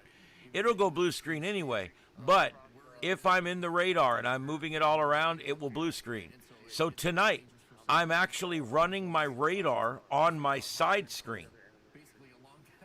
I know that sounds crazy, but I'm actually running that radar right over here on my Linux machine, because that way I can have the Linux machine do all the work. It's doing the work of carrying the video of the storm chaser. It's doing the work of compositing and moving around everything. So, and then that is being sent over through a capture adapter that captures screens and turns them into webcams, and it's sending it into here as a webcam. And then that ends up being what you see here. This screen here is being provided by the Linux computer. So it's, yeah, my computer's not being taxed quite as hard as normal. I've also got a fan blowing into the side of it just in case. But I'm live now 4 hours without a crash. 4 hours. If it crashes, I will be back up. You guys just have to give it about 7 minutes and come back, and I'll be there. But I think we're doing pretty good. And we're going to stay live with this thing. I am going to restart my stream at 9 p.m. I want everybody to understand what I'm saying. At 8:50, I'm going to sign off, and at 9 o'clock, I'm going to sign back on again. Why? So that if someone copyright strikes me or I get hit because of some ad music or something, I didn't lose the whole 10 hours. I'm only going to lose half of it. So anytime I go more than about 4 or 5 hours, I split the video in 2. So tonight at 9 o'clock, just before the time we normally would go live, I'm going to end this video, and I'm going to start a new, fresh video at that point, and then we can all hit the thumbs up again and do all that kind of good stuff. But yeah, I do appreciate it, guys. Yeah, I'm watching it on my 50-inch right now, because I'm in my room instead of in my studio. I've got several big ones out in my studio, but my biggest screen is the one in here in my bedroom. And this one it's a 50-inch, and I'm looking at my screen on it, and I can even read the print down in those two small boxes. I'm very surprised. Even without my glasses on, I can read Hurricane Lala, you know, whatever. I can read what it says there, and that's pretty cool. I think that anytime you can put out an image clear enough that people can read the really small print on there, that's really cool. And so there you go. Yeah, I think it looks pretty good. On the far right side over there, that's a list of the latest severe thunderstorms warnings and tornado warnings that are coming in. The upper right, we've got a storm chaser up there, and that's storm chaser Sam Dice. Denst. I'm sure that's how it's pronounced, Denst. Sam Denst. And he's a storm chaser. Also in the center, we got storm chaser DL Scales. That's DL Scales. And we've also got a number of different news stations, as well as live feeds of what's going on out there right now. There's a lot going on. And, of course, radar provided by WeatherWise. They have a great weather system there. The paid version is only about $6 or $7, and you can use it on your computer and everything, and it's really great. They do have a free version for your phone, and it works really good too. Yeah, so I'll let everybody know. I'll give you guys a 10-minute warning, and I'll count it down. I'll let you guys know, and then we're going to go out. I'm going to restart the machine. I'm going to literally restart the computer. And the Linux machine I won't. I'll just leave it running. But the Windows machine I'm going to restart. And yeah, it's going to be a tactical restart.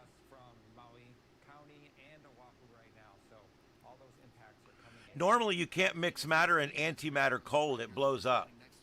But I've got a perfect intermix formula, so we'll be fine.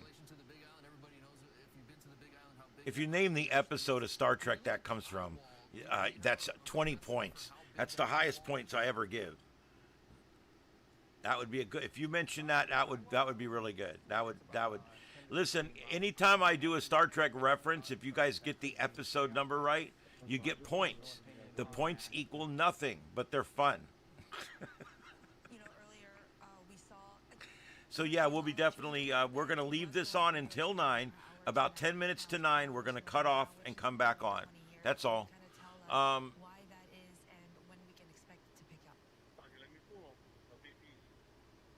I'll tell you what, license, normally that's enough, but man, I went to Slidell about a week after Katrina, and all there was sticks sticking up.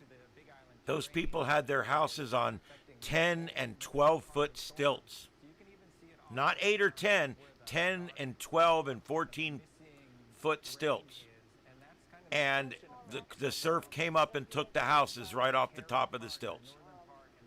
There was about 3 or 4 houses that survived, and there was 1,000 plus that didn't out there along that along the water line there on the north end of Lake Pontchartrain.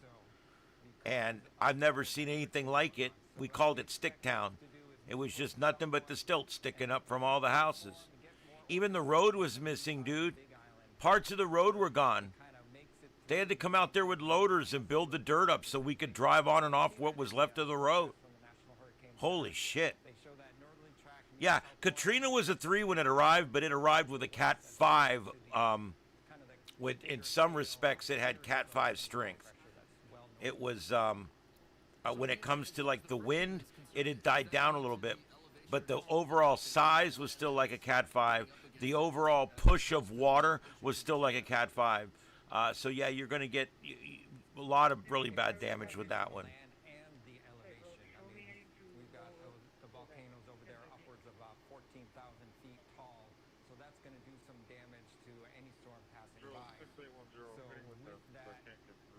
It'd be fun just to go to Hawaii, much less get the storm chase there.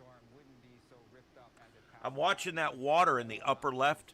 I think that's rainwater trying to get back to the ocean. I'm not sure, but I think. They keep zooming around every now and then on that camera, but that water is just about to the level of that bridge. It's just about up to the bridge. I've been watching it come up for hours, and it's coming up. That video there has been on since we started, and that water has rose right up to where I think it's kissing the bottom of that bridge. Bridges can take so much, but if you get it a foot or two over that bridge and the flow's going too fast, it will erode out the sides and the bridge deck will eventually come free, and it will ruin the bridge. Take it from down here, we know. Ron DeSantis came down here, our governor, and we had no bridge to Pine Island. The bridge was completely out in Matlacha, and we had no bridge to Sanibel or Captiva Island. The bridge was completely out. And DeSantis had both bridges open within 7 days. It was like, holy shit. The government can really move when they want to.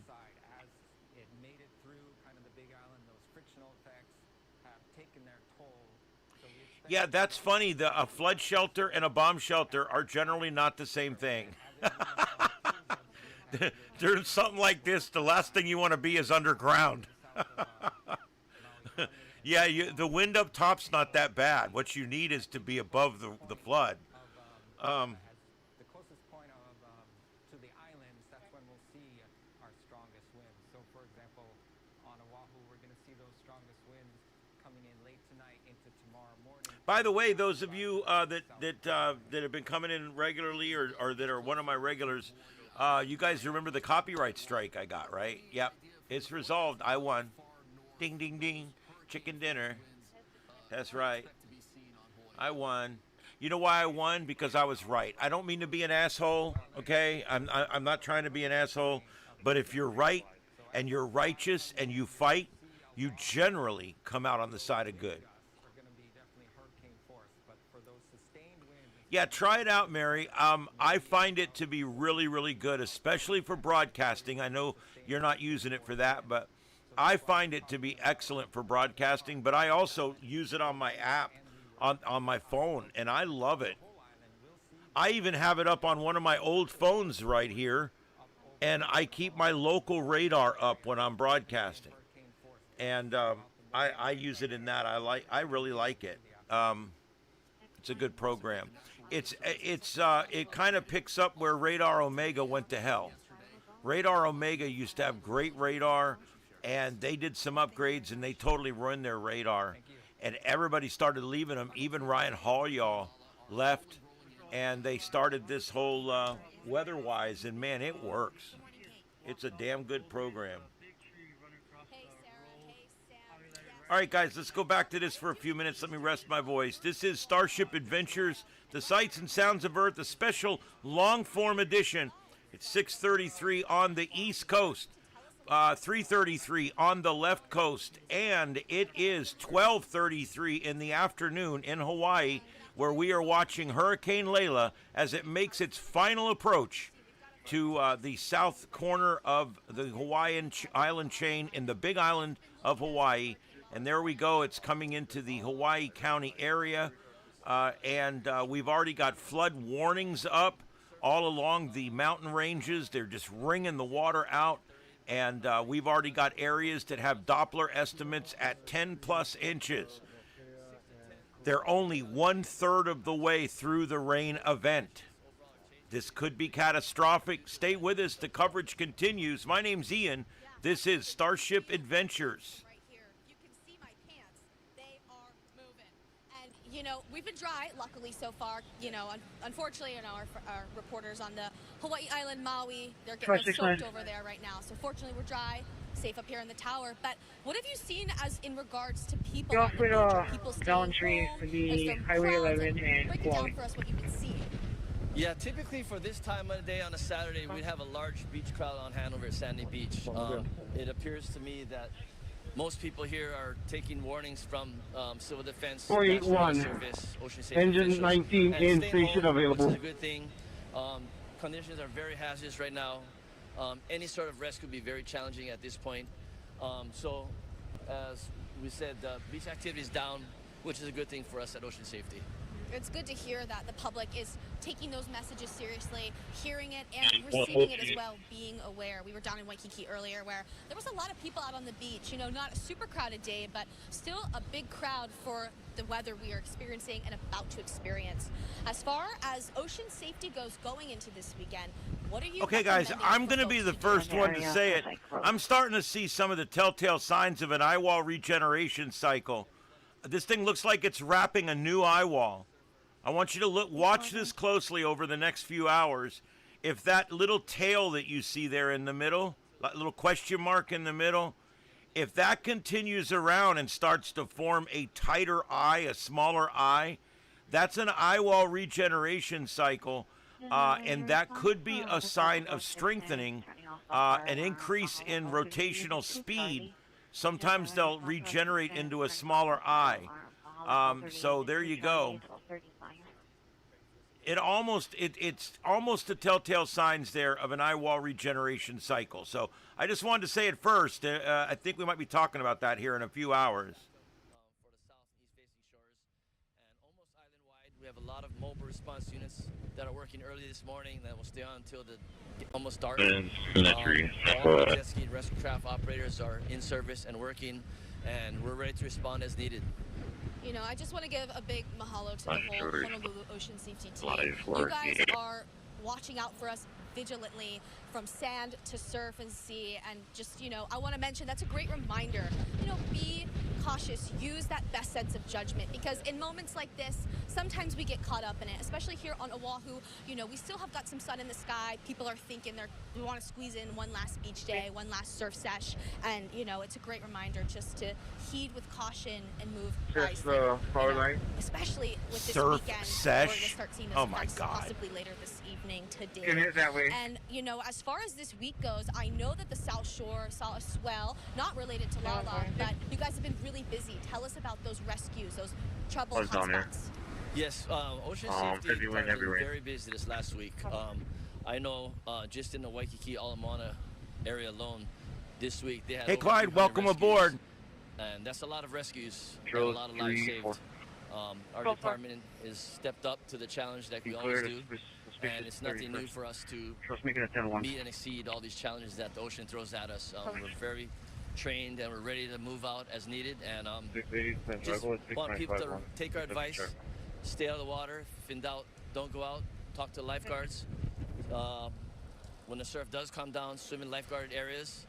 If you have any questions, come talk to lifeguards. We got a lot of information we can share with you, whether you're a visitor or resident. Just come check in with us. We're more than happy to share. Hey, say lifeguard one more time. Absolutely, and that's great advice for locals and visitors alike. And for those that are visiting right now, that are tuning in, watching, what's some advice you give them? They're not as familiar with our beaches, with our waters, our shores. What do you tell them going into this weekend, especially with those crowds down in Waikiki?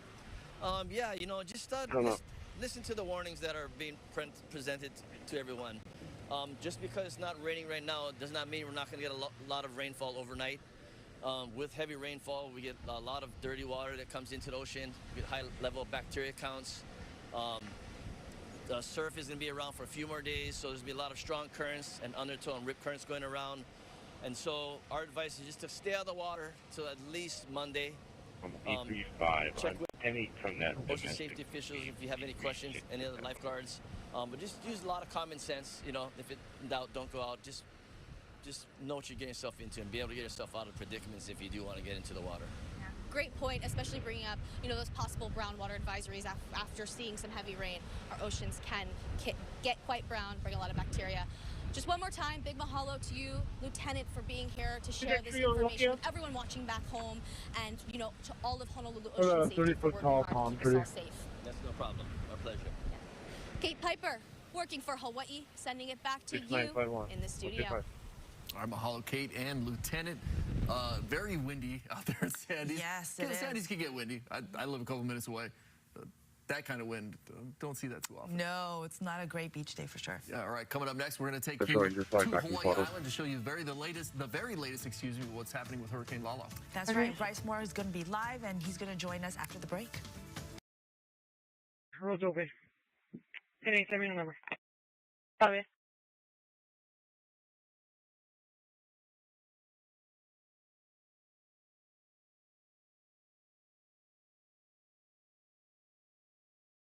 Okay, you are watching live continuing coverage here on StarShip Adventures, and we are monitoring a number of different channels. Let's continue here with the feed from Fox. And then the question is, what happens over here? Hurricane Center thinking is it's a weaker storm because of the interaction with the mountains. Possibly the center reforms. We'll see. It's a very complicated thing. We're dealing with a little bit of distance there on whether that center can sneak by or not. And here you see tropical storm force winds over Maui, and again, the Maui and Molokai, again, on the higher elevations, stronger winds there, up maybe 60 miles an hour or a little higher. And then we get to Sunday overnight into Sunday morning, and that's where it goes by Oahu, and then finally moving on out late on Sunday Hawaii time. That's overnight Monday morning East Coast time. So that's the timing on it. As all this happens, just like we see on the Big Island here, look where the heaviest rain is, where you see the dark reds and purples there on that windward side. Because this is staying south, all the islands are being hit by the tropical storm force winds on the windward side here. There you see. On every one has these reds on that side. If we're going to get flooding, that's where it's going to be, and then all that water has to run downhill. And by the way, at the same time that's happening, where's the wind going? The wind is pushing the surf and the waves this way. So when you have a kind of a river or a culvert or a valley that comes down to the ocean, it's being held back because the wind is pushing the ocean water in there. So that's when you get the coastal flooding. So that's sort of a compound issue between those two forces that are involved when you have the mountains and the drainage going in the opposite direction from the wind, which will tend to hold it back. So hopefully right along the they're aware. So many folks are out sleeping on the streets or in parks. They're afraid to go back into their buildings. So they've been severely damaged. This is another devastating earthquake here in South America. And also, Gary, as we were talking beforehand, now, also I know you've had crews out in Venezuela, helping out that recovery there in Venezuela, but here in Colombia, though, you said that you all had to start from scratch. How does that look when you're responding to something new like this? Flash flooding is ongoing within the warned area. Hazard, flash flooding caused by heavy rain. Source, radar indicated. Impact, flash flooding of small creeks and streams, urban areas, highways, streets, and underpasses, as well as other poor drainage and low-lying areas. Some locations that will experience flash flooding include Puuloa, Hawaiian Paradise Park, Kauai, Honokata, Volcano, Glenwood, Mountain View, Hawaii Volcanoes National Park, Wood Valley, Hawaiian Acres, and Kauai. Turn around. Don't drown when encountering flooded roads. Most flood deaths occur in vehicles.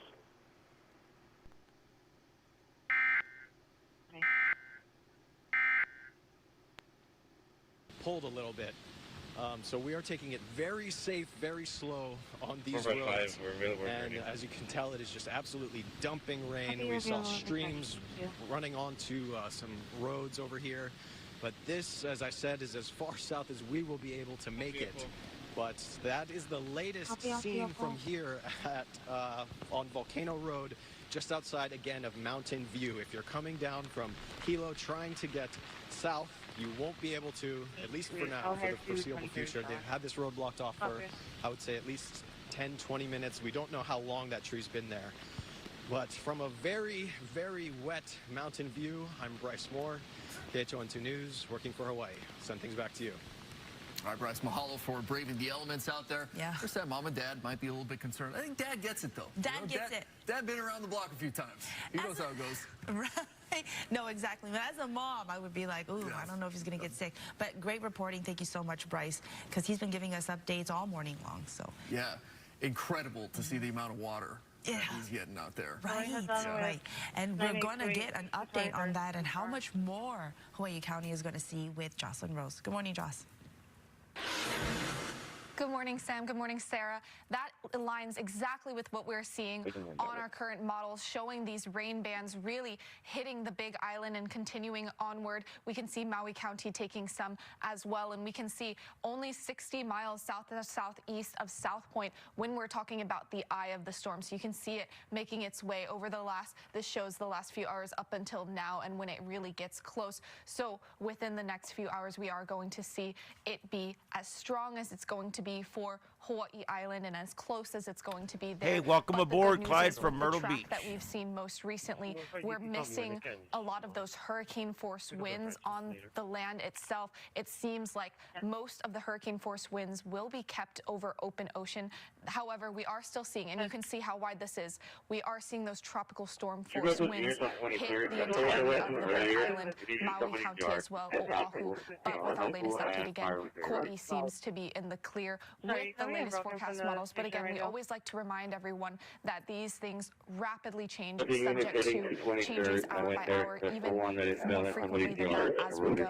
I do want to also remind us of some of the updates that we had from the most recent National Weather Service and National Hurricane Center reports. We saw that again, we see Lala slowing down and it's turning a bit to the northwest as it starts to interact with the Big Island. And we see again, we have those really steep mountains, the shield volcanoes. We're looking at Mauna Kea, Mauna Loa. Those often really dig in and kind of tear apart some of these storms. And we see that we're going to see that a little bit. It looks like already we're seeing the slowing down, but we are going to see a slight weakening before we see building up later in terms of strength. We are still expecting the winds to increase a bit over the next couple of hours. Again, around 2 p.m. is when it gets the closest, I would say, that it's going to be to the Big Island. And so we'll see slight increases over that time, but we're really focusing on this erratic movement. It's very unpredictable, especially when we have a hurricane interacting with land, because we don't know. That can change the trajectory a bit. It can change the direction of the wind speeds at times. So we're going to keep monitoring that as we go along. We also want to remind everyone, and the National Weather Service and National Hurricane Center, we're talking about just how wide these winds span. So the hurricane force winds, they extend about 35 miles outward, and it looks like, again, the Big Island is going to miss that range, but the tropical storm force winds extend 175 miles outward. So again, the Big Island is already experiencing some of that, Maui as well, and we're going to see that bubble move along the island chain as when we talk about the expansive nature of the wind speeds. But I do want to go ahead and show us our most updated track, and I'll go ahead and give you guys a look at this information here. So again, we have it 60 miles south-southeast of South Point, still at 70 miles per hour when we talk about those sustained wind speeds. That's going to be just 1 mile per hour above meeting the threshold for being a hurricane. Remember, hurricanes, it has to be above 74 miles per hour, which we are at right now, just barely though. That doesn't mean that we're not seeing wind speeds above that, because we are seeing 90 mile per hour gusts, but 75 miles per hour is where we're most consistent right now. And we do see again that slow motion. It looks like we've held on to about that 8 mile per hour forward motion at the moment.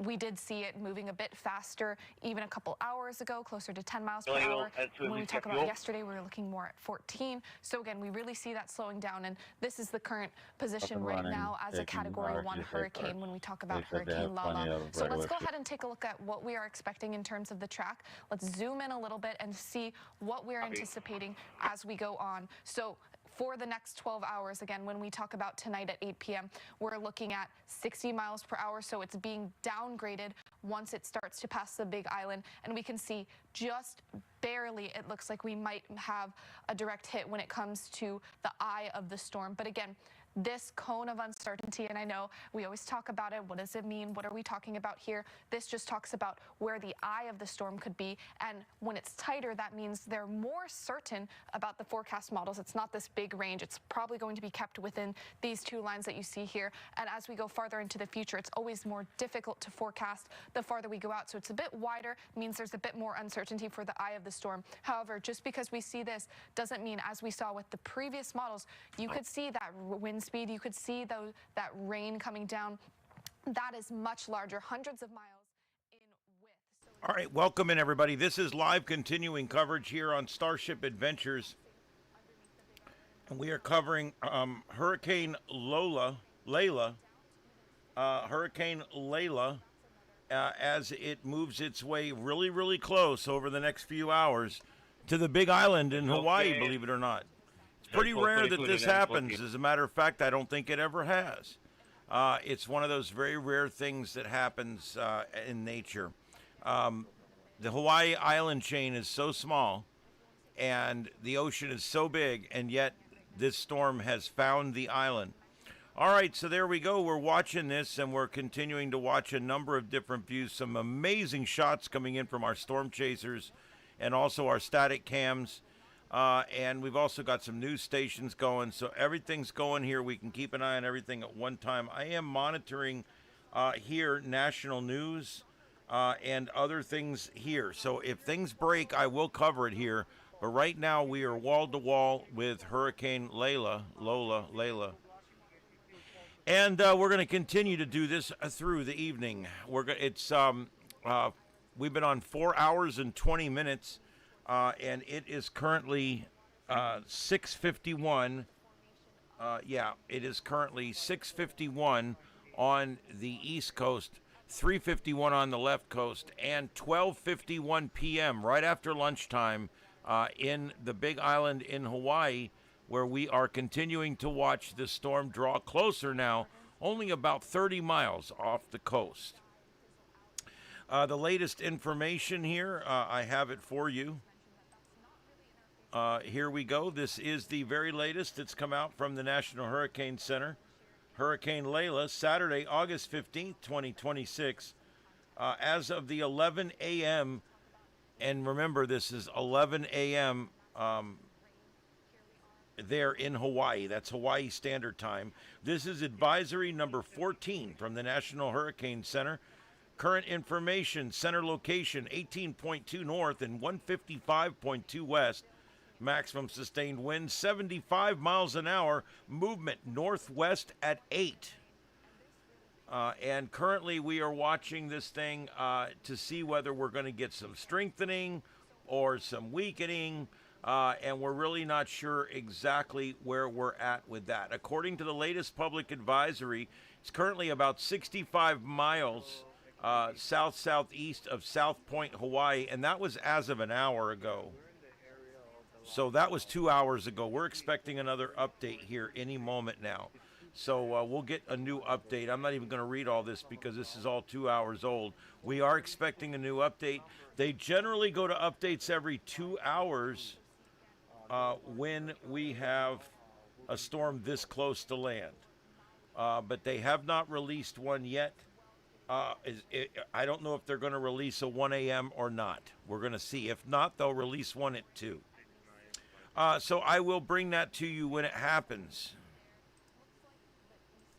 Rainfall totals are going to be a problem, ladies and germs. I'm telling you, this is going to probably be one of the problems that we're going to have. Is going to be rainfall totals here on the island. This map by the National Weather Service is a real bitch to read, but we're going to use it anyway because it's what I have. The other maps I use that present better do not cover Hawaii.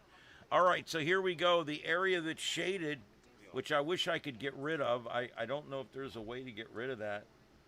Can I turn it way down? Oh, there we go.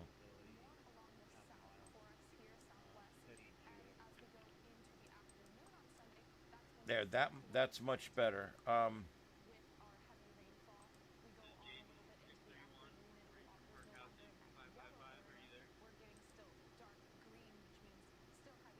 that still doesn't help because you can't see through it. You know what I need to do is I need to go back to here and see, is this,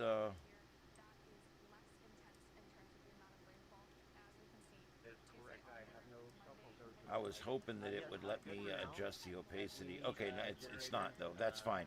All right, so this is still easier to read now. Oh God, just go back to there. This is still easier to read. You can see here, that's Volcano right there. That's the little town of Volcano. There's Fern Forest. This is all on the east side, southeast side of the mountain range here. And there's Ku and Paha and Pahla. And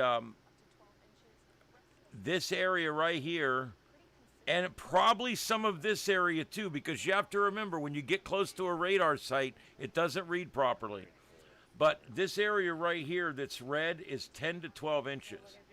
10 to 12 inches in that area right there. 10 to 12. That's nothing to sneeze at. That's a lot of, that's a lot. That's quite a bit. So there is probably going to be homes flooded. There's going to be people injured. It's going to be pretty bad in that area there. I wish these political ads would go away. Just about 3 more days and they'll back off for a while. So sick of political ads. I can't get over it. All right, so there's that. And then the other thing I wanted to go over with you real quick, I just wanted to show you what it looks like here, the way the winds are coming in. This is so important, the way the winds are coming in. You can see here that we're getting a shearing wind right now.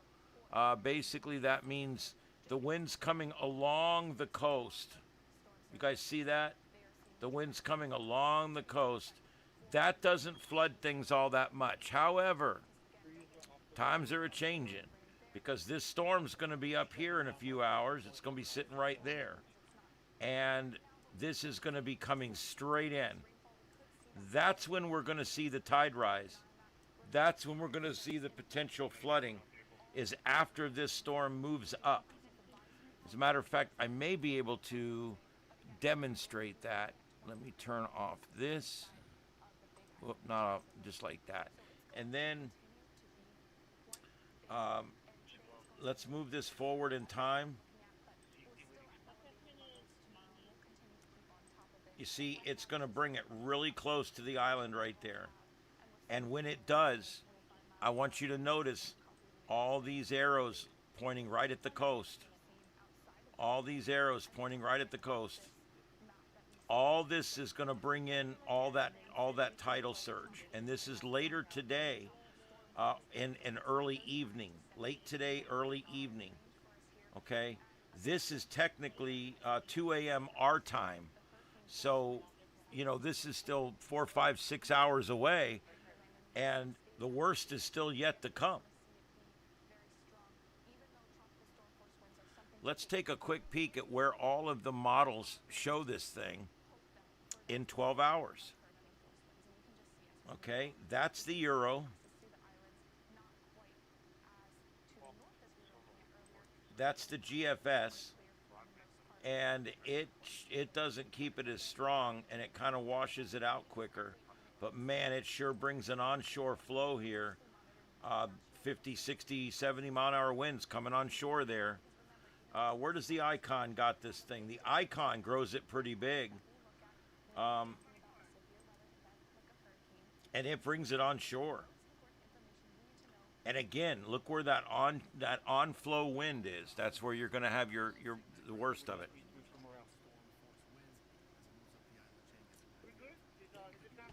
You got 3 or 4 feet of surge coming in from the ocean, and you've got 10 or 15, 20 inches of rain coming down.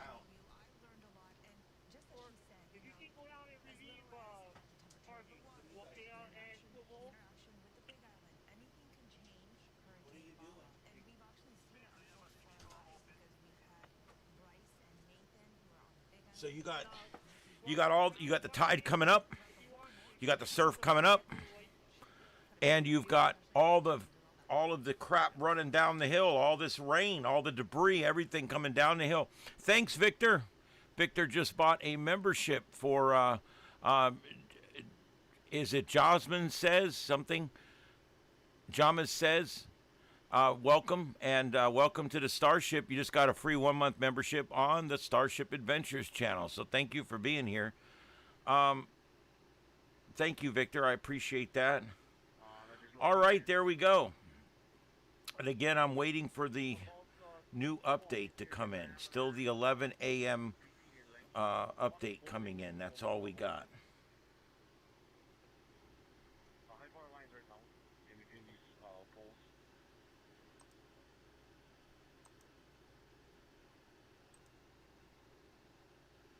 Just going to do a quick refresh here just to see.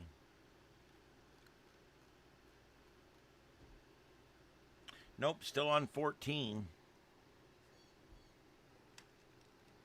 Still on advisory 14. Okay, so there we go. That's that. Enough said.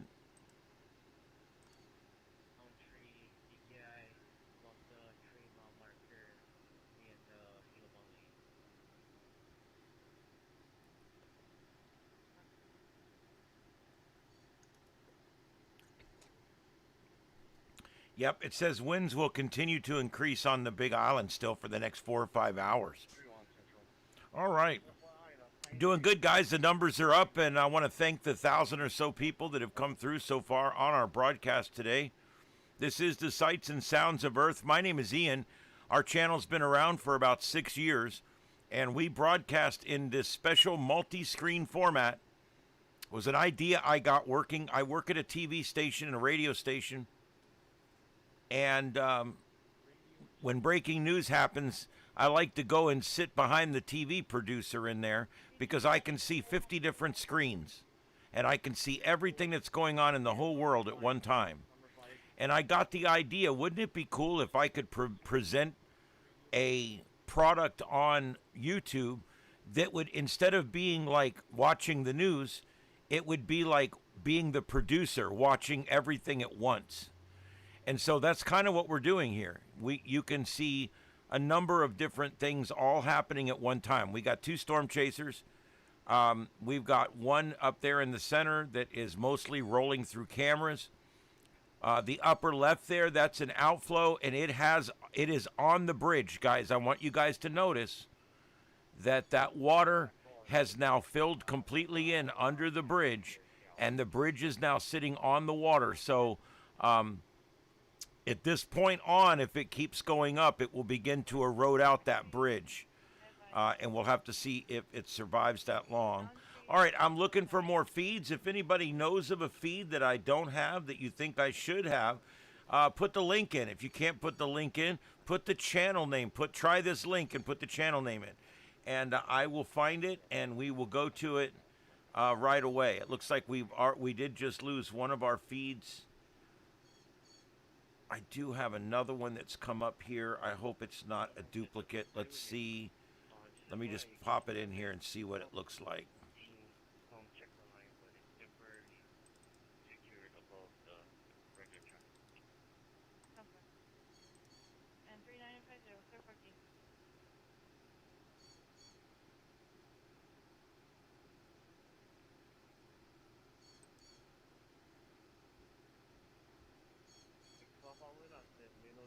Oh, that's our guy that we've got in the middle there. Ah, there you go.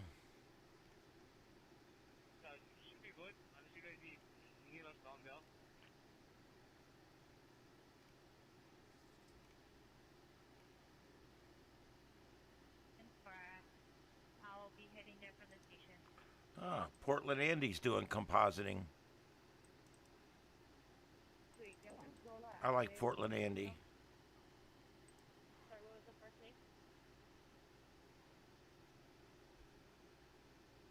Birthday, probably one of the year 1992. What was his first name? Could be spelled Alpha, Bravo, India, Lima, Echo, Yankee. First name Chola.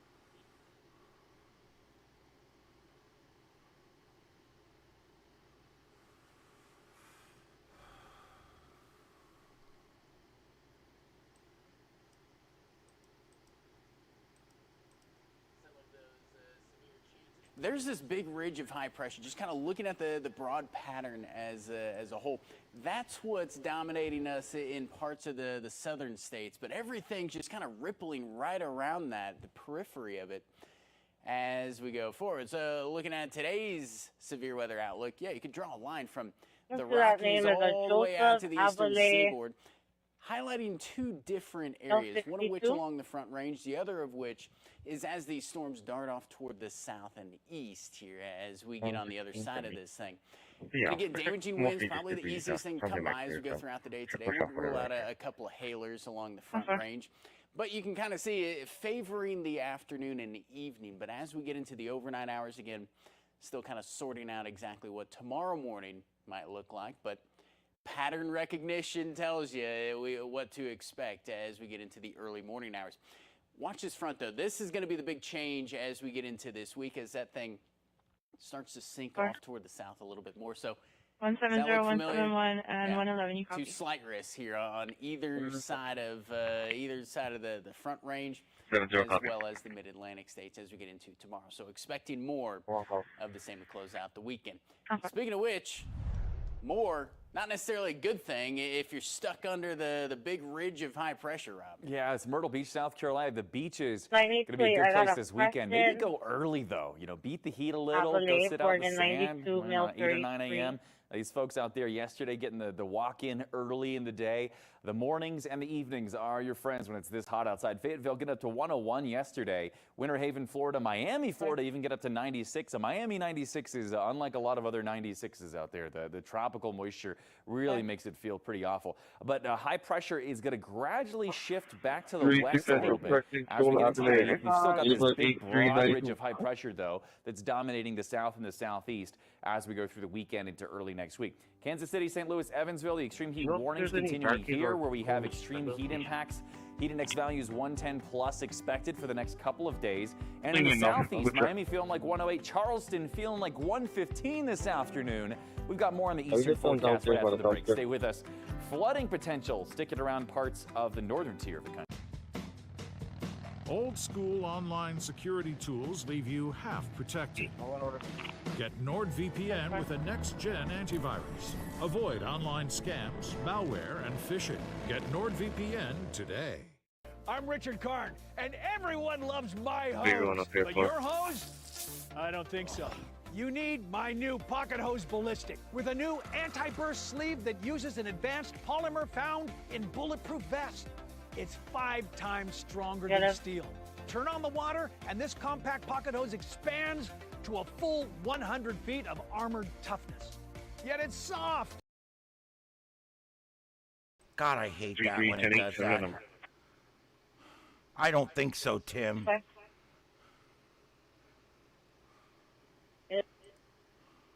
From 835, can we air this number, please? 350 number is going to be 069100. 069100. Thank you.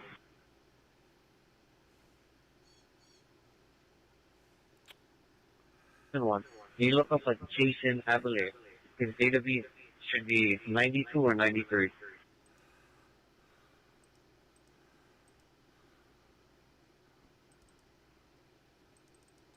What about Sammy? By the pines. Full copy. Exclusive reading, Airstrike. Copy 4. Going directly into the island, usually have them paralleling the island in some kind of fashion. So we don't have this exact kind of scenario. But look at this here. Look at right in there, right to hang on just a second and let me hit the right thing. Right there. Watch the reds just pile up in there. That's rain piling up all in the face of this mountain because the wind is blowing it in, these very strong winds, and then it hits the mountain. So what happens? It goes up, and then it turns into rain, and so it falls back down, and this whole area, the rain is piling up. We'll have to see what the latest figures are, but I've seen 16 inches and more already, and the center isn't even past this mountain enhancement phase of it yet. All right, and then the other thing to notice is that, I remember the winds we talked about, okay, coming in here, going around the island, and then what happens? Well, what happens is it tends to create low pressure back in here. It's a lee side low, lee side meaning the non-windward side, the leeward side, and so you get lee side low kind of in here, and the question is, does this die out and then the whole thing kind of reform over here? Might that happen, or is this just going to survive and it gets kind of absorbed into this over here, but we can actually track it? We're going to see, because it's going to be just going to be close. It looks like right now the main thing is going to survive and go on south of the island. So here's the track from the Hurricane Center. The idea on the earlier advisory, this would be the 5 o'clock Eastern Time advisory, was that about an hour from now it would make its closest approach. I think it's going to take a little longer than that. It's because it's been moving more slowly, but the idea should be the same here. Just the timing might be off a little bit. So we have hurricane force gusts and tropical storm force winds here. Hurricane force gusts at elevation, tropical storm force winds at the surface in the yellow, hurricane force gusts at the surface here. So hurricane force sustained at elevation in that southern half of the Big Island. Okay, let's go forward in time here. Let me get rid of those. And here we are, 11 p.m. tonight. Hawaii time. This is early morning Eastern time. Over the winds are over, kind of peaking over Maui and Molokai, and then moving in toward Oahu early tomorrow morning, and then moving through across Oahu during the day to morning tomorrow, so that by 9 a.m. that's where we are, and then moving on out tomorrow evening Hawaii time to where what we're left with is some moisture on the backside here, but the winds should be dying down by the time in Hawaii time we get past tomorrow. So this is kind of wrapping up. It's going to be really interesting these next few hours to see how those mountains and the center and the lee side low pressure system all work together, and what we end up with when we get to the morning. This location, 1021 Yellow Belt. All right, Brian, thank you so much. Great stuff as always in the radar picture. Pretty amazing as that rain just gets amassed on that east side. Yeah, conditions only going to get worse, especially as it spreads further out towards the west. So, Brian, thanks so much. You've been with us since the early morning hours, and we'll keep you here as long as you're willing to stay up. Go get you a coffee, my friend. We'll check back in with you in a bit. Still to come this hour, Hurricane Lala is already smashing right through the Big Island. You saw that. Got the rain in there early this morning for him. Hurricane Center issued a rare hurricane warning for the Big Island. I mean, it doesn't happen very often. This storm could cause the life-threatening flooding along with some landslides and mudslides. We've already seen some of that. A lot of rain headed through the Big Island now and ready to stretch through the rest of the islands overnight tonight. Got wall-to-wall coverage, everybody, of Hurricane Lala. We'll be tracking it right after the break. Stick around.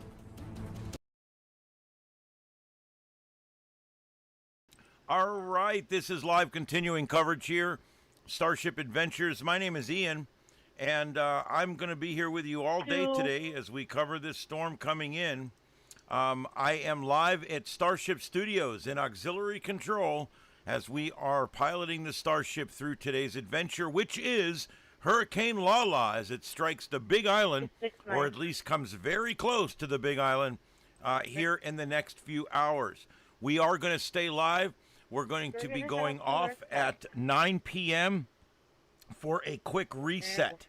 So in about an hour and 45 minutes, we're going to be going off for 7 minutes for a quick reset. We'll let you know before it happens.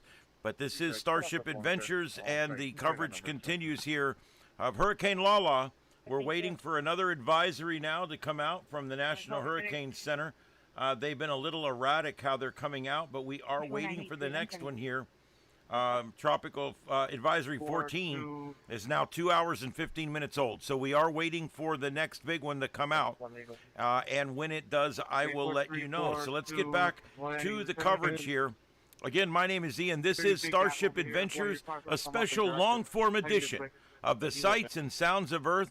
Thank you, everybody, and a special thanks to my moderators, my members, and my viewers out there. Thank you, everybody, for being here. Special thanks to you, and thanks for making the channel successful and special. I do really appreciate it. If you guys have not hit that like and subscribe yet, please do. We are on every night at 9 p.m. We're also on anytime there's large breaking news events like this. So I just want to, again, thank everybody. And we will be here through the evening. I can't monologue the entire time. So what I'm doing is I'm taking turns with the scanner and the news feed so that my throat will last the entire 11 hours. We should be on tonight till about midnight, Eastern time. In the upper up there, you can see 1914. That's the current time Eastern. That's 7:15 Eastern, and then next to it you can see the little flip numbers, and that is 13:15. It's 1:15 in Hawaii. I wish I could change those to regular time, but I'm not sure if I can do it the way I've got them captured.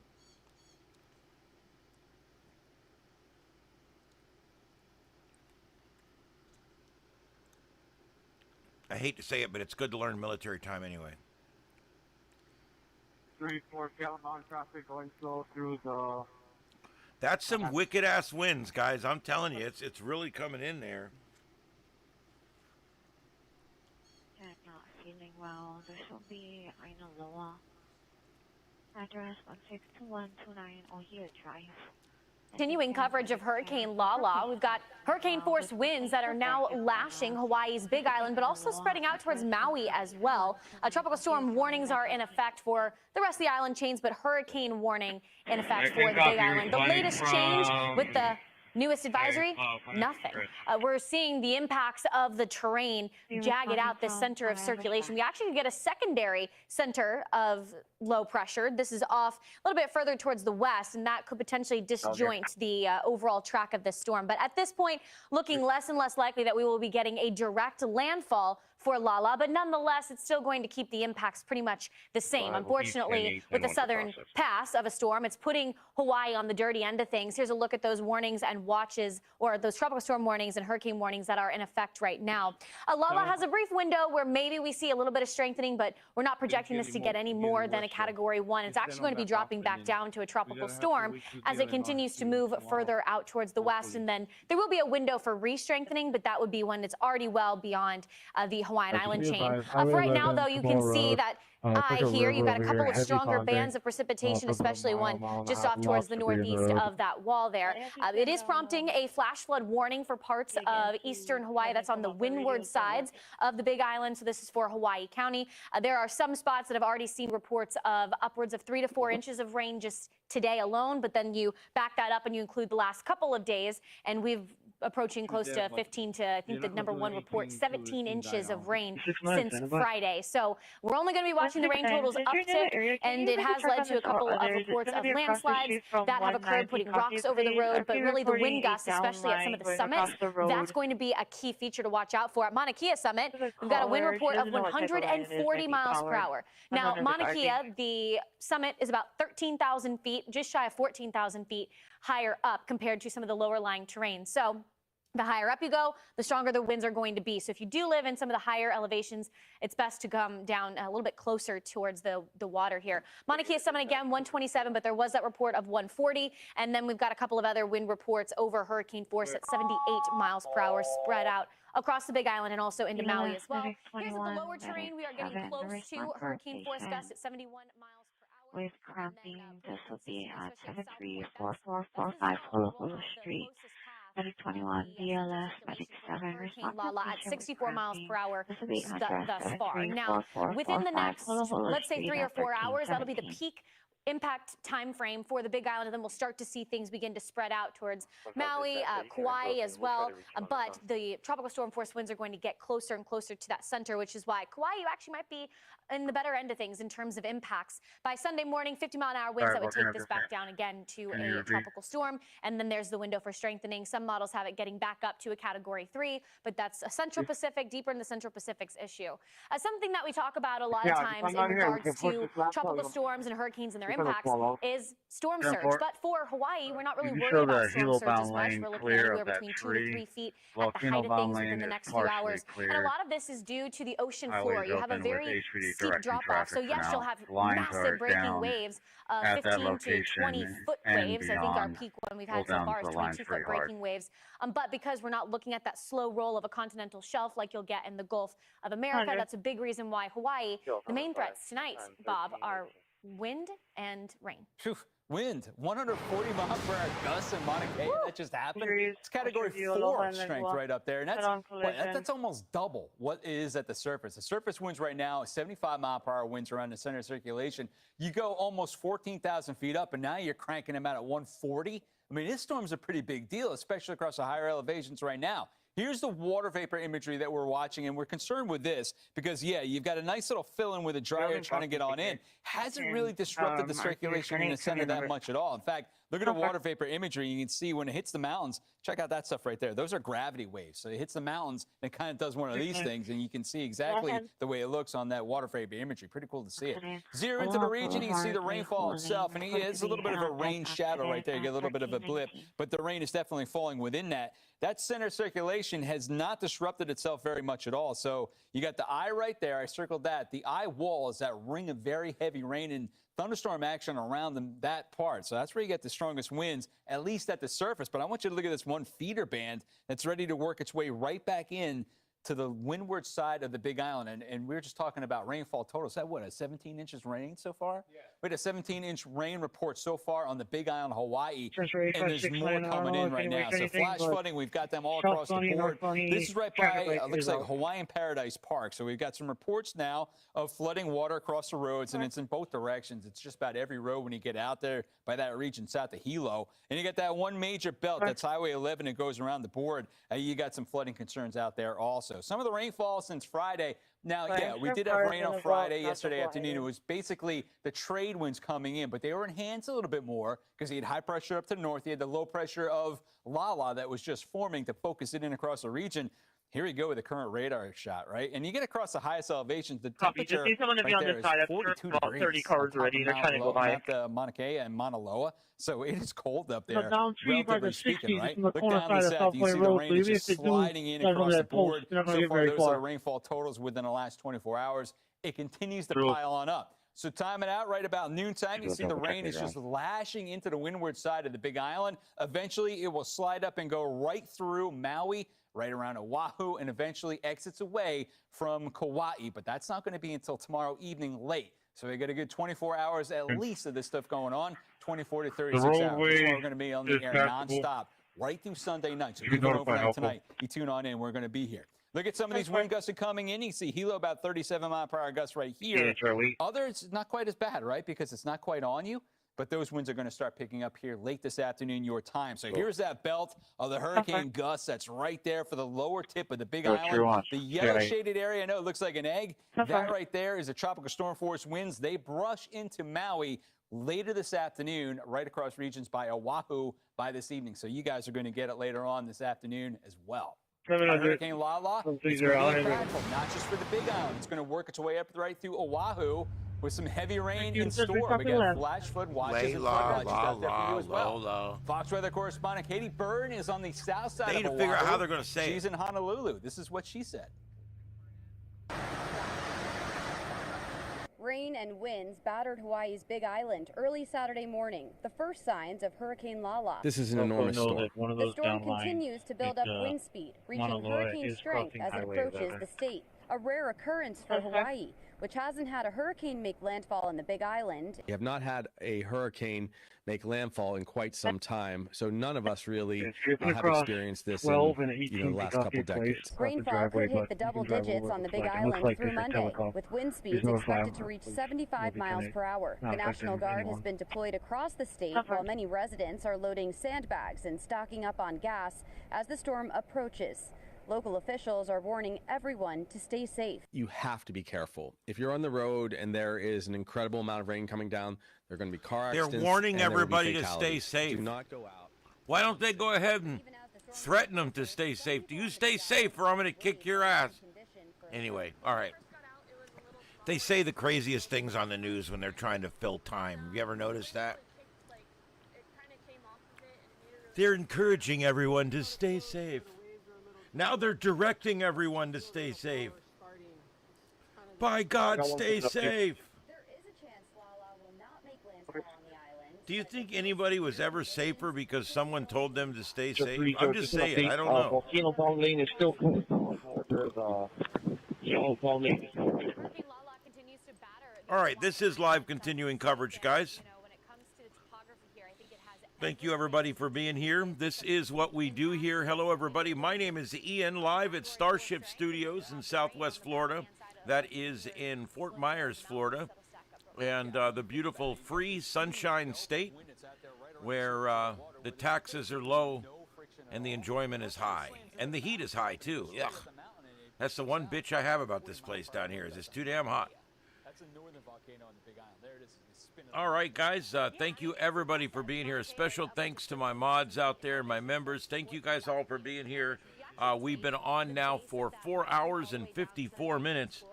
In about an hour and a half, we're going to be doing a swap out, and we're going to be ending this broadcast and starting a new one.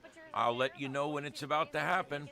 All right, guys. Well, I want you to stay with us here as the coverage continues. We are probably now about 20 or 30 minutes out from a new advisory. We're waiting for that. I also do believe that we have seen a eye wall regeneration cycle. I'm willing to bet that that's what we're seeing here. You can see here in the if we zoom in just on the eye wall here, I want you to notice that a new eye wall wraps in, and it makes it smaller. And if you could see further out, you would even see it even more. But a new eye wall wrapped in and it wrapped up and made it smaller. That could be a sign of some strengthening. Yeah, been on 4 hours already, and we will be on for an additional probably 4.5 more.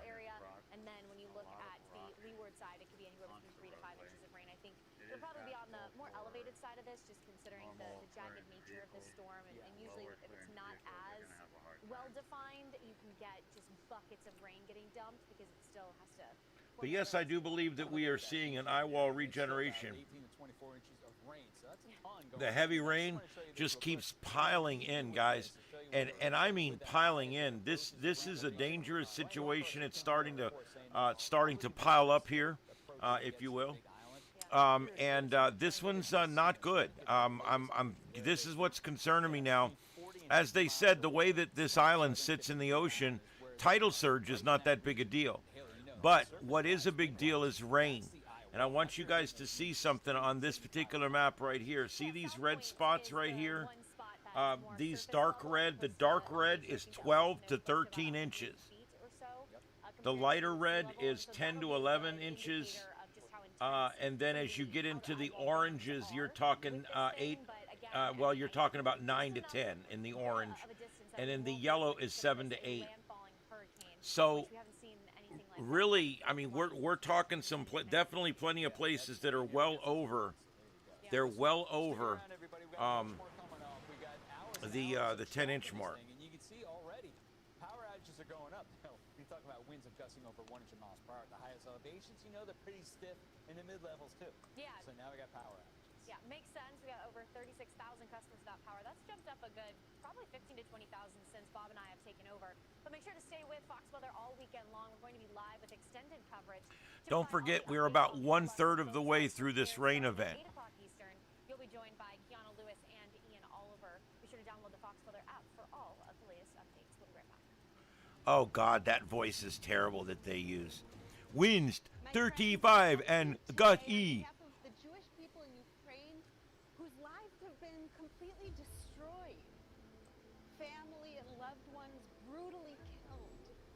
Layla, Lala, however you want to pronounce it, I don't care.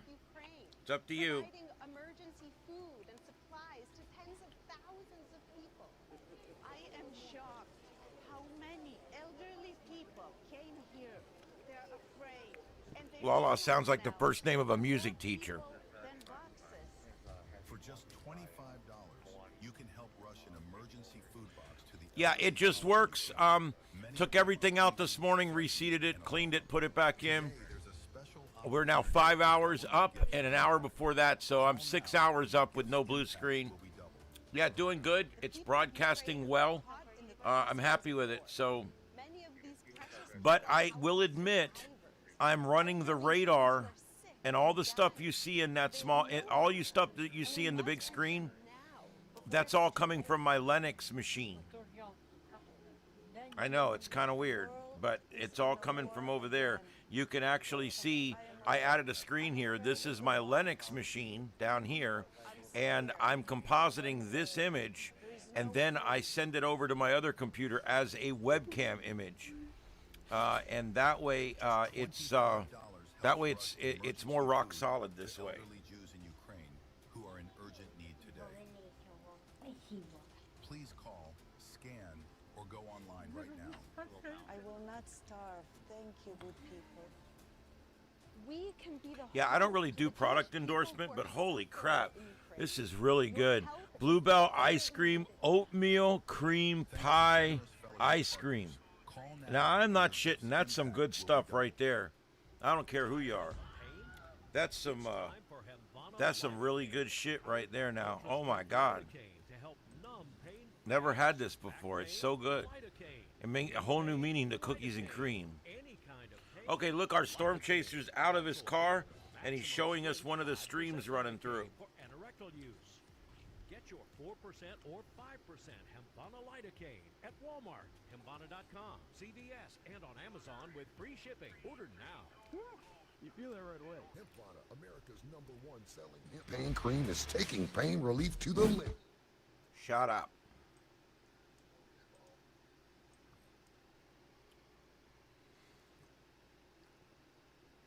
We lost that other storm chaser again. Lala.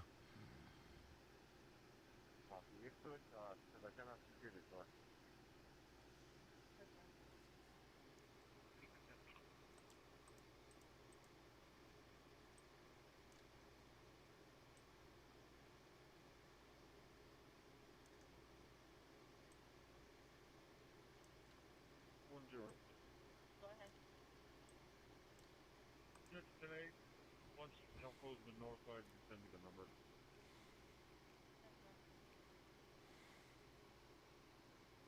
Katie Byrne, who's on the island of Oahu. Then we also have Mike Seidel, who's out along the Big Island. Power outages are stacking up. Now over 36,000 customers without power. Oh boy. And those wind gusts have been impressive, not only aloft, but also closer to the surface, over 70 miles per hour.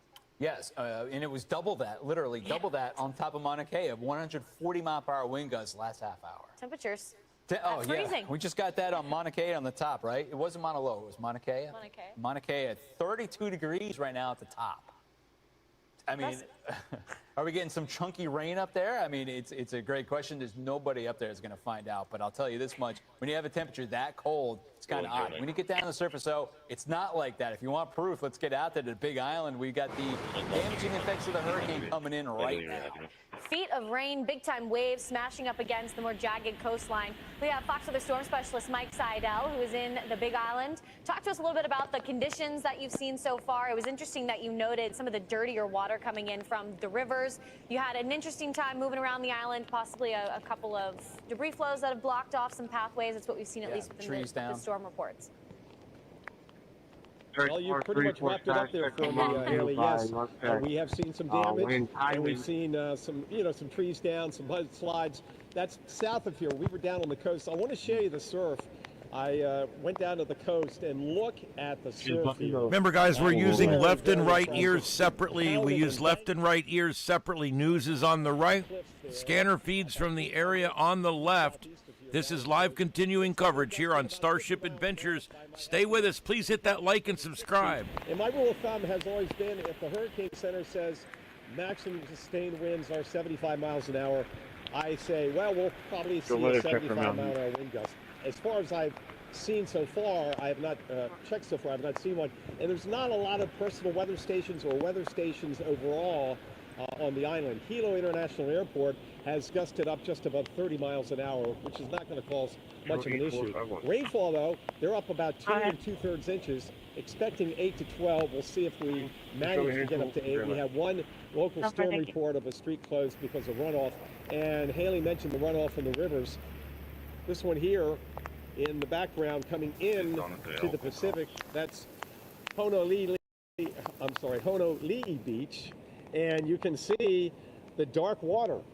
And that is from what's running downstream from the hillsides and mountainsides to the coast. And I went over 3 bridges to get here from Hilo, and it's the same story. One of the bridges you could see the rushing water. No threat of it to any buildings, but it was really running downhill much faster and a much more volume than we saw cubic feet per say second versus what we saw yesterday before the rain really kicked in. But it's been coming in spurts. It's the waves of rain. And I drove through some of that on the way back from the coast. You can see the pictures here. These are probably 30, 35 mile an hour wind gust peak. Very heavy rainfall, an inch or more an hour, and it will add up. And get into higher spots, me that there's squeeze it out more graphically. one or two vehicles in between 2 trees on 240. And mudslides. Kind of get out either way. I'm going to head over there. The wind from back east is blue and white, and I think Revogos has see if they extend that. Haley? Bob? I would think that they would extend it even further, just given the continuous nature of the rain. But I mean, we're just now getting into the thick of the afternoon, which is a little bit disorienting. Mike, you probably have some early days ahead of you, right? Yeah, and you think about it, Bob, you've been out for a few of these things, and it seems like in my career, this is number 106 named storm hurricane, and I would say majority of those, the worst of the weather, the landfalls, the peak action occurs in the dark. So it is kind of nice to be able to show this visually, although it certainly isn't the worst on the island here, just north of Hilo. It's worse down south, but there's less population down there. You know, when you get down south of Puma, you have to really take a right turn to get across the island. This is south of the volcano area, and there's not a lot of folks down there, but there's a lot of power out down there. And trees down, and that's going to take a while. Again, on the island, you can't bring in power crews from other states. They have what they have here on the island, and that has to do. And the power crews, too, have to wait for the winds to die down in those areas. A lot of those power outages, it's too windy to get up in the bucket trucks. Yeah, down south, you're right. When you drive around there, Mike, you know there's a big old wind farm right there. If I remember, you park your car, you can walk all the way down towards the green beach, and then you can get back in your car, go to Volcanoes National Park. But when you do that on a nice day, there's not a heck of a lot of people out there anyway. Right. No, it's very rural. So that's a good thing when it comes to power, but it's a bad thing when you have these rural areas and all these trees. I mean, it's like a rainforest. Yeah. I was driving through it today, and I saw some limbs down, a lot of little debris just covering the road from the wind gusts of 40 to 50 miles an hour. And I was a little concerned, too, if something was going to come down on my car. But a lot of the road from here down there to the coast is in pretty good shape as far as what's hanging over the road. They've cut it back, but when you get down near the coast, there's not a lot of leeway. You look up and there's not much sky. There's just so much vegetation down there. When you get 100 inches of rain like in here in Hilo, and it's warm all year, things tend to grow. You know what I mean? Yes. Yeah, indeed. Mike, great report. And you're right. You make such a good point. It comes in during the day. Right. 80% of the time, Mike and I are in the dark, looking at stuff, trying to figure out what's going on. Mike Seidel, our storm specialist, great report, my friend. Great to see you out there as well. Good stuff. Yeah, it is interesting to be on down there. That is Hilo. That's what you're looking at right there. So that's close to where Mike Seidel is located right now. And if you look at the region, it is interesting to be on down there because it's almost like a moonscape. I was amazed at just how weird that island is in the fact that if you don't get the windward side, Okay, yes, you're absolutely correct. It's a Category 1. It's a low-end Category 1. It's just barely hanging in there as a hurricane. But it did make hurricane status, so there you go. All right, thank you, everybody, for being here. We've got great coverage going on here. This is StarShip Adventures. My name is Ian. This is a special long-form edition of the Sights and Sounds of Earth. Boy, that ice cream didn't sit so well. We're going to be on, we went on about 5 hours ago. We're going to be on till about midnight tonight. So please stay with us, everybody, as we continue to monitor the scanner on the left feed and different feeds from different places on the right. And we're watching some of the views here as this storm is about to make its closest pass. You can see on the radar here that the storm is making its closest pass here, probably in the next 30 minutes or the next 3 hours. I mean, if you notice that blue line, ignore that blue line. I really wish I could take that off of there. I think it's under marine, possibly? No? Oh, that's what it is.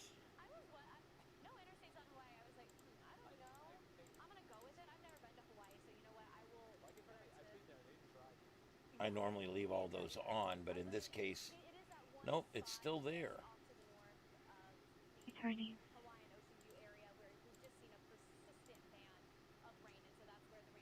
Housing have occupancy. Able to see if we can get a list of which houses have people in them.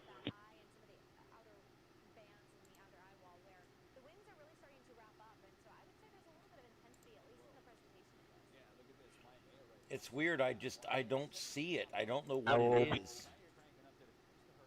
We'll check on the flash in about a couple minutes.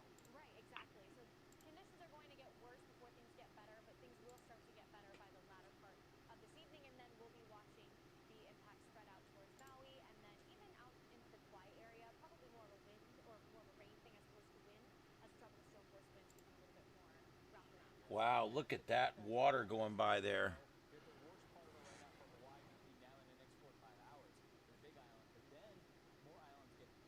Yeah, you can see those palm trees holding on for dear life there over in Maui. We have wind gusts that have been reported at the surface close to about 70+ miles per hour, but it's the higher elevations that really can get the winds cranking. It can be up to 30% stronger for the higher elevations when it comes to the wind reports. Main three, the big three, is heavy rain with potentially over 30 inches worth of rain. Strong winds, we can verify that forecast already. That's a big check mark. And then we have big-time waves, breaking waves, anywhere between 10 to 25-foot breaking waves. But it doesn't have any relation to the storm. I guess maybe you can't take it off of there. I don't know. But anyway, ignore the blue line. You're looking at the coast, which is actually the gray line. And it's going to shave the coast. It'll be up to them whether they count this as a landfall or not. Yeah, I love it. We're tracking this little plane out who's actually going to be making its approach to Honolulu. It left at LAX, but it was delayed close to 5 hours. So we're feeling the delays in Honolulu. We're still got planes moving in and out, but it's the smaller island hopping planes that are likely going to be shut down, at least for the day today, even into tomorrow. All right, and hold on Street 1.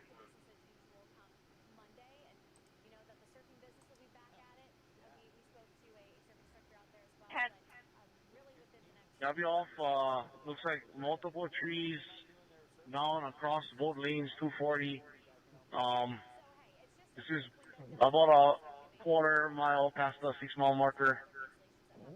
About the rain totals, this is since Friday, you can see we're anywhere between 14 to 17 inches worth of rain. And the estimates where we still have yet to go, it could be anywhere between a foot to a foot and a half. In addition to that, over just the last 24 hours, I think even in Hilo, this isn't quite representative. There's probably a little bit more than that, but 12 to 18 at least with the radar estimate, and that's with that outer rain swipe. There was a 17-inch report so far. Which are about 30 or 40 yards apart. Yep, and this is how much is left to come. Yeah, we've got a good deal. Tropical storm force winds extend about 100 and let's see what the graphic tells me. 175. At one point it was close to about 140 when we started the show, but now we're up to 175 miles extending from the center. The hurricane force winds 35 miles from the center, and that'll, evolve throughout the day on the as the system is expected to weaken back into a tropical storm as it passes the rest of the island. Yeah, it's getting disrupted right now. So we're going to get the latest forecast on what it looks like it's going to do over the next 12 to 24 hours. Big Island, though,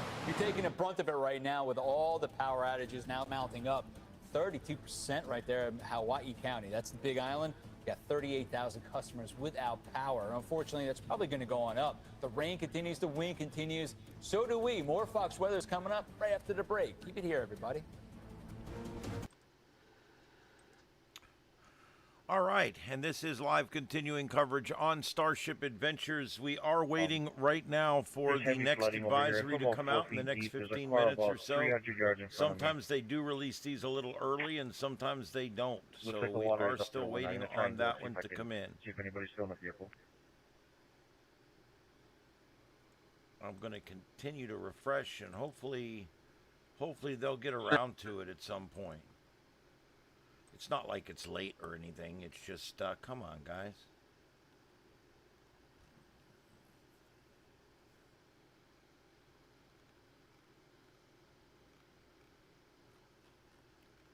Check 4347, check. I got one lane of traffic blocked. The volcano outbound lane to KL is open and directing traffic. One lane of traffic block. This is Volcano Highway by where? By the North Side Road. Side Road, 10-4.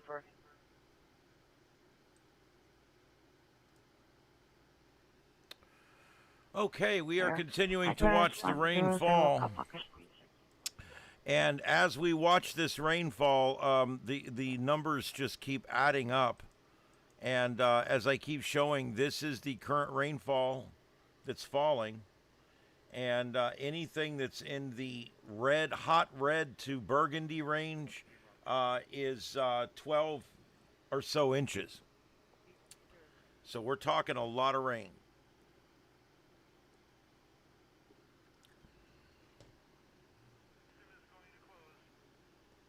A lot of rain. David, welcome aboard the crew. Grab your uniforms. We'll meet you in the mess hall. Glad you're aboard. This is StarShip Adventures. We're here every night at 9 p.m.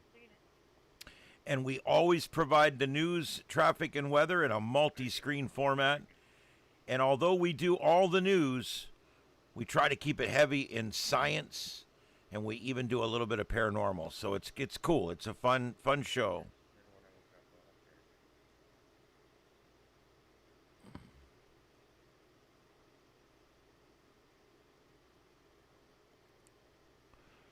Yeah, you know what? I don't want to get into too many big conspiracy things or anything here, but I will tell you this: when it comes to the musicians, they've been making way too much money for way too long.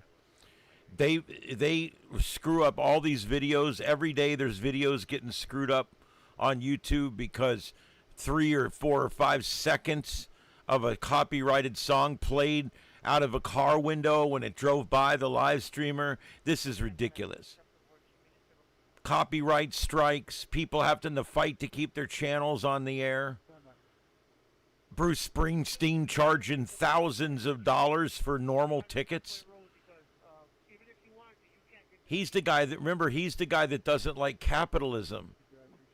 He doesn't like capitalism, but he owns mansions and he charges $2,000 to come see him do what he calls singing.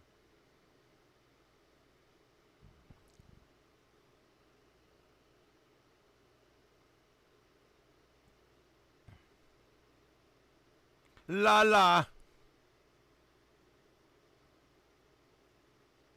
Lala.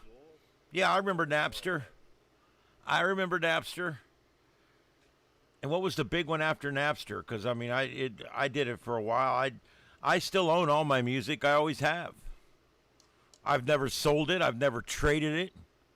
I've never done anything with it. But I've owned my own music for a long time. A lot of it, even some of it, I got off my own media that I bought. Yeah, corporations are pushing the pricing, but so is the talent. Nothing happens without the talent signing off on it. So you're 50% correct. But yeah, it's not just the big greedy corporations; it's the big greedy singers too.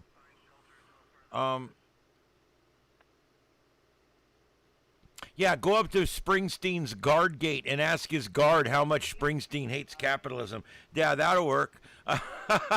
It's crazy, isn't it? These people that want to be socialist. Do you think if we were a socialist country that Bruce Springsteen would own 7 houses? Do you think maybe? Do you think if we were communists, do you think he would actually get... No, I don't think so. Anyway, let's not get all into that right now. We're doing coverage of Hurricane Lala. I've called it everything today. Layla, Lola, Lula, Lala, Lili, Lilu, Luli. It's Lala. Lala. Sounds like a name of a music teacher from elementary school. Oh, her name was Miss Lala.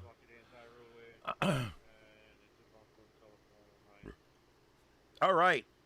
We're watching a number of live streams coming out. We do still have our one storm chaser still on. That's DL Scales. Also Portland Andy up there with a bit of a compilation on the upper left. We've got some other shots coming in from around Hawaii, different beach cams and shore cams. We're trying to keep an eye on what's going on. This thing is getting closer and closer. It's going to be a real close call here. They are forecasting it to move off to the northwest. Now, how quickly it does that, I don't know.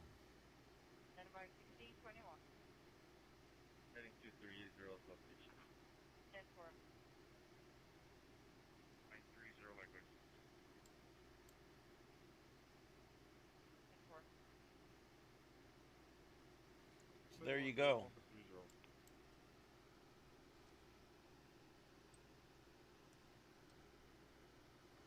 All right. Let's see. What else do we got? The area investigating. Copy of the area investigating. Yeah, so, I mean, all I care about is I like AI music, and I'm going to tell you why. Because now I can put music in my videos anytime I want. I have 100 songs I've made on Suno, and they're good songs. Let me know that. And they speak to what we talk about on the show. And I like them, and it works out good. And now I can have musical intros and outros and openers and closers and all the normal things that I can have that I couldn't have before because of all this copyright bullshit. And so I'm happy about it. I would like to see, we don't need singers anymore. We don't need Hollywood. We don't need any of this bullshit. We'll be able to make our own Hollywood films here in the next couple years. You're going to see a renaissance in movies and TV, where everybody can now make TV and movies. It's going to be amazing.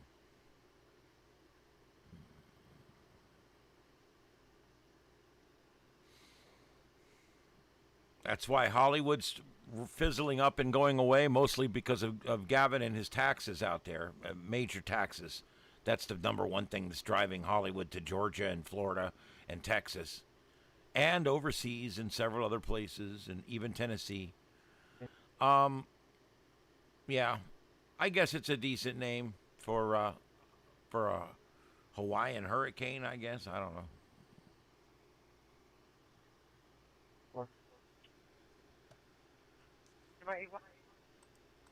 Input is all others on the board at 12-7200 on the government beach road is blocked in that area by a tree going across the entire roadway.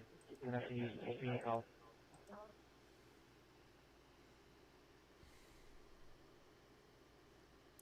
And that's another thing, Deploribus. Half of these songs they make now, that's what really pisses me off is you'll get an artist that will go rip off another artist. They'll literally go rip off a song from another artist and they'll re-sing it. And then they'll turn around and they'll copyright strike my channel because I used the shit that they ripped off from somebody else. If anybody can figure that one out, let me know.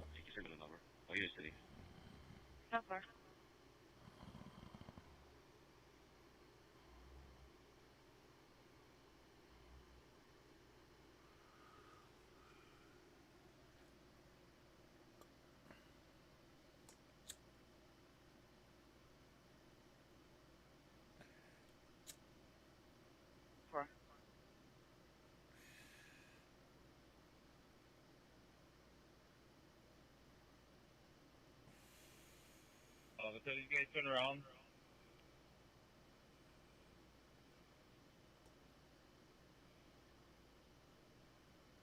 confirmation if anybody's inside.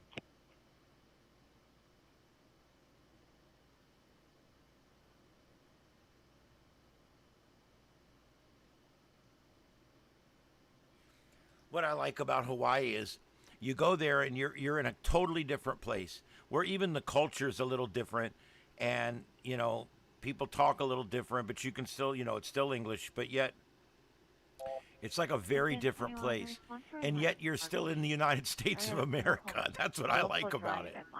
It's a really cool place, a really neat, beautiful place, but you're still in the U.S. You don't even need a passport, so.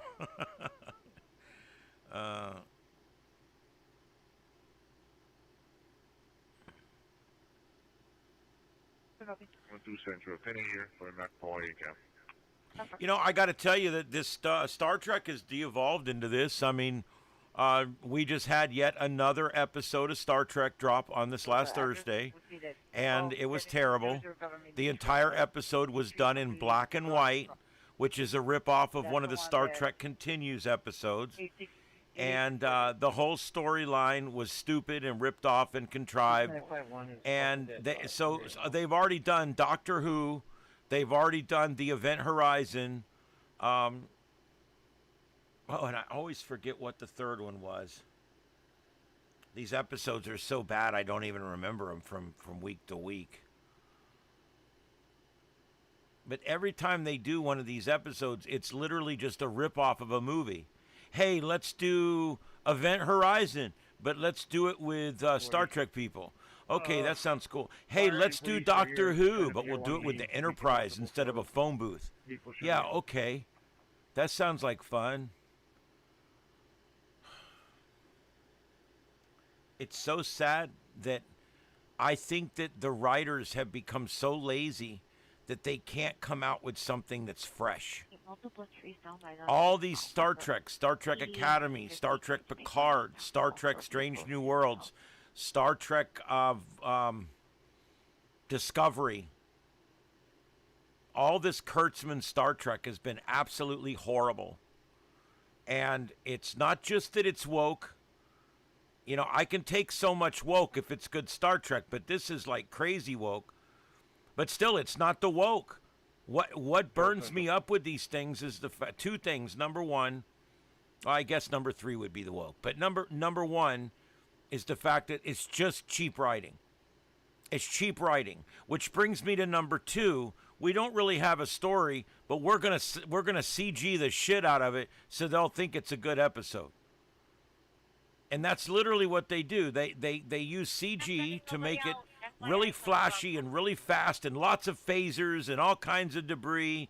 And it's, oh my God. And then when you really think about it, you're like, you know, there really was no writing in that episode. It was just ship gets stuck, ship gets out. It was kind of one of those. And so there's just, the writing is so bad.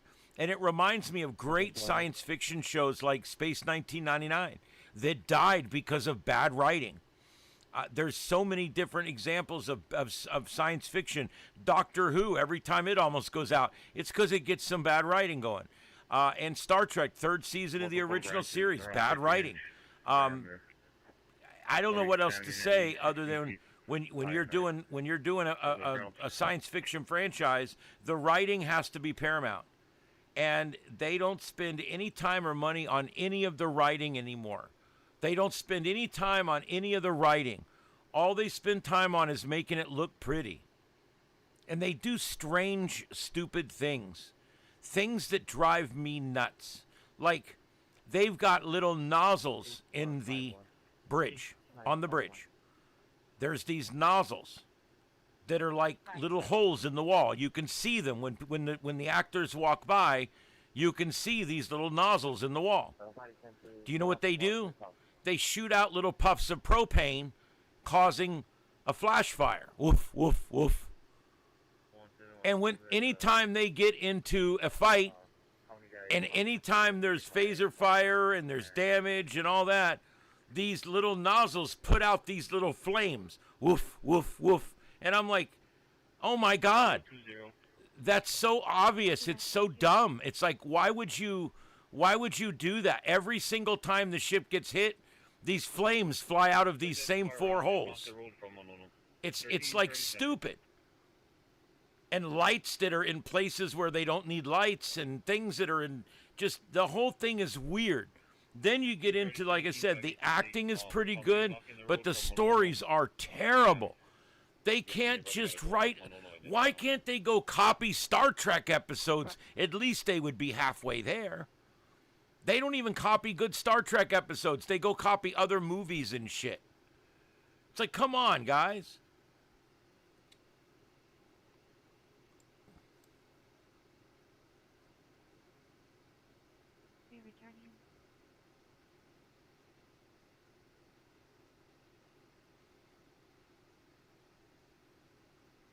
I don't know. I'm very disappointed in the Kurtzman era of Star Trek. The J.J. Abrams movies, as different as they were alternate timeline, and I was able to live with it. I loved all of Enterprise, all the way through Enterprise.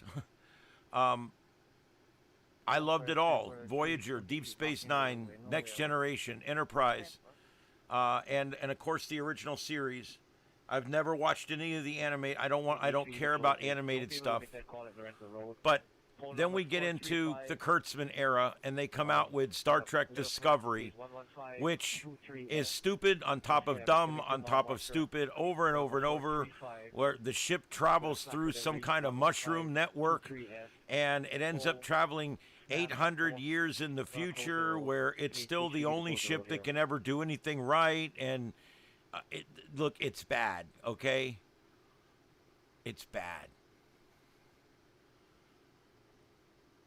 And so, looks like Kurtzman's out, and looks like hopefully that will help us get some better shit in. We talk about this, guys, on my regular show. We're on every night at 9 p.m. We are going to be doing a reset in about 50 minutes. In about 50 minutes, we're going to shut this stream down and start a new stream. It will be a new link. So just be ready for that. I'll give you guys notice on here several times and let you know it's about to happen. And then you'll just need to go to the bathroom or something, come back, start it back up, go back to my channel, and we'll be back live again just that quick. But I have to do that, and I'm going to explain why. Because if I get a copyright hit, or I get something wrong with one of these two, with this video, I lose the whole 12 hours. Where if I split it in the middle, which I'm about to do, it's not quite the middle, but I'm going to split it. I'm going to split it and then go back live as I would normally do at 9 o'clock. So at 8:50, I'm going to discontinue this stream. It is currently 8:01. So in 49 minutes, I'll discontinue and we'll start up a new stream as if it's the top of the show at 9 p.m. And then I plan to go about 3 hours tonight on the sights and sounds of Earth. But we are going to be here for about 50 more minutes, so don't go anywhere. Like I said, we are on every night at 9 p.m. Eastern. We do all kinds of topics. It is 8 p.m. here, 5 p.m. on the left coast, and 2 p.m. in Hawaii.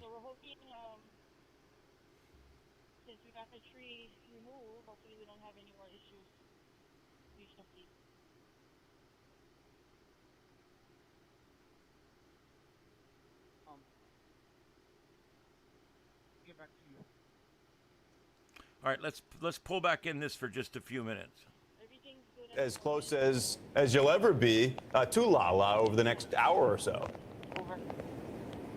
Yeah, 50 miles now at the top of the hour, 50 miles south of the south point of the Big Island. So not a landfall, but awfully close. And there's certainly the eye wall, the outer eye wall bands coming into those areas, which is good because that area is not very unpopulated. You can go down there and cliff dive and all that stuff, but there's very few residents down there. Speaking of that, a lot of residents, about a third of the island is without power, just about all of those on the windward side. That's the side where we're on as the winds come in generally with those trade winds most of the year. I don't know if you've ever been here during the cooler months of the year back on the mainland, but I was here in March and April in '83. Sister and brother-in-law were stationed over at Hickam and Pearl, and that wind just blows all night and all day, keeps you nice and cool. Temperature's about 84. I mean, just lovely weather. Today we've got the winds from Lala, and they have gusted here on the ledge upwards about 35, 40 miles an hour with those squalls. Down south, we've had wind gusts reported over 60 miles an hour. I have not seen a hurricane-force wind gust yet, but it doesn't matter. We've got the power knocked out by less wind because of those albizia trees, which are very fragile because of the shallow roots of the big canopies. I want to take a look out behind me. This is where we were yesterday, down there at the lifeguard station. Puuloa Beach, and there's actually a lifeguard on duty there right now. The surfers said they were coming out, but they're not out there. And then we'll have Ed pan up to the hillside cliff, get an idea of the wind and what it's doing coming onshore here, basically an east and northeast wind. The surf and the river coming out from right to left on TV. You can't see where it's coming from, actually. But notice the color of the water, how brown it is. That's the debris and the dirt running down from the hillsides and the mountainsides because of all this rainfall. Hilo is just almost to 3 inches of rain so far. We're expecting 8 to 12. We'll see if we make it. There's a flash flood warning for about the eastern half, basically the windward side of this island, the big island of Hawaii, and that goes until 4 p.m. Hawaiian Standard Time. Are you guys on Creek So that's another 2 hours. They'll probably extend it. We have not seen many reports of flash flooding, but I can tell you when my drive back from the coast, there was some tree damage and lots of little bits of debris on the roadway. I want to show you the wave action. Look at these massive waves. This is what's pounding the entire east side of the island of Hawaii. These are 15 to 20 footers. Go ahead. Man, what a scene. I don't think I've ever seen waves this big in my career on a rocky coast. I've seen some big ones up there around Gloucester, Massachusetts, but these are just really coming in and taking aim at the coastline there. There's some properties, but they're, like here, very elevated. So any kind of storm surge, as you can see, there's not going to be a surge issue. We were never, ever really concerned about a storm surge issue. So Ian and Kiana, that's the status here in Hilo. Power where we are is on. Wi-Fi's on. Yeah, I got to tell you guys, yeah, the outflow from California is crazy right now. You can't even get a U-Haul in California. We have people from California moving to Florida at an alarming rate. They're moving to Arizona. They're moving to Nevada. They're moving to Texas. They're moving to Georgia and Florida. They're moving to Tennessee. They're just getting the hell out of that state that's taxing them to absolute death. And that's what's going on. They're moving to cheaper taxes. And it's creating quite a problem in those states because the people that make the most money are leaving and the people that make the least money are coming in. And it's a deadly combination. And that's why places like California are running hundreds of billions of dollars in debt. And no matter how much they tax the rich, it doesn't seem to help. And they just end up spiraling back into the same mess over and over and over again. Because liberal policies don't work, unfortunately. They try them over and over and over. Now they want to try socialism over and over and over. And no matter how many times you try it, it never works.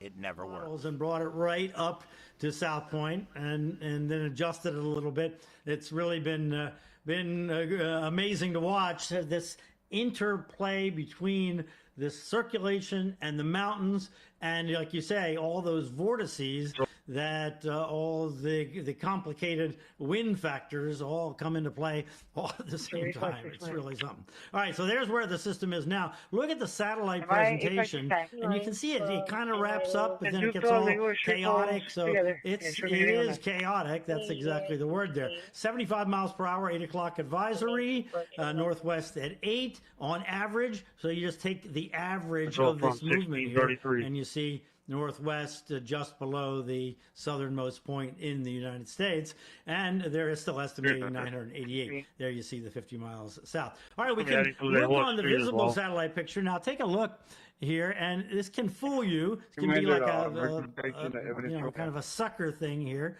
but it kind of looks like the center is a little to the north, but they use the radar to find the center because the clouds can kind of goof you up here, but you can see that it has a pretty good-looking core on the satellite, almost like it's trying to wrap up. And you can imagine why that might happen. For the same reason that it might get torn apart, is the wind comes in here and then it gets deflected this way, and that can enhance the circulation of this thing, or it can like make a jet into it and kind of try and kill it off. Look at it close up and you can really see this. Here comes the circulation in here, hits the mountains, and then comes down this way. So which is it? What's the balance? How does the chaotic nature of the wind change things? That's an interesting and open question. What we don't, in the Caribbean, we have 14,000-foot mountains. What we don't have normally in the Caribbean is a storm coming directly into them or right next to them, perpendicular on with the winds hitting it, and because you have Haiti and it's a little different. If it goes over the peninsula of Haiti, you have that kind of thing. But paralleling the mountains is a very different thing. So anyway, we don't get to do this very often, and we certainly don't get to do this in Hawaii. So it's a kind of a new experience for all of us here. All right, so let's take a look at the radar aloft and what you were talking about, Ian. Just in terms of velocity, you can see the dark blues embedded in here. That's up to 80-mile-an-hour winds in there, and you see where that's rotating. That's rotating up to this coast down here. So you have two things going on. So look, this is coming in here. This is going to be really bad on this coast because this is going to be hurricane force winds up there at elevation, and the elevation goes up in a big hurry from that coast. And then over here, look, you have another very strong band coming in up here. So this entire coast south of Hilo, all the way down to South Point, is just getting pounded right now, and that's with the wind going in and hitting those mountains, and then aloft, of course, it's always stronger. Here are the ones that we have that are measured, and you see 60 down to the south, 53. Here's a 75. So this Waimea up to the north, which is on the downslope of Mauna Kea, 75 hurricane force gusts there, and 61 up here to the north, and that's because the wind is coming in here, and then some goes this way and gets squeezed that way, some goes this way and gets squeezed that way, and that's where you get the stronger wind around the mountains. And the same thing is happening over the top of the mountain, where we had the 127-mile-an-hour gust way up at over 13,000 feet. And in those gaps between the mountains, that squeezes the wind.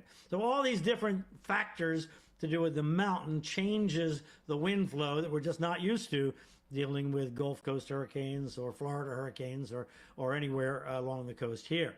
So here you see on Maui, this is on the north side of the mountain there, but elevated quite a bit. So same kind of idea. Comes along here, the wind splits and gets squeezed both ways, so you get the stronger wind going around the mountain. But look up here, even on Molokai, strong winds. So there's this northern extent where the hurricane is down here and high pressures to the north, and you get this band of wind in between, and that's what's going to affect the entire Hawaiian Island chain. Over here on Oahu, at HNL, that's the international airport there, gusting to 36. So we'll watch the winds increase there, obviously, as the storm gets closer in. All right, on the radar here, we can see the eye here. We can see it, and doesn't it look like it's shrinking a little bit? The diameter of it is shrinking a little bit, like it's kind of trying to wrap up. It's called an eye wall regeneration cycle. I called it an hour ago. All right. Anyway, yeah, there you go. Yeah, we're literally in a fight for our survival here with communism. Absolutely. It's more serious than most people want to understand or want to know. But we are absolutely dealing with it right now. The good news is most people in this country are smarter than that. Most people in this country know better. And I think that now that they've kind of come out of the closet and they're like full on now, the communists, they don't even try to hide what they're doing anymore. They're not even trying to hide what they're doing. They'll tell you we're communists and we're taking over your country and we're getting rid of your president and we're getting rid of the Senate and we're getting rid of this and we're getting rid of the Supreme Court. And, you know, they've come right out and said it now. So, yeah, it's a scary thing. It puts us in a whole new time here. You know, we're in a crazy time where artificial intelligence is born. We're starting to see signs of sentience and signs of life within machines that we're building. That's a crazy time right now, a crazy time. And for it to be coinciding with another crazy time, and that's 250 years of capitalism that's now being challenged by an entirely different way of doing things. And I cannot believe that these people, these idiots that think that capitalism is better, have obviously never read an unbiased history book. They have no idea what it's like to be socialist or to be communist. They would have no idea what that's like. And you've got these people that are embracing ways of life and theories of government that don't work. They've never worked anywhere they've ever been tried. And so when you go and you try to start dealing with that and say, hey, look, we're going to try a whole different thing. Why would you try a whole different thing? You know, most things that have been invented in the last 100 years were invented here. Medicines, electronics, processes, tactics, strategies, they've all been formed here. Why is that? Why do you think most of the big companies, the big entrepreneurs, most of the big inventions, why do you think it all comes out of the United States? Because of capitalism. That's why. It has nothing to do with anything else except that. It's just capitalism. Capitalism is by far the best form of government that there has ever been. And so I don't understand why anybody would want anything else. To me, that's like someone saying, hey, yeah, this worked, but we just don't want to mess with it no more. We don't want to, you know, we don't want to mess with it no more. I don't understand it. How can people just be that way? And disregard everything that capitalism has brought them over the years. I mean, I don't understand it. How can you do that? How can you just disregard everything that's worked over the last 250 years? I mean, it's crazy to me. And why is there so many of these young people that want socialism? Indoctrination. They were indoctrinated in their schools. They were absolutely indoctrinated by their teachers, by their professors, by their instructors, by their classmates. They were completely indoctrinated into believing that the problem is capitalism. The problem is capitalism, where actually the solution is capitalism.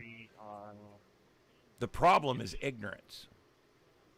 And that's where we run into a problem. These people, it's not that they really want socialism. In many of their cases, they don't understand what they're talking about. Why do you think that there is 100,000 videos on YouTube of a man or a woman walking up to these leftists and asking very basic questions and getting crazy off-the-wall answers? Just walk up to one of them and say, so you think Trump's a socialist? Yeah, he's a socialist. What's a socialist? So you think Trump's a fascist? Yes. What's a fascist? So you think Trump's a Marxist? What's a Marxist? Because they don't know. All these ists are just things that they talk about, but they don't really know what any of them are. They couldn't define any of them for you. You can ask them things like, name 5 things that Donald Trump's doing that Hitler did. They can't even come up with that. Because they don't even have the basics. Like it's like if you're going to take a stand and you're going to go out and you're going to protest and you're going to go out and become a figurehead for your union or a figurehead for your communist party or whatever it is, you should at least educate yourself on what you're talking about. I've never seen so many uneducated people in my life. Absolutely uneducated idiot morons walking around with signs talking about we're socialists, we're the democratic socialists of America. You know, it starts that way. But eventually the Democrat part falls off, and eventually the socialist part falls off, and all you're left with is communism and breadlines. Kami Memdami has already set the groundwork for breadlines. You know, when you're standing in a breadline and the government has the bread, who's in charge? That's right, who's in charge? That's right, the government is, because they got the bread, and you're standing in the line. The government likes you on the dole. They like you on the tit. They want you out there where you are actually using their resources, because that gives them power over you. You do what we say or you don't get your food stamps. You do what we say or you don't get your WIC. You do what we say or you don't get your Section 8 housing. You do what we say or you're going to lose your Memdani grocery coupon card. Socialism works just up until the point that you run out of other people's money. And then all of a sudden, there's not enough heating oil to go around. And there's not enough food to go around. And there's bread lines and fuel lines. And next thing you know, like when Jimmy Carter was president, I can remember when I was 4 years old, having to get out of the car and go back and confirm for my father that the last digit was an even number.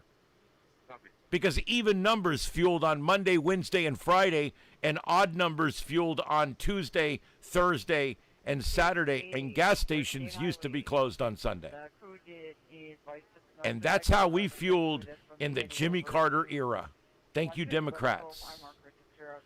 Remember, the Democrats have always been on the losing side of history, guys. They've always been on the losing side of history, okay?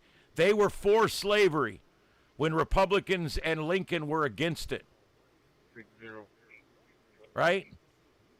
And while the Republicans were against the Ku Klux Klan, the Democrats started and ran and operated and filled out the manpower for the Ku Klux Klan. They were the Ku Klux Klan. So whether we're talking about backing Maduro or backing the Ayatollah Khomeini, or whether we're talking about queers for Hamas, whether we're talking about the anti-ICE, anti-law and order protests, whether we're talking about the riots where they burned down a bunch of Target stores, the Democrats are always on the wrong side of history. The left is always on the wrong side of history. And that's where you end up.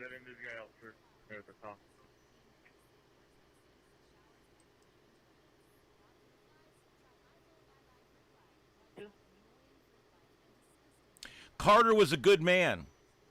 Carter was a good man. He was like my cat I just had to put down. He was a very good soul. He was an old soul. He was a good soul. He was a kind, gentle man with amazing energy. I would have liked to have met Jimmy Carter. That being said, he was a completely inept president. Completely inept president. We were standing in fuel lines. You know what it's like to sit and wait for 40 minutes for fuel, or an hour and a half for fuel, and you have to go on a certain day, and you can only get 20 gallons or 10 gallons or whatever the limit was? Yeah, I mean, Carter was easily manipulated, true. He was a really nice guy. He was too nice a guy to be president. That's the bottom line.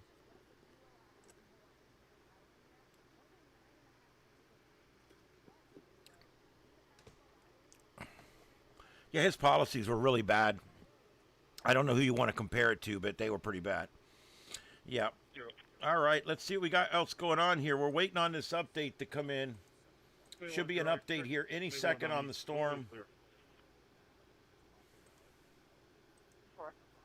Okay. It did just come in. So I want to first remind you that this half hour of our show is brought to you by Trumpanol. Trumpanol, from the makers of Trumpanol, the #1 treatment for Trump derangement syndrome. That's right, Trumpanol, an amazing medication that when taken by your horrible leftist liberal loved ones, they will begin to change. They will become more patriotic. Suddenly they'll like barbecuing in the backyard and waving a flag. And before long, they're starting a business and maybe a nuclear family. That's right, Trumpanol. Quit being a crazy bitch. Get some Trumpanol today. From the makers of Trumpanol, the #1 treatment for Trump derangement syndrome. Get some today. All right, let's go to our update. We've got a new update here. All right, here's the latest update, guys. This just in. Breaking news. Still at hurricane. Hurricane Lala, as of August 15th, Saturday, 2 p.m.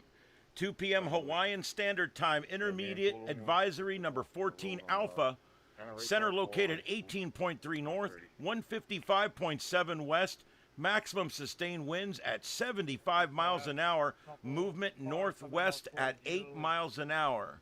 That's movement northwest at 8 miles an hour. Layla continues northwestward as it interacts with the Big Island terrain. Damaging winds will persist across portions of the Big Island into tonight and spread westward across the smaller islands through Sunday.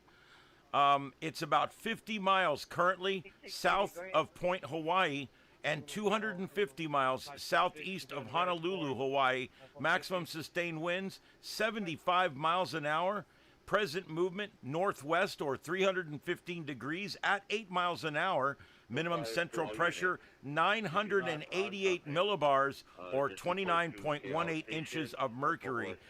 This makes it a fairly weak Category 1 hurricane, but it is still, in fact, a hurricane. So there you go, guys. Hurricane warnings still remain in effect for Hawaii County. You guys know what that means. I don't need to tell you. All right, so there you go. That's the latest storm information coming out of the National Hurricane Center.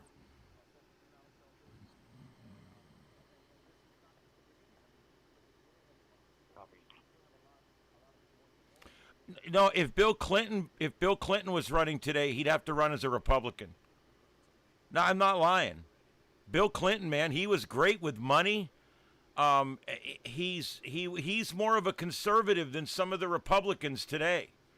Yeah, I mean, if he ran today, he'd have to be a Republican. He deported 13 million people.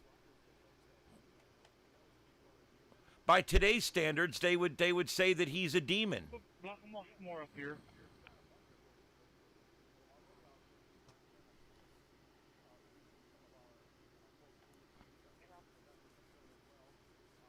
Well, up until about 6 months ago, the socialists kept it all very low key. They did. They kept it all really, really low key. They're like, you guys don't talk about the whole socialist thing that much. Yeah, just don't talk about. And then all of a sudden, about 6 months ago, Kami Memdami comes on the scene about a year ago, and now all of a sudden it's kitchen table. It's kitchen table. You walk in, you sit down, you talk about it with your family. That it's become something that's just talked about during the day now. Yeah, the commies are coming. Yeah, the commies are coming. You know, my dad told me a long time ago that one day the commies would come, and he said they might come in through the schools, and they might, you know, all that shit that our grandparents told, all that shit that our father told us, we thought they were just drunk. It's coming true. It's freaking coming true. I thought he was just drunk. Holy shit. They only want open borders long enough to get people in. As soon as the people start running back out, that's when the commies build the wall. You ever notice how people are always trying to get into capitalist countries and they're always trying to get out of communist countries? In Berlin, which way were they climbing the walls? Huh? Which way? When they finally, when Mr. Gorbachev tear down this wall, when they finally tore down the wall, which way did the people go? Yeah. That's the thing people don't understand. Is that if communism is so much better than capitalism, why is it that people are always trying to get into capitalist countries and they're always trying to get out of commie countries? Explain that to me. Explain to me why 1 million people come through our southern border in 3 months during Joe Biden. That's how the French say it. Joe Biden. Under Joe Biden's term, you had millions of people crossing that border. Millions of people crossing that border. To get into a capitalist country. Not to get out, to get in.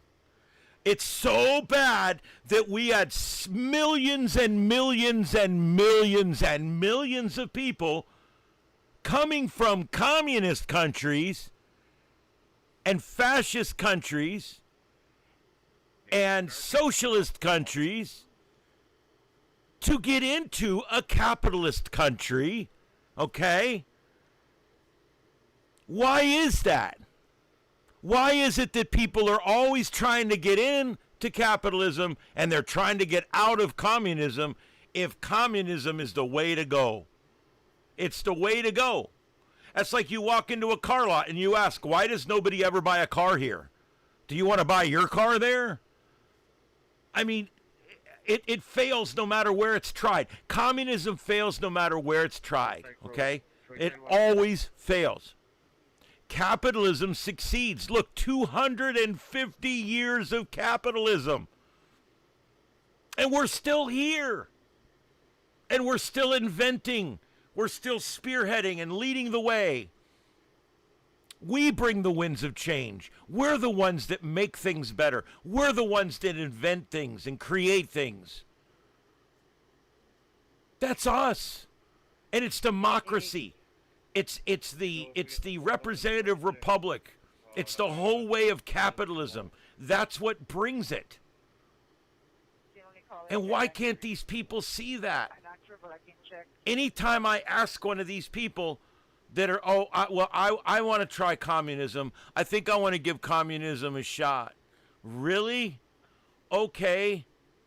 Why is everybody always leaving communist countries and coming into capitalist countries? And they'll yell F you and they'll walk away. Because there's no answer to that argument. There is no answer to that argument. It's plain, it's simple, and it explains it all. If capitalism was worse than socialism, then people wouldn't always be trying to get into the capitalist countries and get out of the socialist countries. Turning off fire alarm, no sign of smoke or fire on the Puuloa Estates at 11328 9th Street. Is 19 responses says turning off fire alarm, no sign of smoke or Hold on. fire. I have an internet hub. If you've got a wire, I've got an internet hub right in. God damn this phone. If you've got a wire, I have an internet hub right inside the door here. If not, I'll look for one. But yes, you can borrow it either way. For one, but you can borrow it either way overnight once I'm done with the show.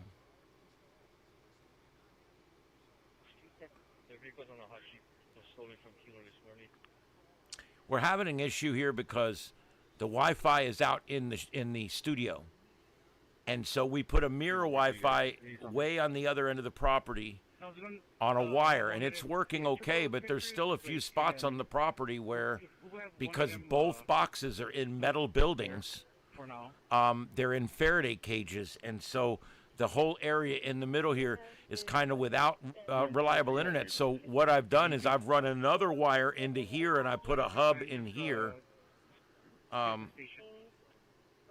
put a hub in here now, so I can plug up to 8 computers in here. Hey, that guy, that high guy. Yeah, go look at Cuba, go look at China, pick the place you want to live. Remember, China's the place where when they got COVID, they would literally come and they would take your cat and your dog and they would kill them right in front of you. And then they would make you go in your house, they would give you food for 7 days, and then they would screw your door shut with wood. You think I'm lying? Go try China and see how you like it. That's what I tell people. Go try China, see how you like it. Yeah. They took all those people's dogs and cats and killed them in front of them. They say goodbye to Fluffy. And they killed him right in front of them and threw him in a bag and hauled him down. I thank God I live in this country. Nobody touches my cats. My government doesn't have any power over me or my cats like that. And I'm using a very small microcosmic example here. But Think about that.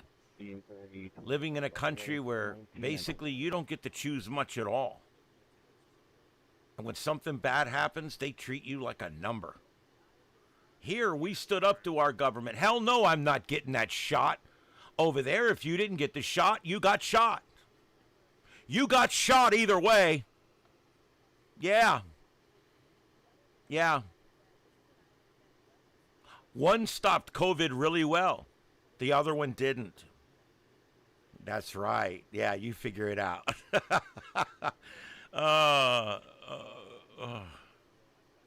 line down the upper portion of Plumeria. Side of 19, so we're shutting down Plumeria. There is no such thing as a communist country that's doing well. There's no such thing as a communist country that's not in some kind of crisis.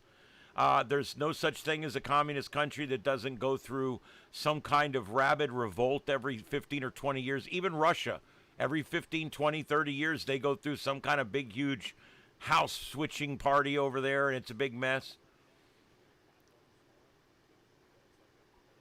And then they'll elect somebody that's supposed to be democratic, and next thing you know, like just happened somewhere in South America not long ago, they just decided, hey, we decided that we're not having elections no more. Yeah, they're just so complicated, and God, they're such a mess, and they're expensive too. We're going to get rid of all these damn voting machines, and we're going to sell them. We'll sell them to America. They like to vote.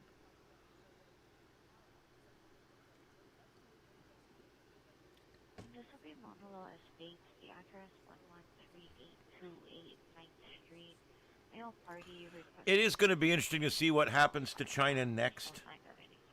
All right, I'm just giving you guys a warning. In about 15 minutes, I'm going to be signing off. I will sign off, but I will not play the full opener or the closer. I'm just going to sign off with the promo, and then I'm going to sign off. I'm going to reset and restart the entire system from scratch. It takes about 7 minutes. So within 10 minutes, I will be back up. I plan to be back up at 9 o'clock. So stay with us about 15 more minutes here, and then we will be switching out to a new stream at 9 o'clock. We'll be starting a regular stream like we normally do every night at 9 p.m. Eastern for the sights and sounds of Earth here on StarShip Adventures. Today we've been doing special long-form coverage. We're now 6 hours on the air. We're going to do at least 3 more. You guys stay with us. We've got a hurricane bearing down on the southern tip of the Hawaiian Island chain. Hawaii County still under hurricane warnings right now, and we've got flood warnings all across the Big Island, especially on the south and east sides, as we have areas that have experienced well over 12 inches of rain. As the clouds are lifted up over the mountain range, it kind of ends to squeeze all the moisture out of them, and we've got overflowing streams that are up out of their banks. We do have storm chasers on the ground, and we've got a number of live shots coming in from all over the Big Island in Hawaii. So stay with us tonight as coverage continues here on StarShip Adventures. Get Oprah to run a fundraiser. Oprah's done, dude. She did what so many other people do. You know, I'm gonna tell you something. This is where people screw up. Oprah had the biggest audience on TV. She did. I'm not a big fan, but she had the biggest. I mean, I'll call it like it is. She's very successful. She had a big audience on TV, had a huge following, and she got too big for her britches, and she went and started her own television network, and she ain't been shit since. You know, this happens a lot in my business, in radio and in TV. People get a little big for their britches, and they're like, you know, everybody loves me. Everybody wants to listen to me. And I know that today, if I switch formats to some other format, everybody's going to follow me. And the truth is that's not the case. We had it happen here. I'm not going to mention names or anything, but several different people here, one TV, one radio, that felt that they were big enough to pull out and do it on their own. And both of them literally just faded into obscurity. And Oprah did the same thing. She should have just stayed where she was. Howard Stern did the same thing. He should have stayed on terrestrial radio. he does retain an audience, but it's only a fifth of what he used to have.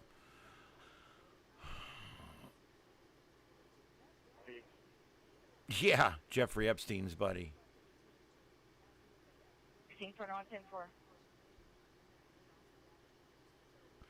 Yeah, she's a Baltimore girl. Carlotta tells me she grew up watching her on the nightly news there in Baltimore. Wasn't she on I can't think of the name of it now. I can't think of the station she was on. I think it's 3 call letters. It's one of those rare stations that's so old that it has 3 call letters. But anyway, yeah. Well, I heard she was a decent anchor. And my problems with her are political, not talent. I have no problem with her talent. I have a problem with her politics.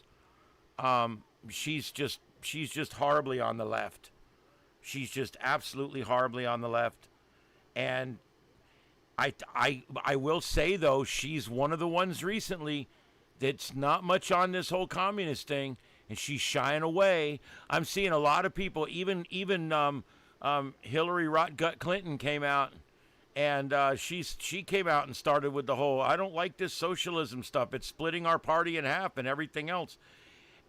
Just like James Carville and Joe Manchin and so many others just in the last few weeks have come out and said, look, this is tearing our party apart. It's literally a chasm down through the center of our party. It's tearing our party apart. And so what ends up happening, I don't know. I think it's good for the it's good for the right no matter what happens. It's good for the right. I do actually believe that no matter what happens at this point, it's pretty much good for the right. We're going to be able to go ahead and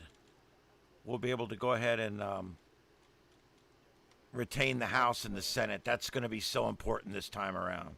All right, everybody, my name's Ian. This is StarShip Adventures. And yes, tonight we are doing special wall-to-wall coverage. We've been on for 6 hours. We're getting ready to do a reset here in about 10 minutes. We're going to be doing a reset. What that means is I'm going to close out this with a 3-minute video. Then after the 3-minute video plays, we will go black screen and sign off. And then within 10 minutes, another stream will be going on StarShip Adventures. So please come back and find us. Yes, we do lose a lot of viewers when we do this, but I have to do it because if I get a copyright or something, I don't want to lose the entire 12 hours of video. I got to split it up into 2 or 3 videos. I hate to do it. But anyway, there you go. This half hour of our show is sponsored by Trumpanol. Trumpanol, the makers of Trumpanol, are the number one. Trumpanol is the number one treatment currently being used in the United States for the very, very bad disease Trump derangement syndrome. And this is an amazing product because this combines 2 products into one, Trump Zempic and Trumpetol. And this is a great one here. This is for people that when you're driving down the road and you suddenly get into the urge to run down an ice agent, you pull this out of your glove box and you jam it into your leg. And hopefully it will take the insanity away. This is for severe. This Trumpetol is for severe outbreaks of Trump derangement syndrome. This is for when you put on an inflatable costume and you go out there and you start trying to run down ICE agents with your van. This is it. This is the product. You jab this in your leg and you get to your family and maybe they can help you. But try it today. This is Trumpetol. And remember, continued use of Trumpanol may cause you to create a job, create a family, or maybe even get a life. So stop being a bitch today. Get some Trumpanol. That's right, Trumpanol, the number one treatment for Trump derangement syndrome. That's right. There you go, Trumpetol. All right, so like I said, we're going to sign off here in about 8 minutes, and we're going to be switching to a new feed. I want to thank the 57 of you that are in here and the almost 1,400 people that came through so far in our broadcast. And tonight we are covering Hurricane Lala. Lala, as it heads towards the coast, right? It's going to shave the coast right at the bottom of the Hawaii island chain, at the bottom of the Big Island. and the huge mountain chain made up of volcanoes that runs down through the middle of the island is actually disrupting the storm, and it's wringing all the water out of the clouds, and all that water is falling in the same spots. And we've got some real flooding situation, and we are going to be covering this in depth tonight. And just before we go, I want to show you a new development that has just happened. We're using the National Weather Service Doppler radar rainfall estimates. This is an accumulative estimate for the storm total, the last 24 hours, of what has fallen. And let me turn it on for you. There we go. Now, I want you to notice that something has happened. Do you notice these little white spots? See these little white spots? Those are 13 plus. Those are 13 plus inches once you see the little white spots. 13. All right? This thing only goes to 15. So we're going to be, this thing's going to be useless here before long. I'll have to find another one. Yeah, it's going to put out all the volcanoes. I wish it worked like that. Oh, she used to fawn all over Barack Obama. She wanted to have his babies really bad. All right, so there you go. But that's what's going on. We're starting to see those little white spots. That's 13 inches of rain, 13 inches of rain. 150 pounds. Joey, that's funny. You're probably right. Let's see here.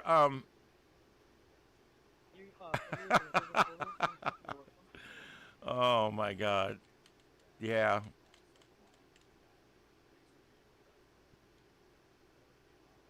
Oh, Joey, you a ham? I'm a ham. KO4EFS. I'm a general. Been doing it for quite a while, and I love it. Not much on some of the folks, but I love radios. I got 3 towers in my yard. Yeah, I'm a little crazy.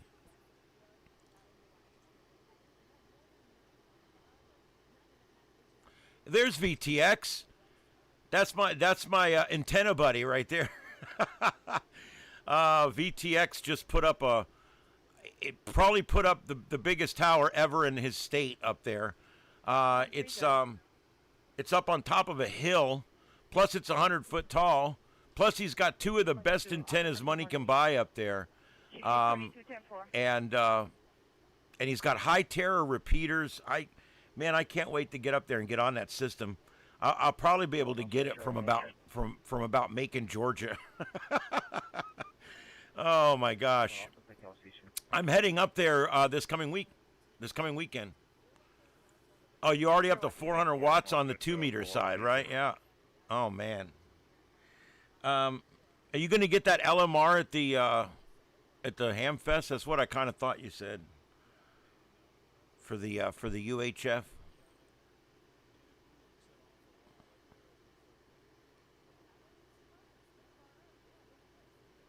But their report, no RT, nothing at this time. Man, a little warm in here tonight. Wish it would rain again, but I don't think it's going to.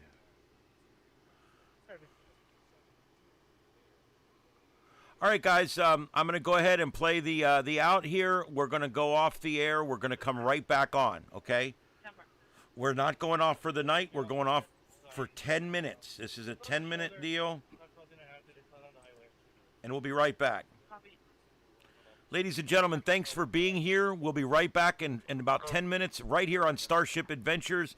This is an extended long-form edition of the Sights and Sounds of Earth on StarShip Adventures, broadcasting worldwide on YouTube, the world's largest broadcast platform.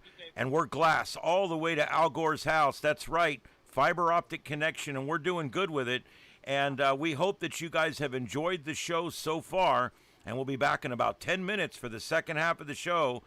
We are covering live Hurricane Lala as it makes its final approach to the southern shore of the Big Island in Hawaii.